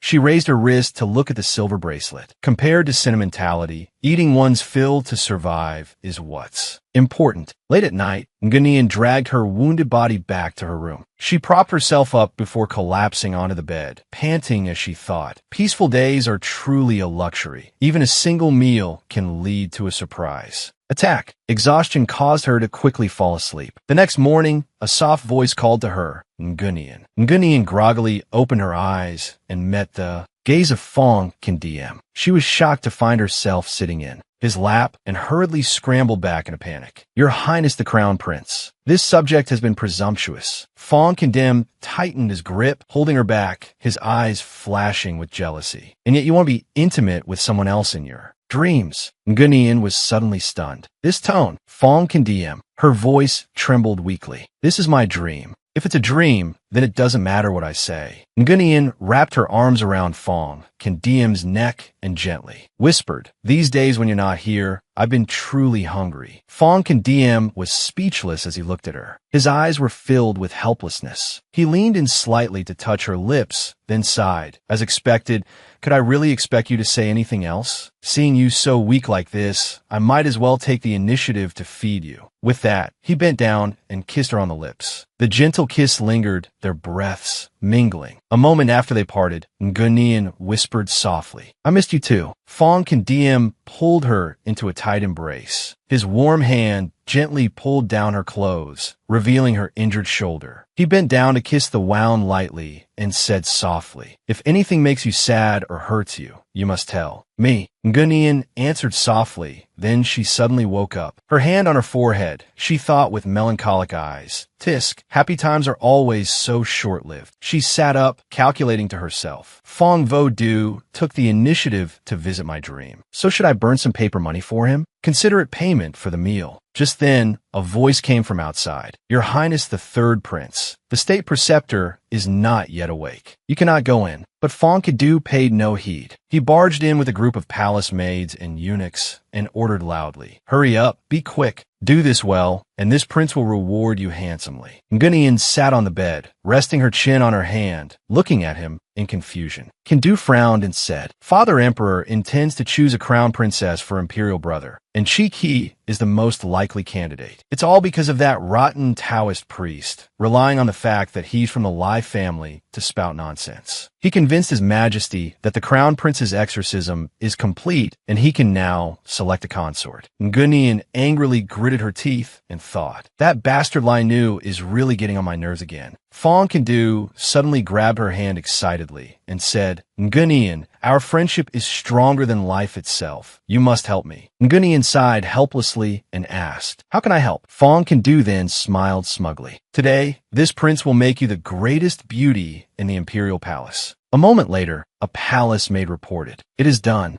Ngunian was forced to be beautifully made up and groomed. She looked at him coldly and asked, "What exactly are you trying to do?" Fonkindu rubbed his hands and chuckled. "We're so close, I wouldn't harm you." But right after, a eunuch suddenly swung his hand and struck her hard on the back of the neck. Before Ngunian could react, she was wrapped in a blanket and hoisted onto a shoulder. Fonkindu turned and ordered, "Take her to the crown prince's chambers." He thought to himself, as long as imperial brother truly loves Ngunian, there will be no room for any Chi. Night fell, and Ngunian slowly regained consciousness. Her head was dizzy, and looking around, she realized this was the crown prince's bedchamber. She immediately understood the foolish third brother's dirty scheme. She cursed angrily in her heart. That idiot really needs a beating. Outside, Fong Kindu sat shaking his legs smugly, thinking to himself that since Imperial Brother hadn't come to punish him, he must be having a good time inside. In the room, Ngunian shot up, planning to sneak away before being discovered. But just then, Fong Kindiam, bare-chested, entered while parting the curtains with one hand. He was followed by palace maids and eunuchs. They were horrified to see Ngunian in the room. Thinking the crown prince and the state preceptor had already taken the final step, the atmosphere suddenly became tense. Ngunian and Fong Kindiam's eyes met. He frowned and asked, "State preceptor, why are you in this prince's bed?" Ngunian quickly picked up the robe that had fallen on the floor, handed it to him to wear, and said calmly, "You'll have to ask His Highness the Third Prince about this. This subject will find him and ask him clearly." After saying that, she quickly fled outside. But just as she reached the door, she suddenly stopped, turned her head to look at him, and asked, "Your Highness the Crown Prince, why has the tattoo on your back disappeared? This body was given by my parents. How could this prince possibly have a tattoo?" She returned to her room and opened an ancient book to investigate. Her heart grew heavier. The baseless disappearance of the tattoo, along with the disappearance of Fong Vo-Du. Such a coincidence could absolutely not be random. She had to investigate it thoroughly. Her gaze stopped on a line of text. Her trembling finger pointed at the page as she exclaimed excitedly, "Here it is. This place records a special pattern used for soul summoning." She rubbed her forehead. "It looks similar, but I can't be sure yet. If I had known this earlier, I would have looked more closely at that old ghost body back in Ate." She closed her eyes softly. She mumbled in her mind, "I'm not sleepy. I can keep searching." Suddenly, her consciousness was pulled to the familiar tree. She frowned. This dream again. I heard that in dreams, you can remember things you've forgotten. She looked around, thinking that perhaps the Fong Kindiam in the dream would have the tattoo. But where was he? She ran around the tree, calling out loudly, "Fong Kindiam, old ghost." A teasing laugh came from above, where Fong Kindiam sat casually on a branch, looking down and saying, "What are you wearing that for? Aren't you cold?" Ngunian crossed her arms and huffed, saying she disliked this and that. "So who's the one blushing now that you see me? If you have the guts, come down here. What are you doing hiding in a tree?" Fong Kindiam snorted coldly and jumped down to the ground. "Who's hiding?" Ngunian quickly wrapped her arms around his neck with a teasing tone. After a lot of nagging, she said, "If you're not pleased with this outfit, then take it off yourself." Fong Kindiam's cheeks flushed red, and he stammered, "What? What kind of behavior is this?" Ngunian smirked, then pulled open his collar. "If you won't make a move, then it's my turn." With that, she tore his clothes. Fong Kindiam's face turned completely red. Ngunian walked around him, meticulously examining the patterns stretching across his back, nodding as she looked. "Aha, it's true that you can remember forgotten things in dreams." Seeing him about to pull his clothes back up, she frowned and stopped him. "Let me take a closer look. Just a little." Fong Kindiam, embarrassed and angry, said, "What are you trying to do in broad daylight?" Ngunian clasped her hands behind her back. She analyzed continuously. "It's identical to the pattern in the book. It seems you weren't summoned here by chance. But why did the tattoo on the little crown prince disappear? Does that mean the spell has lost its effect?" Fong Kindiam frowned and asked, "The tattoo really disappeared?" Ngunian nodded. "That's right. Moreover, the little crown prince didn't even know he had this on him." Fong Kindiam put his clothes back on and said in a low voice, "He doesn't know, so it wasn't him, and it wasn't me. It wasn't you either. So who on earth made it appear?" His gaze suddenly tightened. "Wait." His voice became indignant. "How did you know the tattoo on that crown prince's body had disappeared? Could it be that he bullied you?"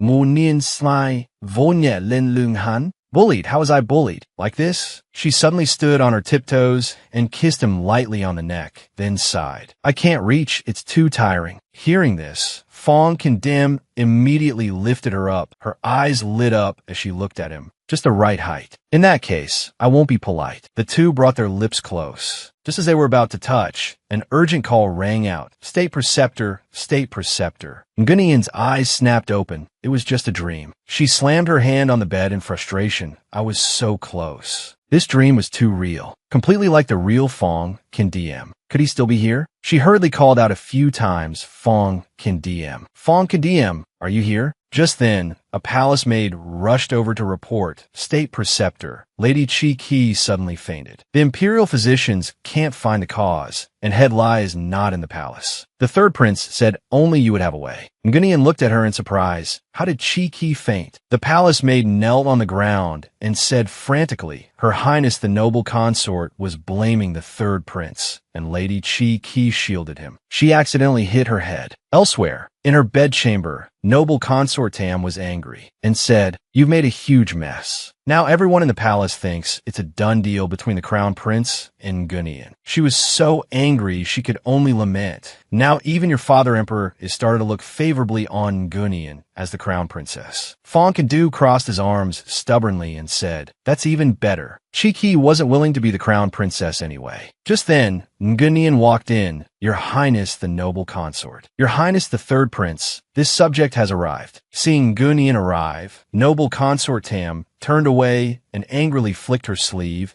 The imperial physicians are all helpless. What can a charlatan do? Ngunian walked to the bedside and lightly touched her finger to Tam Chi-Ki's forehead. Lai Nu promised to help her nourish her soul until it was healthy. Why is her soul still so weak? Ngunian frowned. She touched her finger to Tam Chi-Ki's forehead again. The green ring is mainly for destroying souls. This is too much of a stretch. It would be great if I had Lai Nu's ring, but that fellow isn't in the palace right now. Fonkendu anxiously walked to Tam Chi-Ki's bedside. Chi-Ki, you're finally awake. Ngunian mercilessly pushed Fonkendu away. Lady Tam still needs to rest. Hearing this, Kadu happily ran to noble consort Tam's side. Mother consort, see, I told you Ngunian is trustworthy. Let's go outside first and not disturb Chi-Ki's treatment. Seeing that everyone had left, Tam Chi-Ki grabbed Ngunian's arm. State Preceptor. Lately, I've been feeling constantly panicked. The imperial physician's medicine is not effective at all.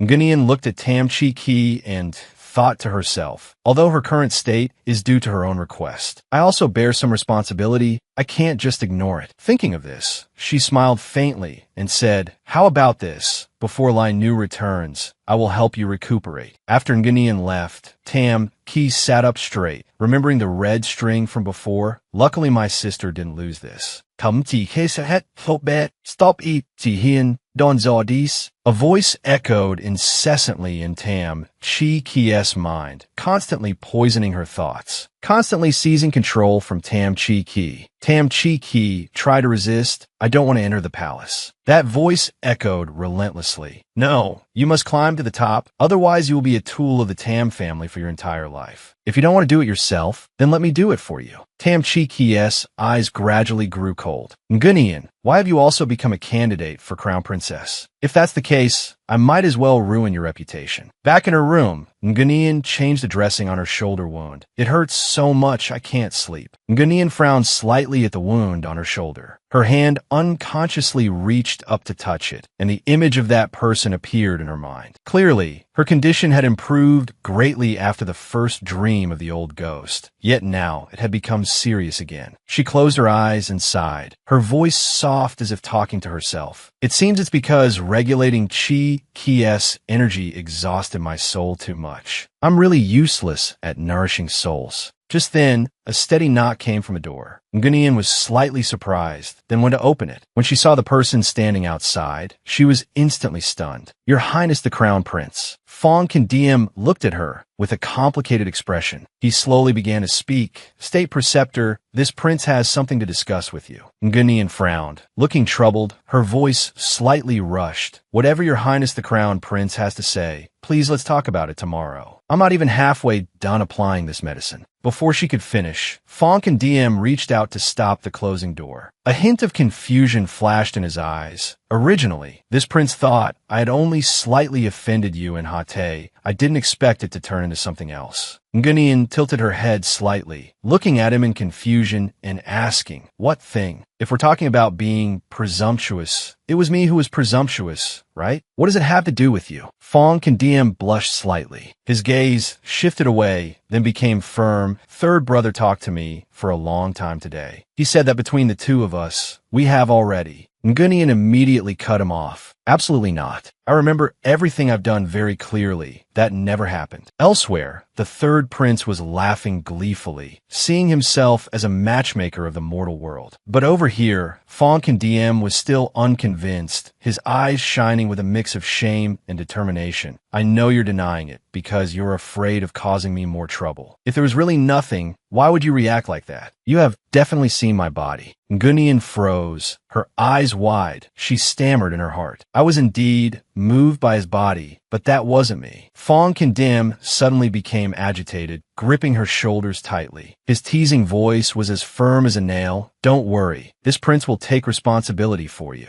Ngunian's mouth twitched. She cried out to the heavens in her heart. There are thousands of good women, Your Highness the Crown Prince. Please don't have such foolish thoughts. She hurriedly took a few steps back. Her voice rushed. Also, this subject is currently injured. I bid Your Highness the Crown Prince farewell. With that, without waiting for a reaction, she immediately closed the door, her exhausted body collapsing onto the bed, her eyes gradually closing. Sorrow piled upon sorrow. Misfortunes never come singly. The wound on her shoulder throbbed even more. She cracked her eyes open. She unconsciously recalled the image of Fong Kendiem gently. Bending down to kiss her wound, her heart suddenly skipped a beat. A thought flashed through her mind. I'll go to sleep and dream of him. Maybe eating the old ghost in my dream is another way. However, she tossed and turned in bed, both in pain and excitedly nervous. But in the end, she couldn't fall asleep at all. Ngunian, who was lying down, suddenly sat up, thinking to herself, forget it, I'd better go check on Chi Ki. At this moment, on the wooden bridge over the fish pond, under the clear water, schools of red carp swam about, fighting for food. A maidservant approached and spoke respectfully to Tam Chi Ki. Miss Tam, last night the Crown Prince went to the state preceptor's room.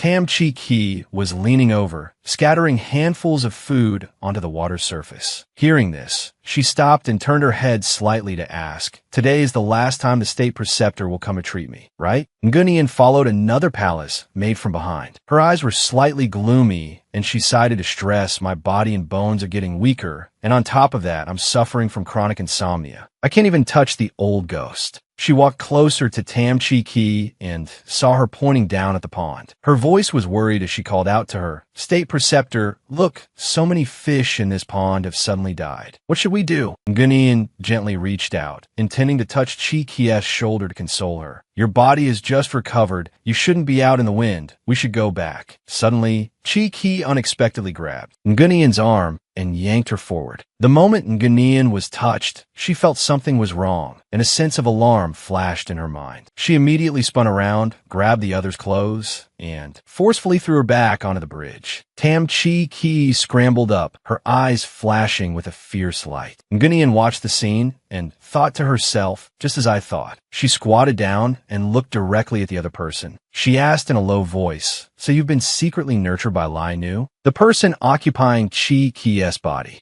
laughed coldly. Ngunian said resentfully to Chi Hien, grab me and jump down together, then turn around and say I wanted to kill you for the position of Crown Princess. You haven't read any new storybooks in a long time, have you? Storybooks aren't written like that anymore. Ngunian quickly deflected the blow, tightly grabbing the opponent's wrist and twisting it behind their back. Her other hand squeezed the neck of the person in Chi Ki's body. Her voice was as cold as ice. Nowadays, the world prefers to watch intense fight scenes. The other person cried out, wait until the noble consort arrives and see how you explain yourself for assaulting someone in public. Ngunian raised his chin with her hand and smiled faintly. Once Chi Ki regains control of her body, will I still need to explain? Tam Chi Ki gradually regained consciousness, her eyes hazy, then she fainted. Ngunian also staggered to her feet, panting and muttering, my body is too depleted. I don't have the strength to eliminate it at the root. I can only temporarily seal in the ring for now and deal with it later. Just then, the noble consort and her entourage rushed over. As soon as she saw the scene, she shouted. Ngunian, is this a place for you to act so outrageously? Her words were still echoing when Ngunian suddenly collapsed to the ground. The noble consort rushed to support her. Her eyes widened in shock. How audacious! Why did you faint? I haven't even made a move yet. Seeing that Ngunian had truly fainted, the noble consort panicked and shouted, Someone, come quickly. The emperor asked Lai Nu in a low voice, It's fortunate you returned in time. What is the condition of Chi Qi and Ngunian now? Lai Nu bowed and replied, Miss Tam has woken up and her body is no longer in great danger. But Ngunian's soul has been damaged for a long time, and now it has been further weakened by using too much power to treat Miss Tam. I beseech your majesty to allow this subject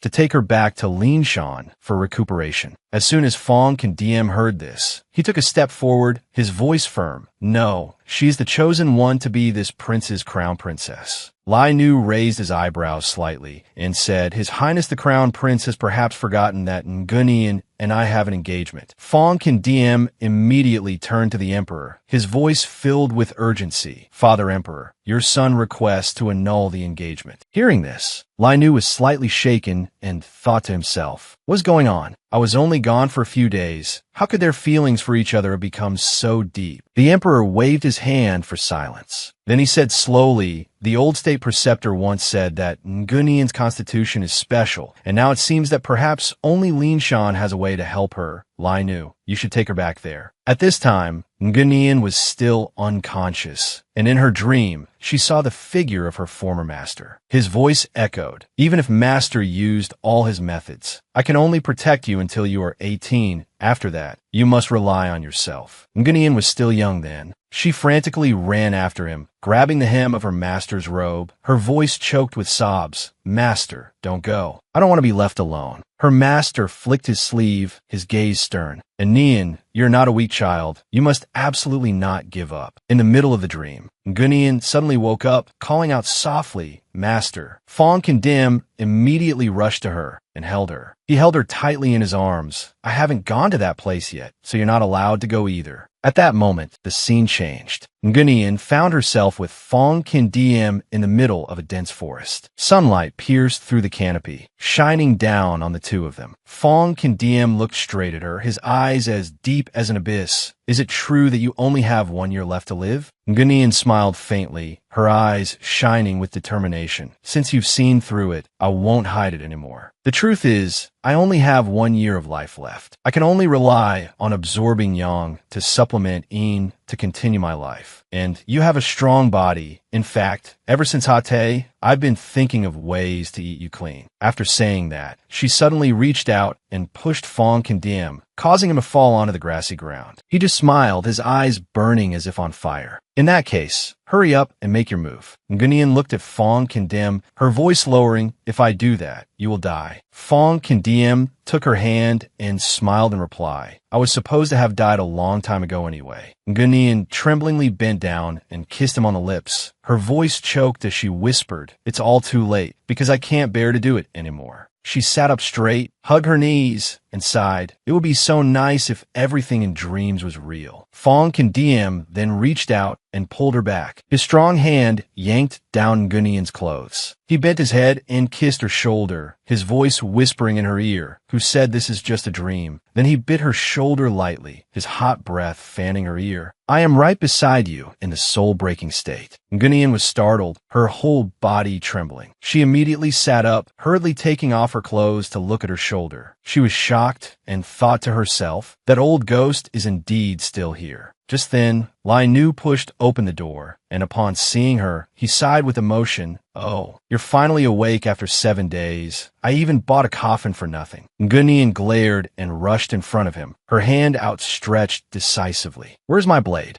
Lai Nu shrugged and smiled faintly. After I deal with the crown prince at the foot of the mountain, I'll tell you where the blade is. Hearing this, Ngunian frowned in confusion and asked at the foot of the mountain, What mountain? Didn't you already take me back to Linshan? With that, she walked quickly outside. As soon as she got out, she saw Fong Condiem. He approached with bright eyes. Ngunian, you're awake. Let's return to the palace. Ngunian looked at him, a strange feeling stirring in her heart. She had clearly done nothing, yet she had the illusion of having just been unfaithful. She immediately bowed. Thank you for your concern, Your Highness, but this humble servant is afraid I need to stay in Lam-Sun to recuperate for a while. Hearing this, Fonkin DM nodded slightly, a faint smile on his lips. That's fine too. I have long heard of Lam-Sun's extraordinary reputation. This prince will stay here and recuperate with you. Lai Nu heard this, raised an eyebrow, and asked coldly, what illness are you recuperating from? In his heart, he was silently fuming, wishing for him to get lost quickly. Fong Kindam replied nonchalantly, the entire world knows this prince's body is frail. Of course, I need to rest. Inside the room behind Lai Nu, Ngunian rushed over and urgently asked him, why did you agree to let him stay here? Lai Nu held up a banknote, waving it in front of Ngunian's face with a smile. Because he paid this much, of course. He was now casually leaning against a whole chest of gleaming banknotes. Seeing this, Ngunian's mouth twitched, her voice resigned. All right, money is king. Let's not talk about this anymore. Give me back my blade. Lai Nu immediately turned his head and huffed. You haven't driven him away yet. You'll get the blade after you've driven him away. Hearing this, Ngunian became furious. She immediately grabbed Lai Nu's long hair and yanked it back forcefully. A cold glint flashed in her eyes. You always have the last word. If you don't give me the blade today, I'll pull all your hair out. Lai Nu, in pain, clutched his hair and cried out, let go. If you make a scene and disturb the one in seclusion, you'll bear the consequences yourself. Ngunian gritted her teeth in anger. I don't care. Just then, a young attendant entered with medicine. Drink your medicine quickly, so I can make it in time to hear the master's lecture. Ngunian glanced over, and a thought immediately arose in her mind. The lecture means he's not in the study. She said nothing more, picked up the bowl of medicine, drank it in one go, and stood up, her heart set. Tonight, the moon is dark and the wind is high. Ngunian puffed out her chest and held her head high. Then, she immediately climbed out the window and slipped away with only one thought in her mind. Staying in Lam-Sun for long will only breed trouble. I must find Fa Han quickly and leave the capital. She silently entered the study. After turning and searching for a while, her eyes suddenly lit up, found it. But she sighed and thought to herself, I can't touch Fa Han directly. I have to think of another way. Just then, a cold voice sounded from behind. Lai Nu stood leaning against the door with his arms crossed. You actually dared to take it. He immediately channeled his spiritual energy to block Ngunian's path, his eyes sharp and cold. You haven't even recovered half your life, yet you dream of defeating me. Suddenly, the blade in the box vibrated slightly, letting out a hum. Ngunian was astonished. Ignoring everything, she reached out and took it. But strangely, she wasn't injured. Her heart trembled. Could it be that Fong Can DM is really inside the blade? He's protecting me. Lai Nu immediately lunged forward and grabbed her by the neck. Why must you take this blade? Is there anything more important than reviving Uncle? Ngunian struggled and said through gritted teeth, you actually believe the words of the southern border people? If there was a chance for resurrection, do you think they would give it to you? Question mark. Just then a light knock came from the door, and Fong Can DM's voice drifted in. Master Lai, I was just looking for Ngunian and couldn't find her. It's so late. What are you two doing? Lai Nu held Ngunian tightly and turned a face. Fong Kindam, the corner of his lips curling into a faint smile. Just as your highness the crown prince sees. Ngunian gritted her teeth in anger, cursing silently in her heart. See my foot. Fong Kindam immediately stepped forward and pulled her forcefully towards him, his cold gaze fixed on Lai Nu. Master Lai, please have some self-respect. Hearing this, Ngunian immediately pushed him away and snapped, you too. At this moment, the Fa Han blade in the room vibrated violently. The humming sound spread throughout. Ngunian was startled and thought to herself, he's angry. The continuous metallic ringing made all three of them turn to stare at the blade. Fong Kindam was astonished, his voice dropping. The blade is moving. A glint flashed in Lai Nu's eyes, a flicker of doubt in his heart. Could there be a special relationship between Ngunian and this blade? Fong Kindam immediately questioned. This blade was originally entrusted to the national preceptor by this prince for safekeeping. Why did it appear in Master Lai's room? Question mark. Lai Nu smirked and replied, this blade is a bit demonic. As the head of the household, I naturally cannot shift the responsibility to others. Besides, a few days ago, Ngunian was gravely ill and bedridden. I didn't mind holding on to it for her. After hearing this, Ngunian's face darkened as she replied, "Well, I mind a lot." Fong Condemn then came to stand behind her, one hand on her shoulder for support. If the national preceptor is awake, then this blade should be returned. Ngunian glanced at him, praising him in her heart. This little crown prince is quite sensible. Hearing this, Lai Nu just remained silent. After that, Ngunian hugged the blade and placed it on the table, her hand gently stroking the steel blade. She whispered, "Be good now. Don't let that guy find out. If he goes crazy, who knows, he might throw you into a furnace to melt." She sighed and hugged the blade tightly. Her eyes gradually sank into deep thought. The little crown prince is easy to fool, but Lai Nu is smart. Sooner or later, he will discover you are in the blade. I must plan carefully. That rotten Taoist priest dared to lay a hand on you. After speaking, she closed her eyes and drifted off. In her dream, she once again found herself facing Fong Can. "Zium?"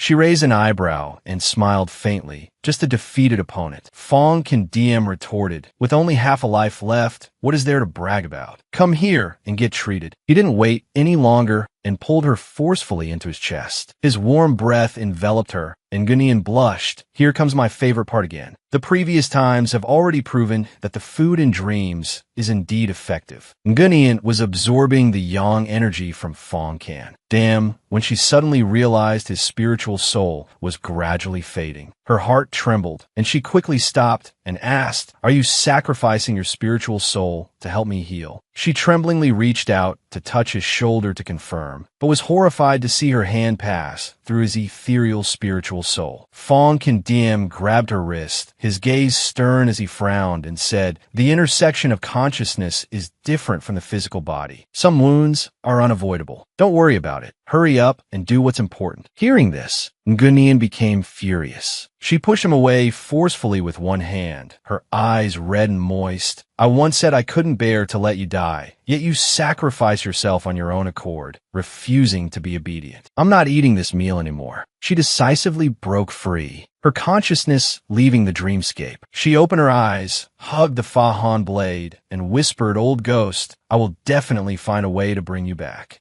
Ngunian sat at the table, lost in thought for a long time, and finally concluded, "There's only one clue left, and that's this tattoo. I must go find His Highness the Crown Prince to investigate." No sooner said than done. She immediately walked to the bedchamber of Fong Condiem. As she was raising her hand to knock, the Fa Han blade at her hip vibrated continuously. She quickly placed a finger on the scabbard, signaling it to be quiet. The door creaked open, and Fong Condiem stepped out with a surprised look. "Ngunian, you were looking for me?" Ngunian was startled for a moment, then bowed. "My apologies for disturbing your Highness the Crown Prince. This humble servant has a matter to ask about." Fong Condemn looked at her intently, a hint of a smile in his eyes. "Coincidentally, I also have something to say to you. Please come in." They both sat down at the tea table. Ngunian lifted her cup and took a small sip, thinking to herself, "I have a feeling he's about to say something dangerous. I'd better speak first." She then took out a piece of paper and spread it on the table. On it were complex tattoo patterns. She looked up and asked, "Has your Highness the Crown Prince ever seen this tattoo before?" Fong Condemn looked at it intently, then shook his head slightly. "I've never seen it, but I can help you look." Ngunian nodded and replied, "Then I thank your Highness." Fong Condemn continued to speak. "What if you were to consider becoming the Crown Princess?" Question mark. The moment he finished speaking, the Fa Han blade immediately began to rumble violently, as if the Fong Condemn inside the blade was roaring in anger. Ngunian quickly tightened her grip on the hilt, cursing silently in her heart. "Shut up, you noisy ghost." The Crown Prince sitting opposite her was slightly confused, but continued to speak. A sickly and frail Crown Prince, no matter which minister's daughter he marries, will ultimately just be a pawn in someone else's hands. But you are different. This is the reason I want you to become the Crown Princess. After hearing this, Ngunian fell silent and slowly replied, "As a subject, I shouldn't say these words, but your Highness the Crown Prince, I have a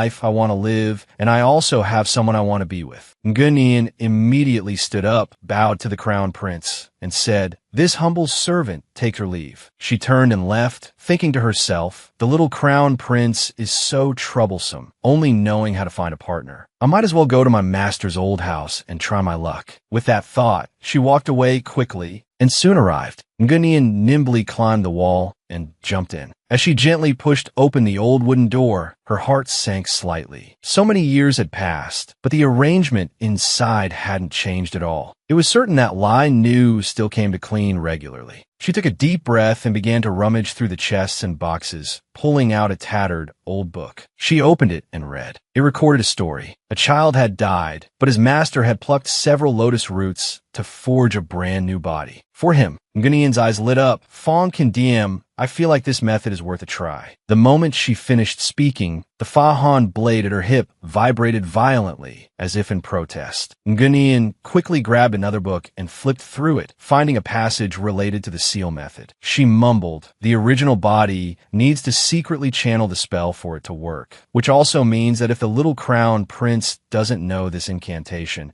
it will be completely ineffective. Just then, a loud noise came from the courtyard. Startled, Ngunian rushed out. As soon as she saw the scene, she cried out in alarm. What happened? Before her eyes was Fong Kindiam, passed out on the ground, his face pale, without a trace of color. A young attendant rushed over in a panic to report to Lai Nu, "Master, young martial uncle, and His Highness the Crown Prince just barged into the old master's residence." When Lai Nu heard this, he became furious. There's a protective formation there. They're truly seeking death. He left immediately, but thought to himself, that fool Ngunian. It would be better if she were blown to bits by the formation than to die at my hands. Soon he arrived, looking at Fong Kindiam lying unconscious on the bed. His face was momentarily grim. He reached out to take his pulse, then frowned in thought. How strange. The formation, just now, was very powerful. The Crown Prince is left with only a faint breath. Yet Ngunian isn't injured in the slightest. Ngunian stood beside him and asked him patiently, "How is he?" Lai Nu cleared his throat slightly and replied, "His spiritual soul is too weak. It's not certain if he can wake up." Ngunian bit her lip and pressed, "Is there any other way?" Lai Nu fiddled with the bracelet on Ngunian's wrist and said, "There is that one way. Find a dead soul to impersonate the Crown Prince. You're familiar with this kind of thing." Hearing this, Ngunian frowned and clenched her fist. She thought to herself, even if the old ghost desperately needs a body, I absolutely cannot just take the Crown Prince's. She turned to leave and said coolly, "I don't understand. I'm going to find some medicine."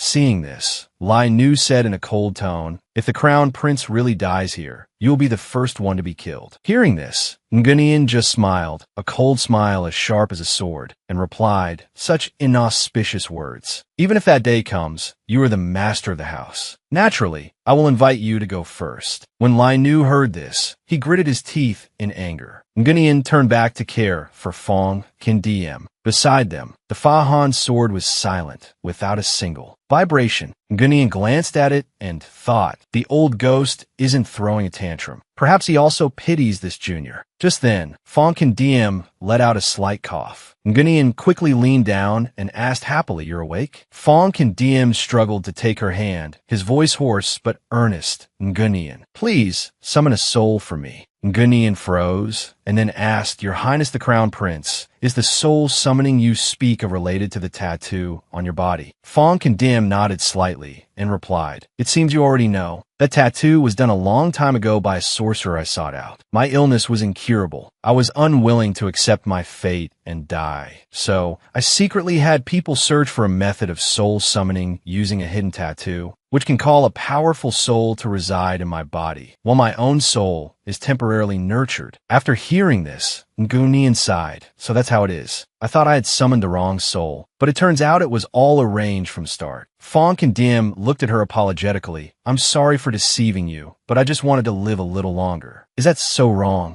Ngunian's voice trembled slightly as she asked, "Then what is the real reason you want me to be the Crown Princess?" Fong Can replied, "It's because I need someone who can deal with unexpected events like this, someone who can save me. It was also because of that immediate benefit that I advised you again and followed you to this residence. Who would have thought that retribution would come so quickly?" Hearing this, Ngunian became angry. Her heart twisted as she thought, so I was just a tool all along. Fong Can coughed continuously again, his face pale and his voice growing weaker. "My body can't hold on any longer. If something happens to me, my father the emperor will surely investigate, and many innocent people will be implicated. So please, I beg you, help me summon a soul one more time." Ngunian looked at Fong Can weak breathing and asked softly, "You want me to summon a soul into your body? Aren't you afraid I'll take the opportunity to cause trouble?" Fong Can gasped for breath, his words broken. "You didn't do it last time, so you're even less likely to do it this time. This is this prince's verbal edict, you."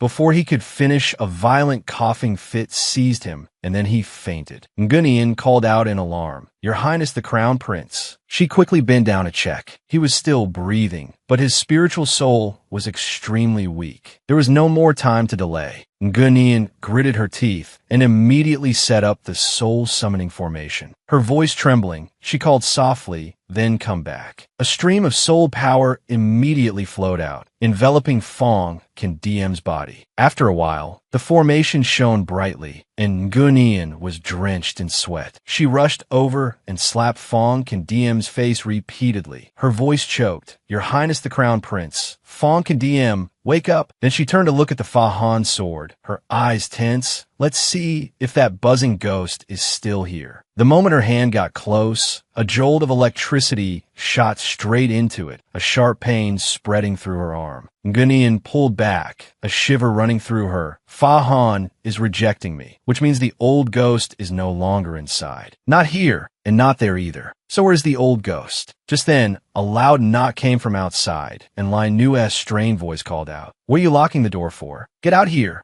Ngunian took a deep breath, pushed the door open, and replied with a smile, "Perfect timing. There's a difficult matter I'd like to discuss." Lai Nu said nothing more and immediately grabbed Ngunian's wrist, pulling her along. "Discuss my ass. Run. That person is out of seclusion." Hearing this, Ngunian was startled, a childhood memory flashing in her mind. An innocent, childish voice had once said, "Aunt Noyette is so nice," immediately followed by resentful, angry eyes. "Get lost. If I ever see you again in this life, I will kill you without mercy." Lai Nu pulled Ngunian's hand forcefully, his voice strained as they walked. "Your master's old house is usually maintained by her. Even I don't dare to enter casually, let alone you, the person she hates the most." At this moment, a cold sword strike suddenly cut through the air, heading straight for Ngunian. She reacted instinctively, leaning her body to dodge it, but a few strands of her hair were still cut off. Ngunian clutched her head, her heart pounding. That was dangerous. "I almost got my head shaved." A cold voice sounded from behind. "Aunt Noyette has appeared." Her eyes, sharp as a blade, looked at Lai Nu. "The master of the house has grown up. You even know how to keep a beauty in a golden house now." Lai Nu's expression changed slightly as he gritted his teeth and replied, "We can't leave." Just as the atmosphere grew tense, Fong Can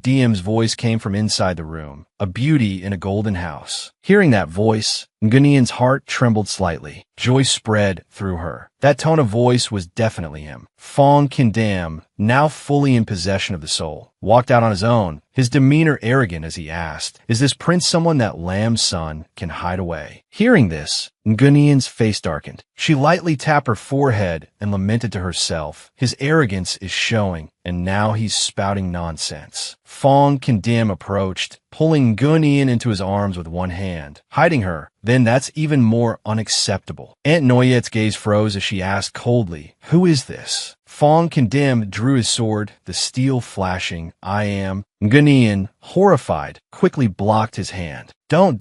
She snatched the sword from his hand and respectfully returned it to Aunt Noyette. "This is His Highness the Crown Prince." Aunt Noyette sheathed her sword, her expression unchanging as she said coolly, "Lam's son has long since severed ties with the imperial court, trespassing into my forbidden grounds. So what if you're the Crown Prince?" Fong Can suddenly coughed, his body swaying. Ngunian quickly supported him, her eyes full of worry. Fong Can leaned on his cane, running on fumes, but his voice was still arrogant. This prince gave Master Lai so much silver. Not only did I almost lose my life, but now I have to endure this indifference. When Lai Nu heard that, his heart jolted, his eyes darkened as he roared in his mind, "It really is that detestable ghost who's come back." Hearing this, Aunt Noyette's face darkened, and she scolded Lai Nu in a stern voice, "Silver, master of the house, do you take my lamb son for an inn?" Question mark. Lai Nu replied awkwardly. The crown prince coming up the mountain to recuperate was his majesty's decree. The silver I gave was just a token of sincerity. But in his heart, he was furious, his eyes glaring at Fong Condemn. He's really pushing his luck. Fong Condemn, however, just smiled faintly and thought, with money, even if you're dissatisfied, you have to swallow it. Aunt Noyette snorted coldly and said in a stern voice, "If the crown prince truly wants to cherish his life, he should stay away from troublemakers, not go out of his way to protect them." And the dangerous one here is Ngunian. With those words, her figure vanished, leaving behind a heavy atmosphere. Ngunian quickly pulled Fong Condiem aside and whispered, "Don't get cocky. It'll be dangerous if Aunt Noyette finds out." She immediately pushed him back into the room. "His Highness the Crown Prince's body is still weak. It would be better to get more rest." The moment the door closed, Fong Condiem hugged her tightly, half smiling, half serious. "Exactly. I invite the national preceptor to examine this prince thoroughly." Lai Nu, standing outside, heard the door close. His anger flared, and he pounded on the door, shouting loudly, "Open the door. I have something to say." Fong Condem immediately pressed Ngunian against the door, his voice threatening. "You are not allowed to answer him." "Press so close." Ngunian's heart pounded. "Too close. The smell of a meal I haven't tasted in so long." She immediately pushed him away, both annoyed and embarrassed. "Back off a bit. I can't eat you right now. I need to fatten you up again." Outside, Lai Nu was still pounding on the door insistently. Ngunian frowned. He's rarely this anxious. Something big must have happened. I have to go see. But Fong Condem held her hand tightly, his eyes burning with a strong possessive desire as he asked, "Speak from your conscience. Am I hard to eat right now?" Ngunian blushed and replied, "Stop messing around. I'm just going out to hear what he has to say." Fong Condem replied sullenly, "Let me go." Outside, Lai Nu shouted angrily, "You two, get back to the palace for me." Fong Condem opened the door and stepped out, his voice cold and full of sarcasm. "We're not going back. If you keep making noise, give me back my money." After saying his piece, Fong Condem slammed the door shut. The loud bang made Lai Nu, outside, grit his teeth in anger, thinking resentfully, "I shouldn't have worried about whether she lived or died in the first place." Inside the room, Ngunian turned to look at Fong Condem, her voice soft and low. "Stop being sulky. Both you and I are depleted right now. Returning is the best course of action." Fong Condem looked at her again, the corner of his lips lifting. "Isn't it rumored throughout the land that Lam Sun's magical arts are miraculous and magnificent?" Then, without waiting for her reply, he lay down on the bed, his long arm reaching out and pulling her down. Her soft body pressed against his. He chuckled softly. "It's perfect that we're staying. We can find a way to extend this little life of yours." Ngunian frowned and replied, "Back then, even my master was helpless." Fong Condem immediately raised an eyebrow. "After taking so much silver from my family, even if there's no way, you have to rack your brains and find one." Hearing this, Ngunian said sorrowfully, "Aunt Noyette was my master's fiancée, and my master died for me. She will absolutely not give me this chance." Fong Condem looked at her for a long time, then gently patted her head. "Then let me help you." With that, he turned and got off the bed. Ngunian watched him, bewildered, and became even more confused when she saw him pick up the blade. She immediately stopped him. "Wait, don't be rash." Fong Condem raised an eyebrow and sneered. "What are you so nervous about? I'm trying to find Lai Nu to talk some sense into him." Ngunian glared and asked, "And you're bringing a blade for that?" Fong Condem huffed lightly. "A blade is a man's pass." With that, he went straight to Lai Nu's room. The moment the door burst open, he strode in confidently, his hand gripping the hilt of the blade. Lai Nu looked up and was utterly confused. Fong Condem pointed straight at him. "Either return the money or draw your sword. Take your pick." Lai Nu was stunned for a moment, then asked, "The silver was a gift from the crown prince. What does it have to do with you?" Hearing this, Fong Condem was momentarily taken aback, feeling indignant. "Humph, not so stupid after all. He actually figured that part out." Fong Condem angrily slammed the table and shouted sternly, "I am the ancestor of that crown prince. Exclamation point. After hearing this, Lai Nu smirked contemptuously, sneering in his heart, such vulgar words. Such an impulsive temper. Fong and DM refused to stop and continued to growl, cut the crap. Bring out your lamb, sons. Life-extending method. I have a save Ngunian. Lai Nu snorted coldly and replied, who knows if you're being sincere or just using Ngunian's name to seize her secret arts. A fine scheme indeed. Hearing this, Fong can DM lunged forward, grabbed Lai Nu by the collar, and shouted with glaring eyes, does this prince need to deceive you?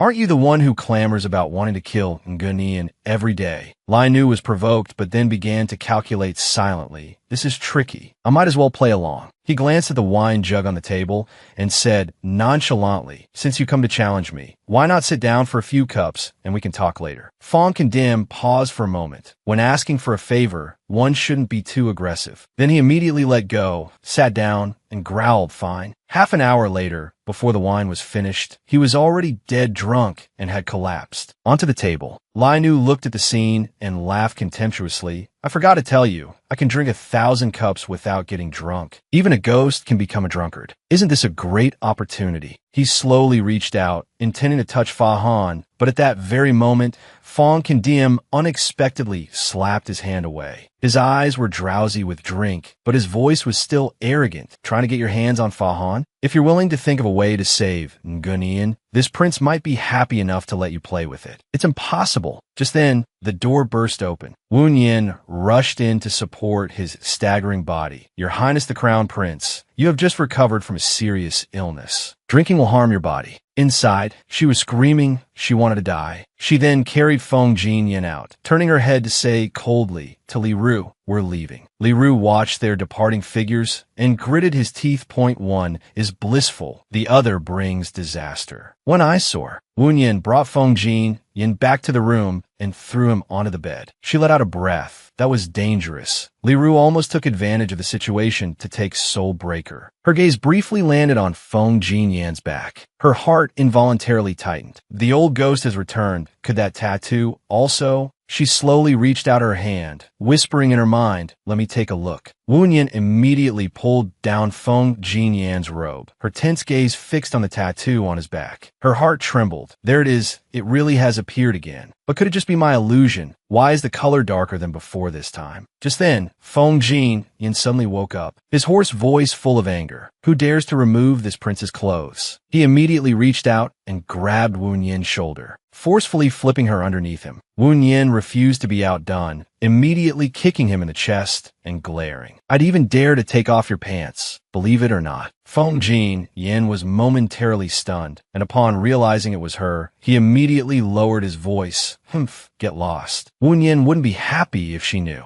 Wu Yin was a bit taken aback. She leaned in close, looking at his drunken, staggering state, and asked, why are you afraid of making Wu Yin unhappy? Doesn't she bully you all the time? Feng Jinyan tilted his head slightly, his eyes hazy with drink, but his tone still stubborn. Nonsense. She just looks as innocent as a little chick. This prince is just indulging her. Wu Yin let out a faint, sarcastic laugh. You really know how to say pleasant things. Feng Jinyan didn't reply, but hugged the pillow beside him tightly, whispering as if confessing a secret. Wu Yin is just like me. Both of us are lonely in this world, so I understand how she feels. I once had a disciple. His body was weak since childhood. I always did my best to protect him. Wu Yin frowned in confusion. What weak little brat? Feng Jinyan continued to mumble, but after I died, he erased all traces of my existence. I'm afraid even my assassination in the southern border was related to him. Hearing this, Wu Yin was startled and blurted out, are you talking about Feng Wuyong? But historical records state that Feng Wuyong personally led many campaigns against Dongquan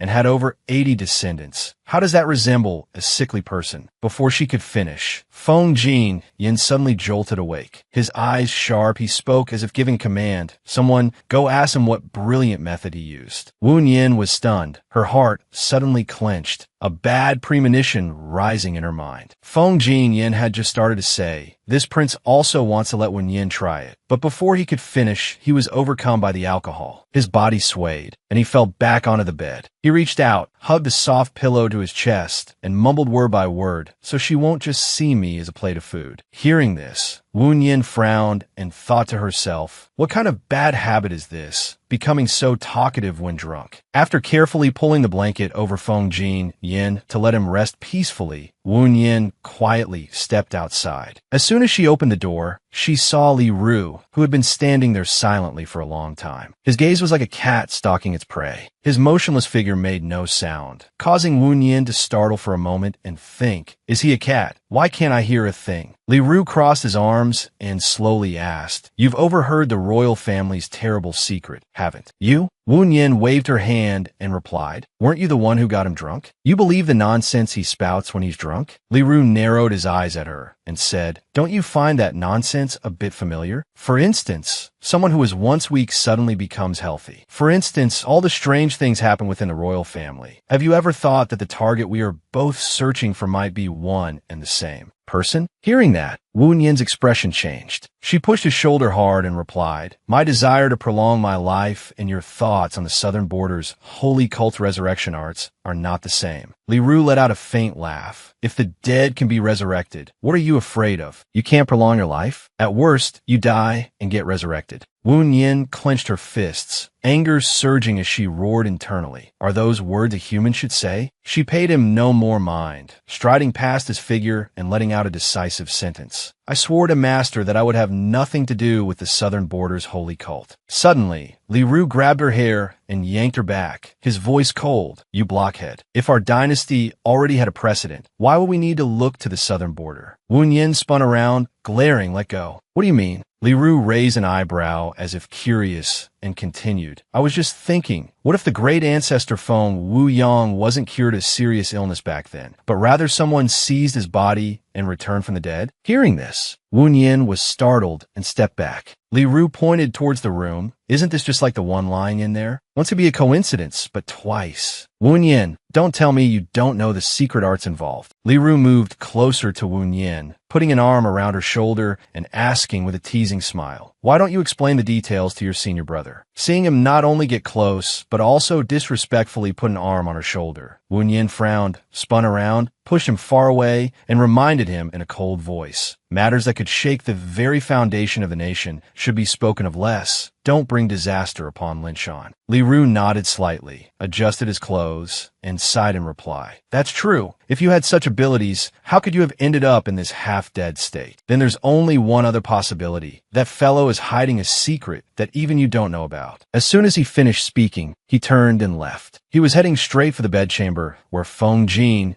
was sleeping soundly. Seeing this, Wu Yin's expression changed, and she quickly followed. Li Ru stood before the bedchamber door, spoke, and then kicked the door hard, saying, let your senior brother help you see clearly. Wu Yin rushed over in a panic to stop him, loudly accusing, so you didn't just come to eavesdrop, you had your own agenda. Li Ru chuckled and charged straight inside, replying, not at all, I just brought some sobering medicine. Wu Yin immediately gave chase. In the room, Feng Yin was still sleeping soundly on the bed, his clothes disheveled, revealing a patch of his fair back. On his skin were strange, swirling tattoo-like patterns. Li Ru narrowed his eyes, staring intently for a moment before letting out a huff. This tattoo looks a bit familiar. I seem to have seen it at Aunt Yu's place. He sat down beside him and reached out to pull Feng Jinyan's robe aside to get a better look. But just as he touched it, Feng Jinyan's eyes suddenly opened. He headbutted Li Ru hard, making the other man cry out in pain and clutch his head. Li Ru's eyes widened in anger as he exclaimed, huh, you were pretending to be asleep? Feng Jinyan glanced coldly, grabbed Soul Breaker from beside the pillow, and pointed it at him, asking, so what if I was pretending? It was enough to make you lower your guard and reveal a lot of information. Isn't that right, Aunt Yu? Witnessing this, Wu Yin burst out laughing and clapped, praising, such great acting. Living a long life really makes a difference in experience. Li Ru gritted his teeth, turned to Wu Yin, and asked in a cold voice, so what if you know? Do you dare to leave? If you touch Aunt Yu's reverse scale, not even the Crown Prince can protect you. Wu Yin showed no fear and pointed directly at the red bump on his forehead, taunting, if you don't hurry and treat that wound, you'll have a hard time keeping your own head. Li Ru turned and left in a huff without another word. Wu Yin watched him go with a triumphant smile. By now, Feng Yin was sober and slowly got off the bed, walking to the tea table. He placed Soul Breaker on the table and poured some tea, where he saw Wu Yin staring at him. He also looked up to meet her gaze. Wu Yin reached out, snatched the teacup from his hand, and asked with a smile, "Were you pretending to be drunk, or were you really drunk?" Feng Jin Yin held his head with a helpless expression and lamented, "I've never lost a drinking contest before. I didn't expect this body to be so useless." After hearing Feng Jin Yin, Wu Yin lowered her head and mumbled softly, "It seems you only sobered up after Li Ru came in. The things you said before were indeed spoken while you were drunk." Hearing that, Feng Jin Yin was startled. He lifted his head from his hands, breaking out in a cold sweat and exclaiming, "Huh!" He immediately rushed over, grabbed Wu Yin's shoulders tightly, and shook her slightly, making her body sway as he hurriedly asked, "Did I say anything strange?" Wu Yin smiled faintly, her lips curving as she lifted his chin teasingly. "Moreover, you did a lot of strange things too." Feng Jin Yin was momentarily flustered and tightened his grip on her wrist. "If I had really done anything, how could I still be sitting so calmly in front of you now?" He knew Wu Yin's temperament well. Hearing that, she thought to herself, "That's right. If it were me, I would have pounced like a hungry tiger." An image of herself turning into a tiger and lunging at him flashed through her mind. Looking at Feng Jin Yin, who was still weakly trying to preserve his innocence, she smiled faintly and thought to herself, "Today, I want to trample you." Feng Jin Yin sat back down at the tea table, picked up the soul breaker blade, and said in a low voice, "Let's get back to business. That Aunt Yu of yours seems to be no simple character. I plan to go see her in person." Wu Yin quickly grabbed his arm, anxiously advising, "Calm down, don't be hasty. I feel that Li Ru's actions today were somewhat intentional. He gave up the clue about the tattoo too easily, and his words, which sounded like a warning to me, were clearly meant to provoke you. He's hiding his own scheme in all this." In the study, Aunt Yu held a book and looked up at Li Ru, saying indifferently, "I have told you many times not to get involved with Wu Yin anymore." Li Ru then asked, "Not even for revenge?" Aunt Yu silently turned the pages of her book, and after a while, she slowly spoke, "No, get her out of this place quickly. I don't want to see her ever again." Standing behind her, Li Ru wouldn't give up and said, "If so, why not just kill her, so you'll never have the chance to see her again for the rest of your life? Wouldn't that be more decisive?" Aunt Yu tilted her eyes slightly to glance at him and then placed the book back on the shelf. Seeing that reaction, Li Ru couldn't help but press, "Don't you hate her? Why are you protecting her like this?" Aunt Yu replied softly, "A cultivator should not dirty their hands." Li Ru stepped forward again and said, "But I'm still waiting for her to hand over the Crown Prince's blade." Aunt Yu frowned slightly, turned to face him, and asked, "Why do you want that blade?" Li Ru answered without hiding anything, "With the Crown Prince's blade, I can use it to trade for the resurrection art from the southern border's holy cult and bring Uncle back to life." Hearing that, Aunt Yu's face darkened. She threw a palm strike at him and yelled, "Have all the words I've taught you all this time been like wind passing by your ears?" Li Ru was momentarily startled, but his agile movements allowed him to dodge her powerful blow. Li Ru sighed, staring into Aunt Yu's calm eyes, and asked, "If you truly miss Uncle, why won't you take the path that is clearly right in front of you?" Aunt Yu shook her head slightly, her gaze cold as she replied, "The people of Linshan are forbidden from having any contact with the southern border." Li Ru raised an eyebrow and continued to ask, "If I remember correctly, it was Uncle who brought Wu Yin back from the southern border that year, right?" Hearing this, Aunt Yu's voice trembled slightly as she said,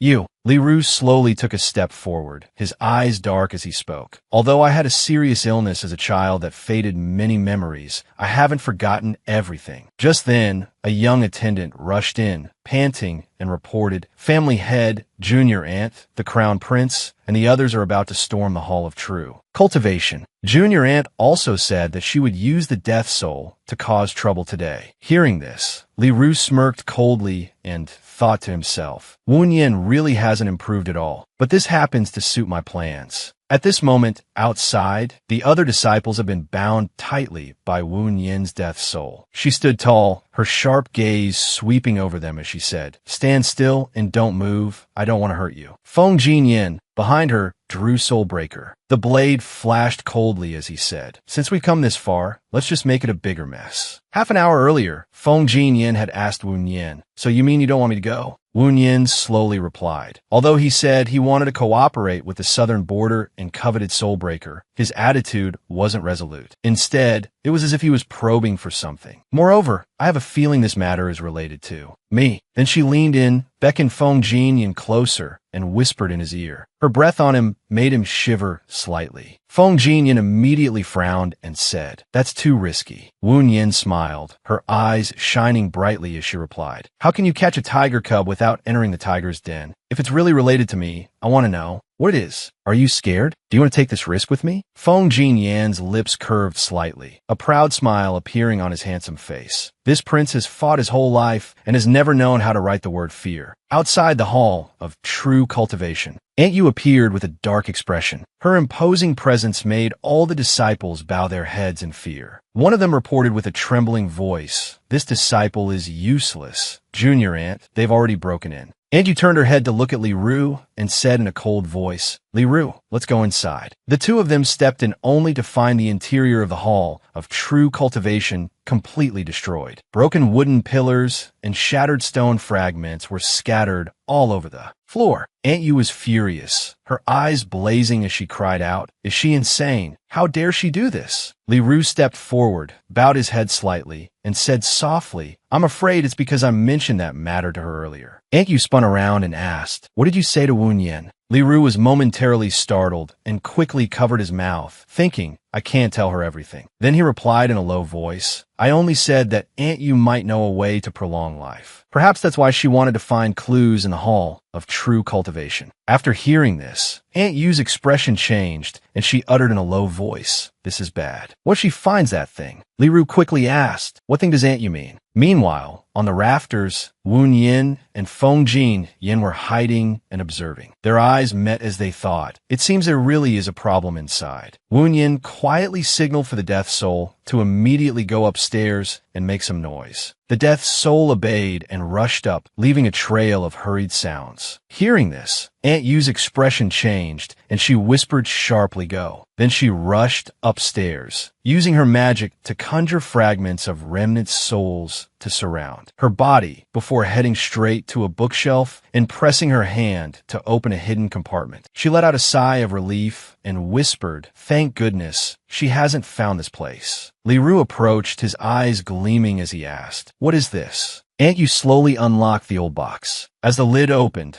Li Ru was stunned and exclaimed, "Isn't this the soul-controlling bell, a magical artifact of the southern border's holy cult?" On the rafters, Wu Yin and Feng Jinyan were both startled and exchanged glances. A question arose in their minds. Wasn't this thing destroyed long ago? Aunt Yu held the soul-controlling bell with both hands, looked straight at it, and said in a low voice, "This bell originally belonged to Wu Yin." Feng Jinyan looked at Wu Yin and asked, "Why do you have the soul-controlling bell? Could it be that you're originally from the southern border?" Hearing this, Wu Yin's whole body trembled. She clutched her head as sweat poured down. "I really don't know anything. Before coming to Linshan, no matter how hard I tried, I couldn't remember anything. Only a small memory rushed back from when she first met Master. At that time, her body was thin, her clothes stained with mud. Master looked at her quietly and said, 'Your parents died in a great flood. From now on, you will be my disciple.'" Wu Yin looked up, her eyes red as she asked in a trembling voice, "If I become your disciple, will I not be in pain and no longer be hungry?" Master nodded gently and personally placed a jade bracelet on her wrist. Remembering that moment, Wu Yin blurted out, "Could Master have lied to me?" Hearing her words, Feng Jinyan's heart was shaken. He opened his arms and hugged her tightly, his warm hand gently patting her shoulder to comfort her. "I was just asking casually. If you can't remember, don't force yourself." Down in the main hall, Aunt Yu was now telling Li Ru the story in a heavy, low voice. "Your uncle was afraid the southern border's holy cult would find Wu Yin's whereabouts, so he kept her identity a secret. Each generation, the holy cult selects 10 children with special constitutions. Each child is given a soul-controlling bell as a token. These children are raised for a period, and from them, a holy child is chosen, while the rest are all taken to be melted down along with their bells." At this point, Aunt Yu closed her eyes and took a long breath before continuing. Wu Yin was one of the children who was supposed to be killed. Hearing this, Li Ru was shocked beyond what he had anticipated. He said in a low voice, "Adopting a child of the holy cult would bring great danger to Linshan. This is absolutely not something Uncle would do." Aunt Yu looked straight into his eyes and asked, "If you saw a child suffering immensely with your own eyes, could you be heartless enough not to save them?" Li Ru turned his face away and didn't answer, because in his heart, he really could have ignored it. Aunt Yu paused, then slowly continued, "There's one more thing. I once mistakenly took a pill and became unable to have children. Your uncle treated her as his own flesh and blood and gave her to me to raise as a daughter." With that, she turned and placed the box containing the bell back on a shelf. Up on the rafters, Wu Nian heard every word, her eyes blurring as tears fell as the truth was gradually revealed. Li Ru glanced at the soul-controlling bell, a calculating glint in his eyes as he thought to himself, "If I remember correctly, this bell can suppress that old ghost." He then said to Aunt Yu, "Aunt Yu, Wu Nian has already snuck into this place. The location of the soul-controlling bell has likely been exposed. It would be better to let me keep it safe." Up above, Wu Nian heard this and immediately turned to look at Feng Jinyan, a sense of alarm rising in her heart as she thought, "No, the old ghost disappearance and the soul-controlling bell are definitely related. If this thing falls into Li Ru's hands, the old ghost's life will be in danger." She clenched her fists, extremely worried. Aunt Yu handed the box to Li Ru, her gaze stern as she said, "You are the family head. Now that you know about this, it's good for you to keep it safe." Li Ru nodded slightly, his hand reaching out to take the box, when suddenly the evil soul from Wu Nian's bracelet erupted, snatching the box towards its master. Wu Nian reached out, caught it, and hugged it tightly to her chest, her eyes flashing as she said softly, "It's only right for things to return to their original owner." The moment she touched the box, a violent force shook her, causing her to pause. Wu Nian was astonished, thinking this power is too strong. It's completely different from the previous bell. At that moment, the bell began to ring, its chimes long and drawn out. Aunt Yu and Li Ru were both startled, their expressions changing. The bell's ringing echoed ceaselessly, striking directly at their minds. Hearing it, Wu Nian's body stiffened, her eyes glazing over as if she were losing consciousness. Aunt Yu rushed over in a panic, her voice urgent. "Wu Nian, it has no effect on you anymore. You know." Wu Nian was momentarily stunned, a doubt rising in her heart. "If it's really useless, why are you so anxious?" Before she could finish her thought, Aunt Yu immediately drew her sword, pointed it straight at her, and shouted, "Put it down now." The sword's light flashed brilliantly, but Wu Nian was now sinking into an illusion. She heard the sound of children's laughter echoing, as if countless small figures were circling her. She trembled and thought to herself, "If Li Ru gets this box, the old ghost will definitely be bullied." Seeing the critical situation, Li Ru quickly cried out, "This is bad. She's about to lose control." Just as the chaotic energy was about to erupt, Feng Jinyan leaped up from below, the blade in his hand swinging powerfully, knocking Aunt Yu's sword away. At the same time, he pulled the staggering Wu Nian into his arms and said in a low voice, "If you get angry, I'm afraid even I won't be able to handle it." Feng Jinyan held Wu Nian tightly, his voice steady. "Calm down." Hearing the familiar voice, Wu Nian suddenly snapped back to her senses. She thought hazily, "What am I doing? I clearly know the soul-controlling bell will hurt him, yet I still let it control me." At this moment, Aunt Yu approached, her gaze cold as she said, "Your Highness the Crown Prince, your repeated interference in Lin Shan's affairs is rather inappropriate." Feng Jinyan, still not letting go of Wu Nian, said slowly, "Family head, Li has repeatedly associated with the southern border, so it's equally inappropriate to entrust this to him. The Imperial Palace is heavily guarded. It will be best to hand it over to the Imperial Court for safekeeping." Hearing this, Li Ru immediately interjected in a hurried tone, "Aunt Yu, don't listen to him. He's not actually." Before he could finish, Feng Jinyan turned his sharp gaze on him and said, "Family Headley should speak carefully. What were you about to say? The reigning crown prince is not actually." Hearing that, Li Ru froze. Waves of panic rose in his heart as he thought, "If I rashly expose him, I'll be framed for treason instead. This old fox is truly vicious." Aunt Yu was silent for a moment, then spoke.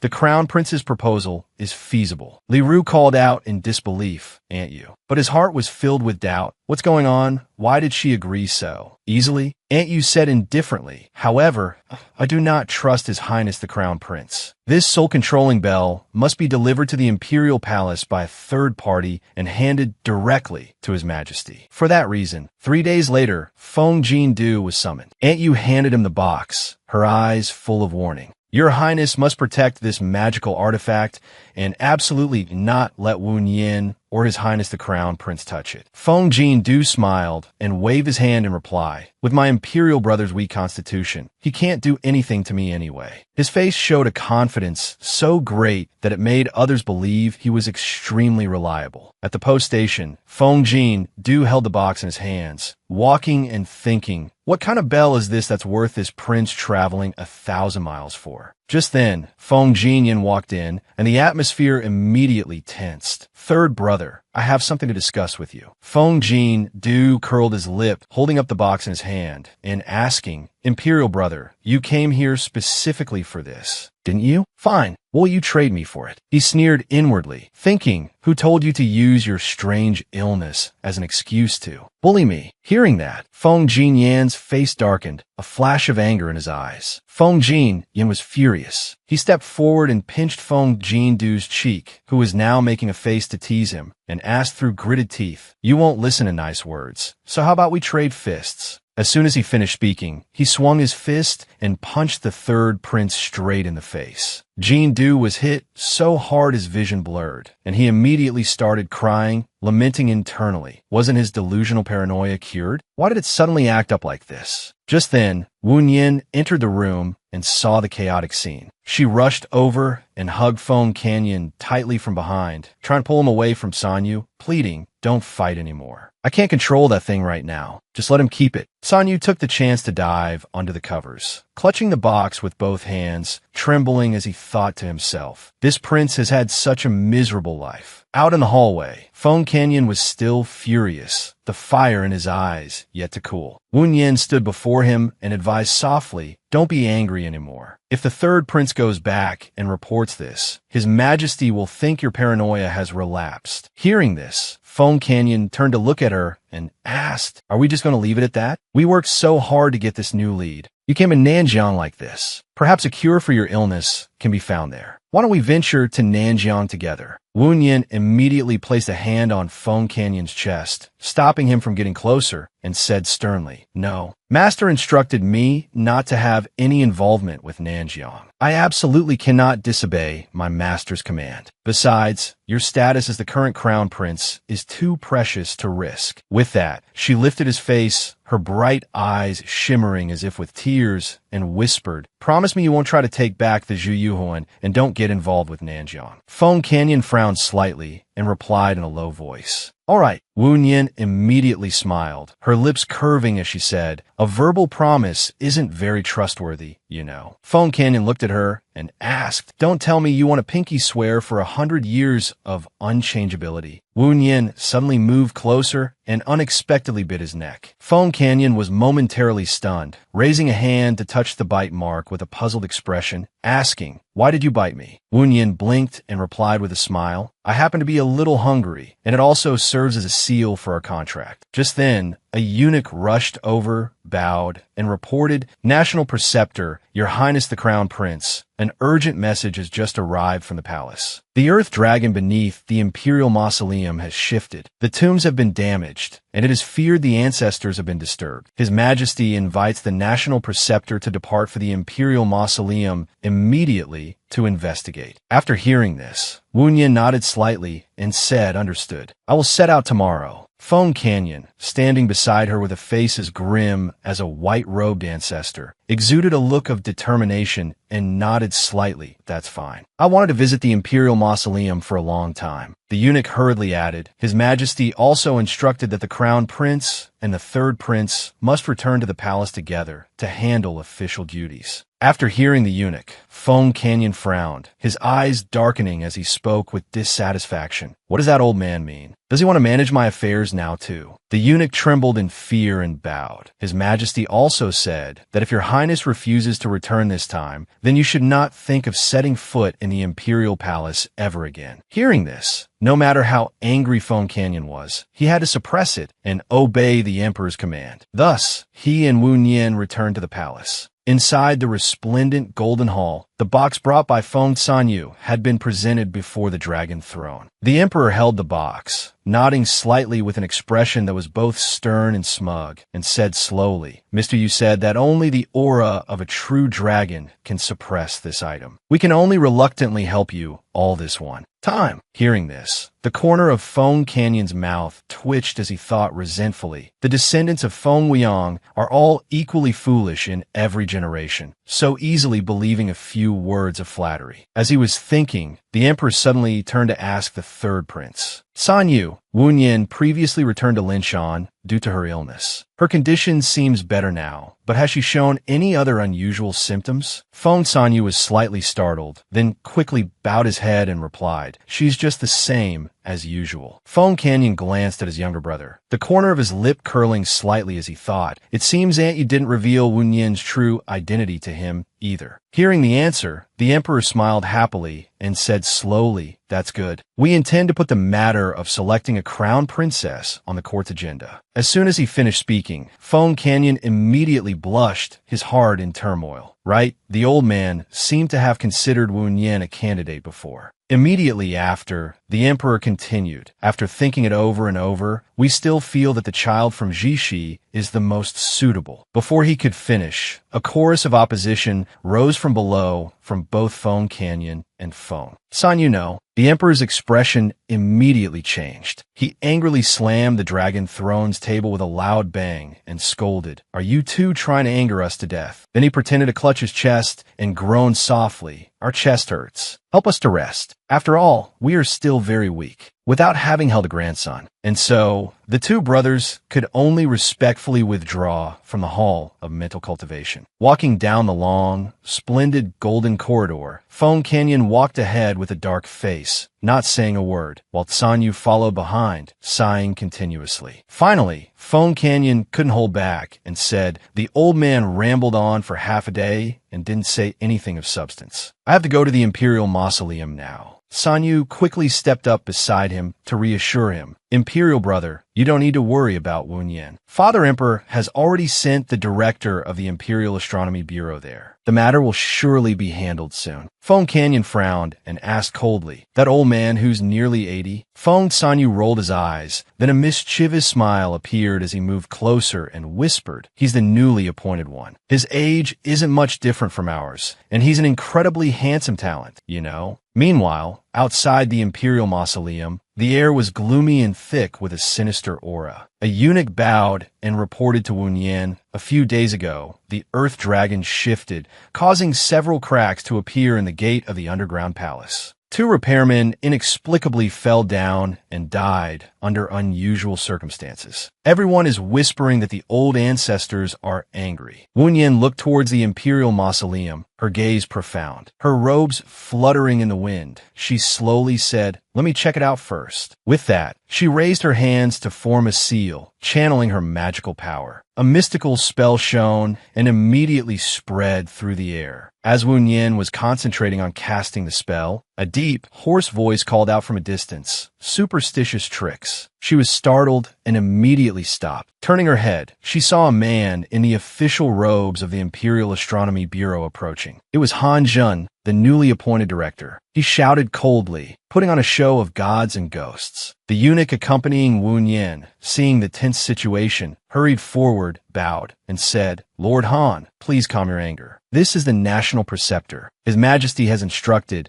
that he hopes you two will cooperate to resolve the matter at the Imperial Mausoleum soon." At this moment, far away in the palace, the emperor listened to a report, nodded, and chuckled softly. Indeed, when a man and a woman work together, everything goes smoothly. Back at the Imperial Mausoleum, Han Zheng waved his hand, gave a faint smile, and said to Wu Yin, "So it's the National Preceptor. This official has never believed in ghosts and spirits. I have already verified the problem in the underground palace. It's merely poisonous gas leaking from the rotting corpses due to cracks in the ancient tombs." Wu Yin slightly raised a hand to cover her face, looking at Han Zheng with a bewildered expression, and asked, "And you are?" In her mind, she thought, "He has a very strange smell on him." The eunuch immediately introduced him. "National Preceptor, this is the newly appointed director of the Imperial Astronomy Bureau, Lord Han Zheng." As soon as he heard this, Han Zheng strode closer, until the distance was only a hand's breadth. Wu Yin immediately stepped back, her face pale, then bent over to the side and retched.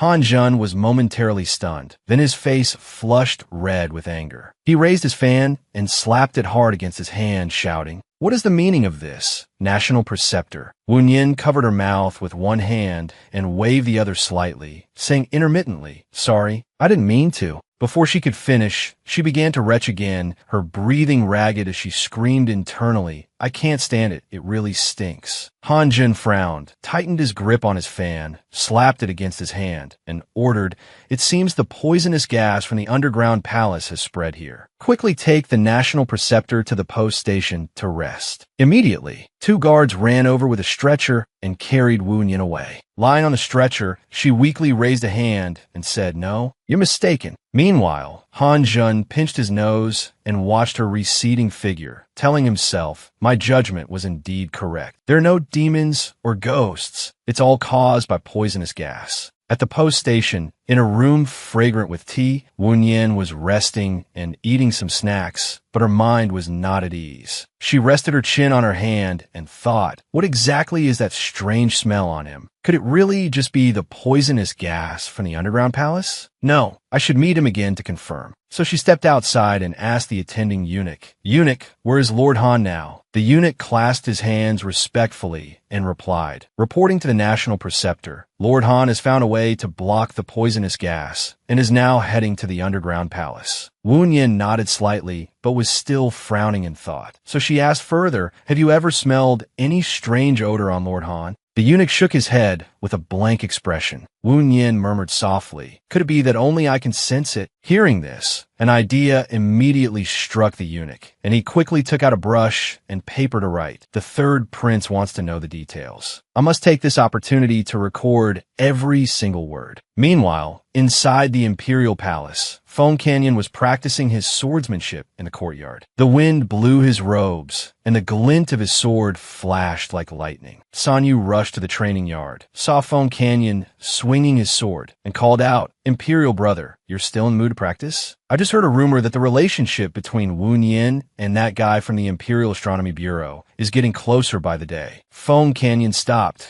rested the still-cold sword on his shoulder, tilted his head to look at him, and sneered, "Since you're here, why don't you practice with me for a bit?" Sanyu panicked and backed away, covering his mouth with both hands and waving them repeatedly. No, forget it. I haven't even finished the important part. Where are you going?" Foam Canyon frowned, a flash of anger in his eyes, as he snapped softly, "The Imperial Mausoleum." At this moment at the mausoleum, a group of soldiers and craftsmen were gathered, whispering, "I wouldn't dare try on that gas mask of Lord Han's, even if I had the guts." Hearing this, Wu Yin frowned slightly and thought, "It seems he's run into some trouble." As for Han Jun, he was sitting on a rock, holding his head in his hands, muttering in frustration, "Why won't any of them believe me?" Wu Yin slowly approached, looked at him with concern, and asked, "Hey, are you all right?" Han Jun suddenly looked up, and upon seeing her, he said in alarm, "Wu Yin, you've already been poisoned, yet you still dare to come here? Quick, put this on." He said this as he hurriedly took off the mask he was wearing and placed it in her hands. Wu Yin took it, dazed and not yet reacting. Han Jun stood up straight, puffed out his chest, and explained with a smug smile, "Inside this mask, I've stuffed cotton fibers and treated bamboo charcoal. It can perfectly eliminate the poisonous gas. You won't feel nauseous anymore now, right?" Han Jun's eyes shone with confidence as he awaited her answer, but Wu Yin remained silent for a moment, then took off the mask, her face turning pale before she quickly turned to the side and retched violently. Han Jun was startled and bewildered, rushing over to ask with concern, "How about I carry you out to rest?" Wu Yin hurriedly backed away, waving her hands. Her face flushed as she cried out, "No need. I really don't need you to carry me." After she finished speaking, she turned and ran, leaving Han Jun standing there, stunned. Just at this moment, Foam Canyon arrived from a distance, his sharp eyes happening to witness the entire scene. Foam Canyon had come to the Imperial Mausoleum to find Wu Yin when he suddenly saw Han Jun tightly gripping her hand and persuading her, "Don't be shy." Wu Yin struggled to break free. "Let me go." In Foam Canyon's eyes at that moment, Han Jun was no different from a scoundrel forcing himself on an innocent girl. Anger flared, and he immediately rushed forward, shouting, "She already said she doesn't want to." Wu Yin heard the familiar voice, turned around joyfully, and ran to embrace him. Her face lit up like a blooming flower. As she nuzzled her head against him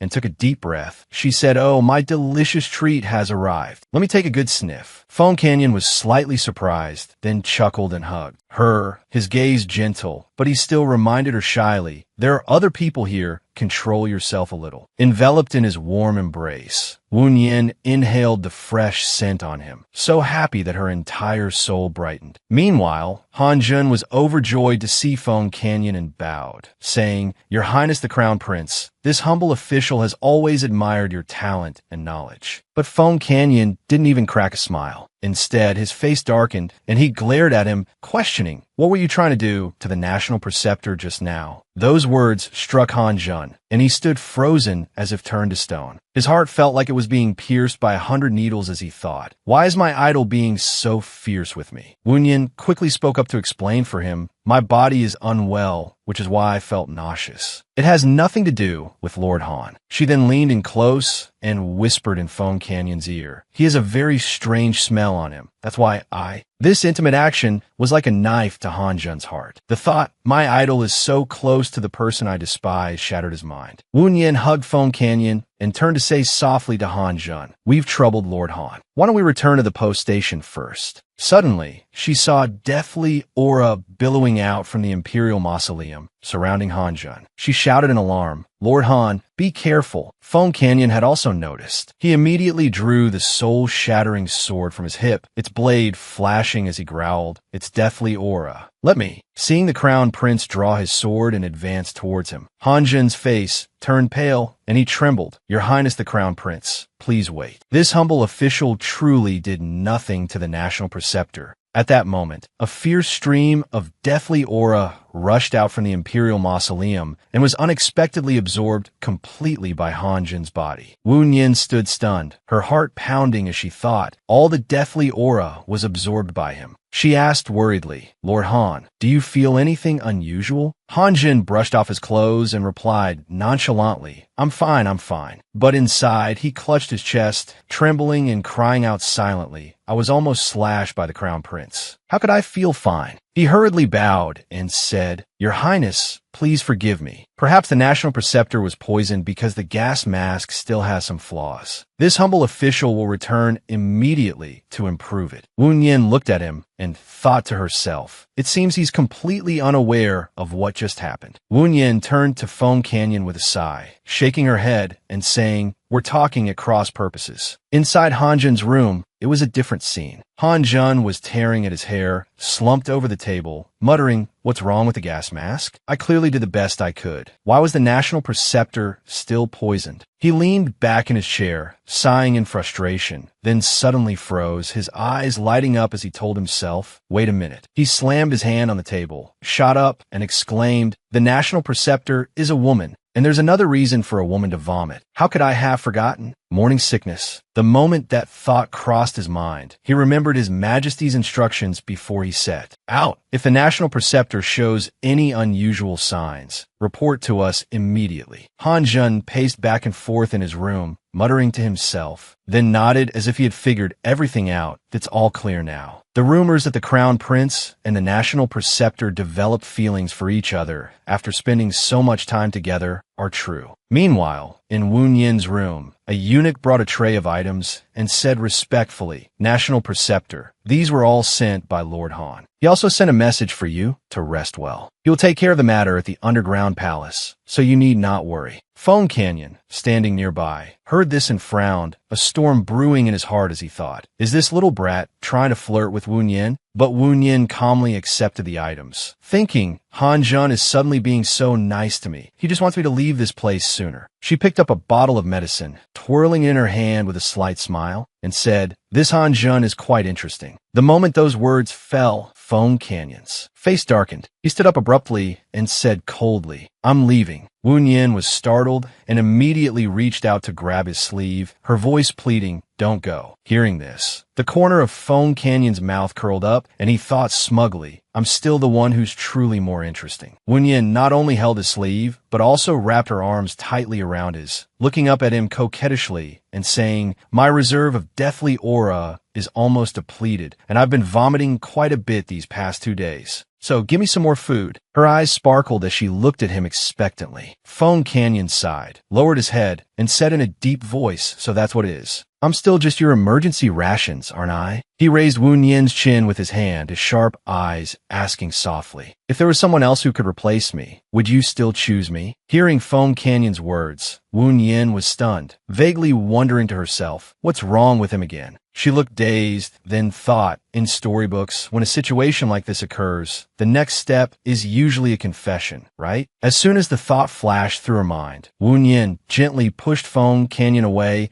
and looked straight into his eyes for a long time. A complex light flickered in her eyes, and her hands clenched, trembling in her lap as she screamed internally, "How am I supposed to answer this? If I can't find a way to extend my life, I have less than a year left to live." After a moment of hesitation, she bit her lip, about to speak. As soon as Feng Canyon heard this, he frowned slightly and thought to himself, "She's about to say something I don't want to hear again." He cut her off in a low voice, "How about?" Then he leaned down and suddenly placed his lips on hers, their warm lips pressing together, their breaths intertwined, and time seemed to stand still. Wu Yin's eyes widened, then slowly closed. Her body trembled, but then she went limp in his arms. The long kiss made her cheeks flush and her breath ragged. When he pulled away, Feng Canyon leaned in close and asked her in a slightly mocking tone, "If it's not one of a kind, what's the point of being emergency rations? That should be enough for a snack, right? If there's nothing else, I'll be leaving first." After speaking, he turned and left, his back clearly showing his sulkiness. Wu Yin stared blankly and took a step to follow, but then stopped, her hand gently touching her trembling lips as she thought, "Forget it. Some words, once spoken, will only cause more trouble later." The next morning, she was still lying in bed in silence, her eyes wide open, staring at the ceiling like a sleepless maiden. She thought, "It's already morning so quickly. What did he mean by what he said yesterday?" She sat up and rubbed her chin thoughtfully. "According to my shallow understanding, does it mean that if he can't be my lover, he's not willing to be my emergency rations either?" As soon as the thought ended, Wu Yin's face turned red, and she hit her head against the wall, lamenting silently. "He's already said that. If I still pretend nothing happened, it would be too cruel. What should I do now?" She held her head, ruffling her hair in distress, muttering for a while before letting out a shy, stifled sound and telling herself, "Forget it. Now is not the time to think about these things. The task His Majesty assigned is still not finished." She changed her clothes quickly and tiptoed outside, looking around as she thought, while they're still in bed, "I'll go to the Imperial Mausoleum first to check things out." But unexpectedly, as soon as she pushed the door open, she ran into Han Jun standing there. She immediately panicked, covered her mouth, and rushed past him, stammering, "I'm so sorry, Lord Han. I'm in a hurry to get to work and can't entertain you." Han Jun reached out and held her back, forcefully shoving the mask in her hand and saying, "I knew you wouldn't stay put. It's a good thing I came in time." Han Jun handed the mask to Wu Yin and slowly explained, "Your body is in a special condition right now. If you want to enter the Imperial Mausoleum, you must wear this improved gas mask of mine." Hearing this, Wu Yin covered her nose and grimaced, thinking, "You're the one who's special. I'm only special because I was fumigated by the stench coming from you." She frowned, but then was suddenly startled, wondering to herself, "Why can't I smell that stench anymore?" The thought flashed, and she immediately moved closer to Han Jun, sniffing a few times. Seeing her suddenly get close, Han Jun was so shocked he scrambled backward, his face pale as he cried out, "What are you trying to do? If His Highness the Crown Prince sees this, I'm done for." Wu Yin paid him no mind, reached out, grabbed his arm, pulled him close, and said, "Don't move. Let me study this for a moment." Just then, the door was pushed open forcefully, and Feng Canyon walked in from outside. He raised a hand to his forehead, holding his head, feeling a bit of regret that I was too rash last night. I should go and comfort her. But as soon as he entered, he saw Wu Yin pressed up against Han Jun, their posture looking for all the world like an intimate embrace. In an instant, fury erupted in his eyes. The face that had intended to be gentle immediately turned black, and he roared in his mind, "Comfort my foot." Seeing Wu Yin intimately embracing and whispering with Han Jun, Feng Canyon's face immediately darkened. He strode towards the two of them. When Wu Yin turned and saw Feng Canyon, her eyes lit up as if she had found her savior. She rejoiced inwardly, thinking, "This is a good topic to make peace with him." She immediately reached out to welcome him and said, "Your Highness the Crown Prince, I just discovered something very strange." Before she could finish, her arm was seized by Phone Canyon. He coldly grabbed her and unceremoniously threw her over his shoulder, as if she were a precious treasure no one else could touch. Wen Yin was startled by being suddenly carried away. Her eyes were wide and dazed, not yet able to react. Phone Canyon turned and strode quickly towards his own room, his steps firm and decisive, carrying a blazing anger. Wen Yin, now dangling over his shoulder, still turned her head to look at Han Zhun as if for help. Han Zhun stood there dumbfounded, sweat beading on his forehead, his heart pounding with anxiety. He stammered to Phone Canyon, well, this humble official has something to say, but I don't know if I should. Hearing this, Phone Canyon whipped his head around, his eyes red with fury, his voice as cold as ice as he cut him off. "Then shut your mouth." Hearing Phone Canyon scolding, Han Zhun immediately covered his mouth, his eyes turning red as he cried silently. I just wanted to remind him that one must absolutely not be reckless during the early stages of pregnancy. Otherwise, it will be extremely dangerous. Inside Phone Canyon's room, he angrily carried Wen Yin and threw her straight onto the bed. Wen Yin flipped over, propping herself up on the mattress with both hands. Her eyes flashed with fire as she glared at him and asked, "Are you going to stop? If you have something to say it directly." Phone Canyon growled and moved closer, planting his arms firmly on either side of her, trapping her. His hot breath fanned across her face, making her heart pound. He stared at her, then suddenly ripped open his own robe and brought it close to her face, asking in a deep, hoarse voice, "How does he taste?" Wen Yin's face flushed red as she lowered her head and thought, "He doesn't have any taste at all. But you." Wen Yin silently inched closer and took a whiff. Her mind felt like it exploded. "Oh, it smells so good, I can't think straight anymore." All reason seemed to be blown away by the wind. She hurriedly pushed him away, her voice trembling as she said, "Put your clothes on first. This moment is truly testing the limits of my self-control. You're mine." Phone Canyon refused to let go. He pulled her against his chest, holding her so tightly she could barely breathe. His neck was close to her lips, his low voice enunciating every word. "Trying to change the subject again? Don't even dream of it, Grand Preceptor. You've been taking without giving for so long, refusing to give me a clear answer. So today I'll definitely force you to say it." His heart was in turmoil. "If I weren't your reserved food, would you still be willing to choose me?"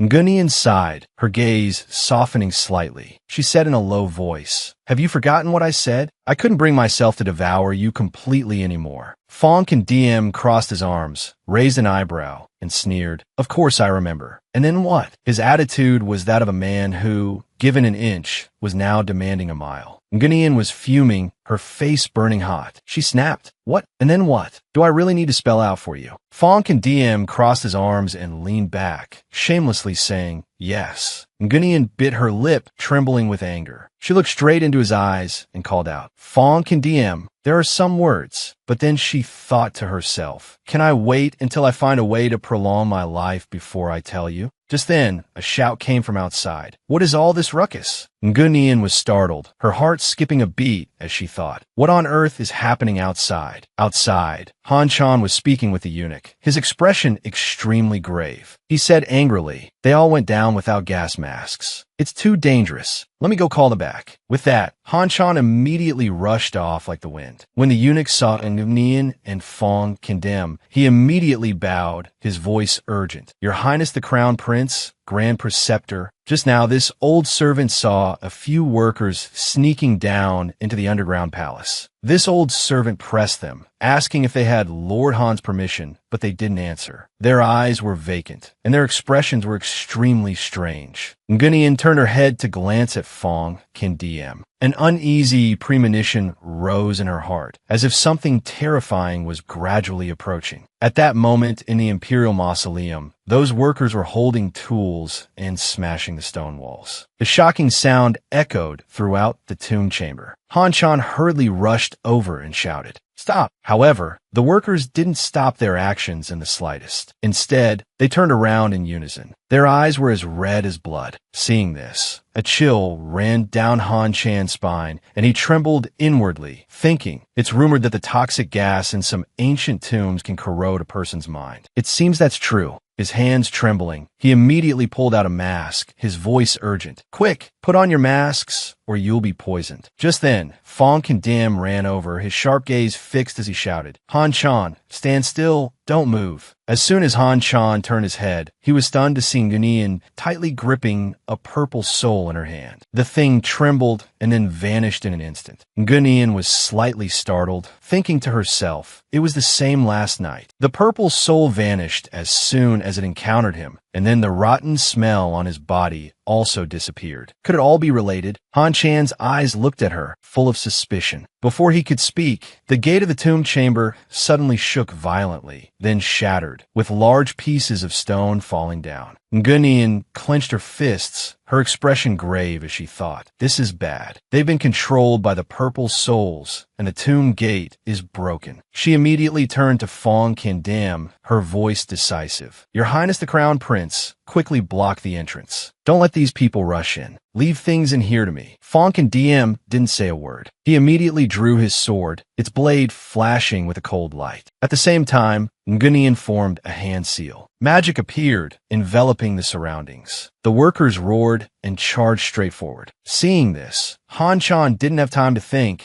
and rushed to block Nguyen, shouting, "Grand Preceptor, be careful." Nguyen cried out in alarm, "Lord Han, it's dangerous." But just as the workers reached out to grab Han Chan, their bodies simultaneously began to tremble. Then they suddenly retreated, stepping backward one by one into the depths of the tomb chamber, as if pushed back by an invisible force. This episode ends here. If you enjoyed it, please give me a like and a share, so I have more motivation to make more videos. Remember to follow to watch the next episodes. I wish you all a day full of energy.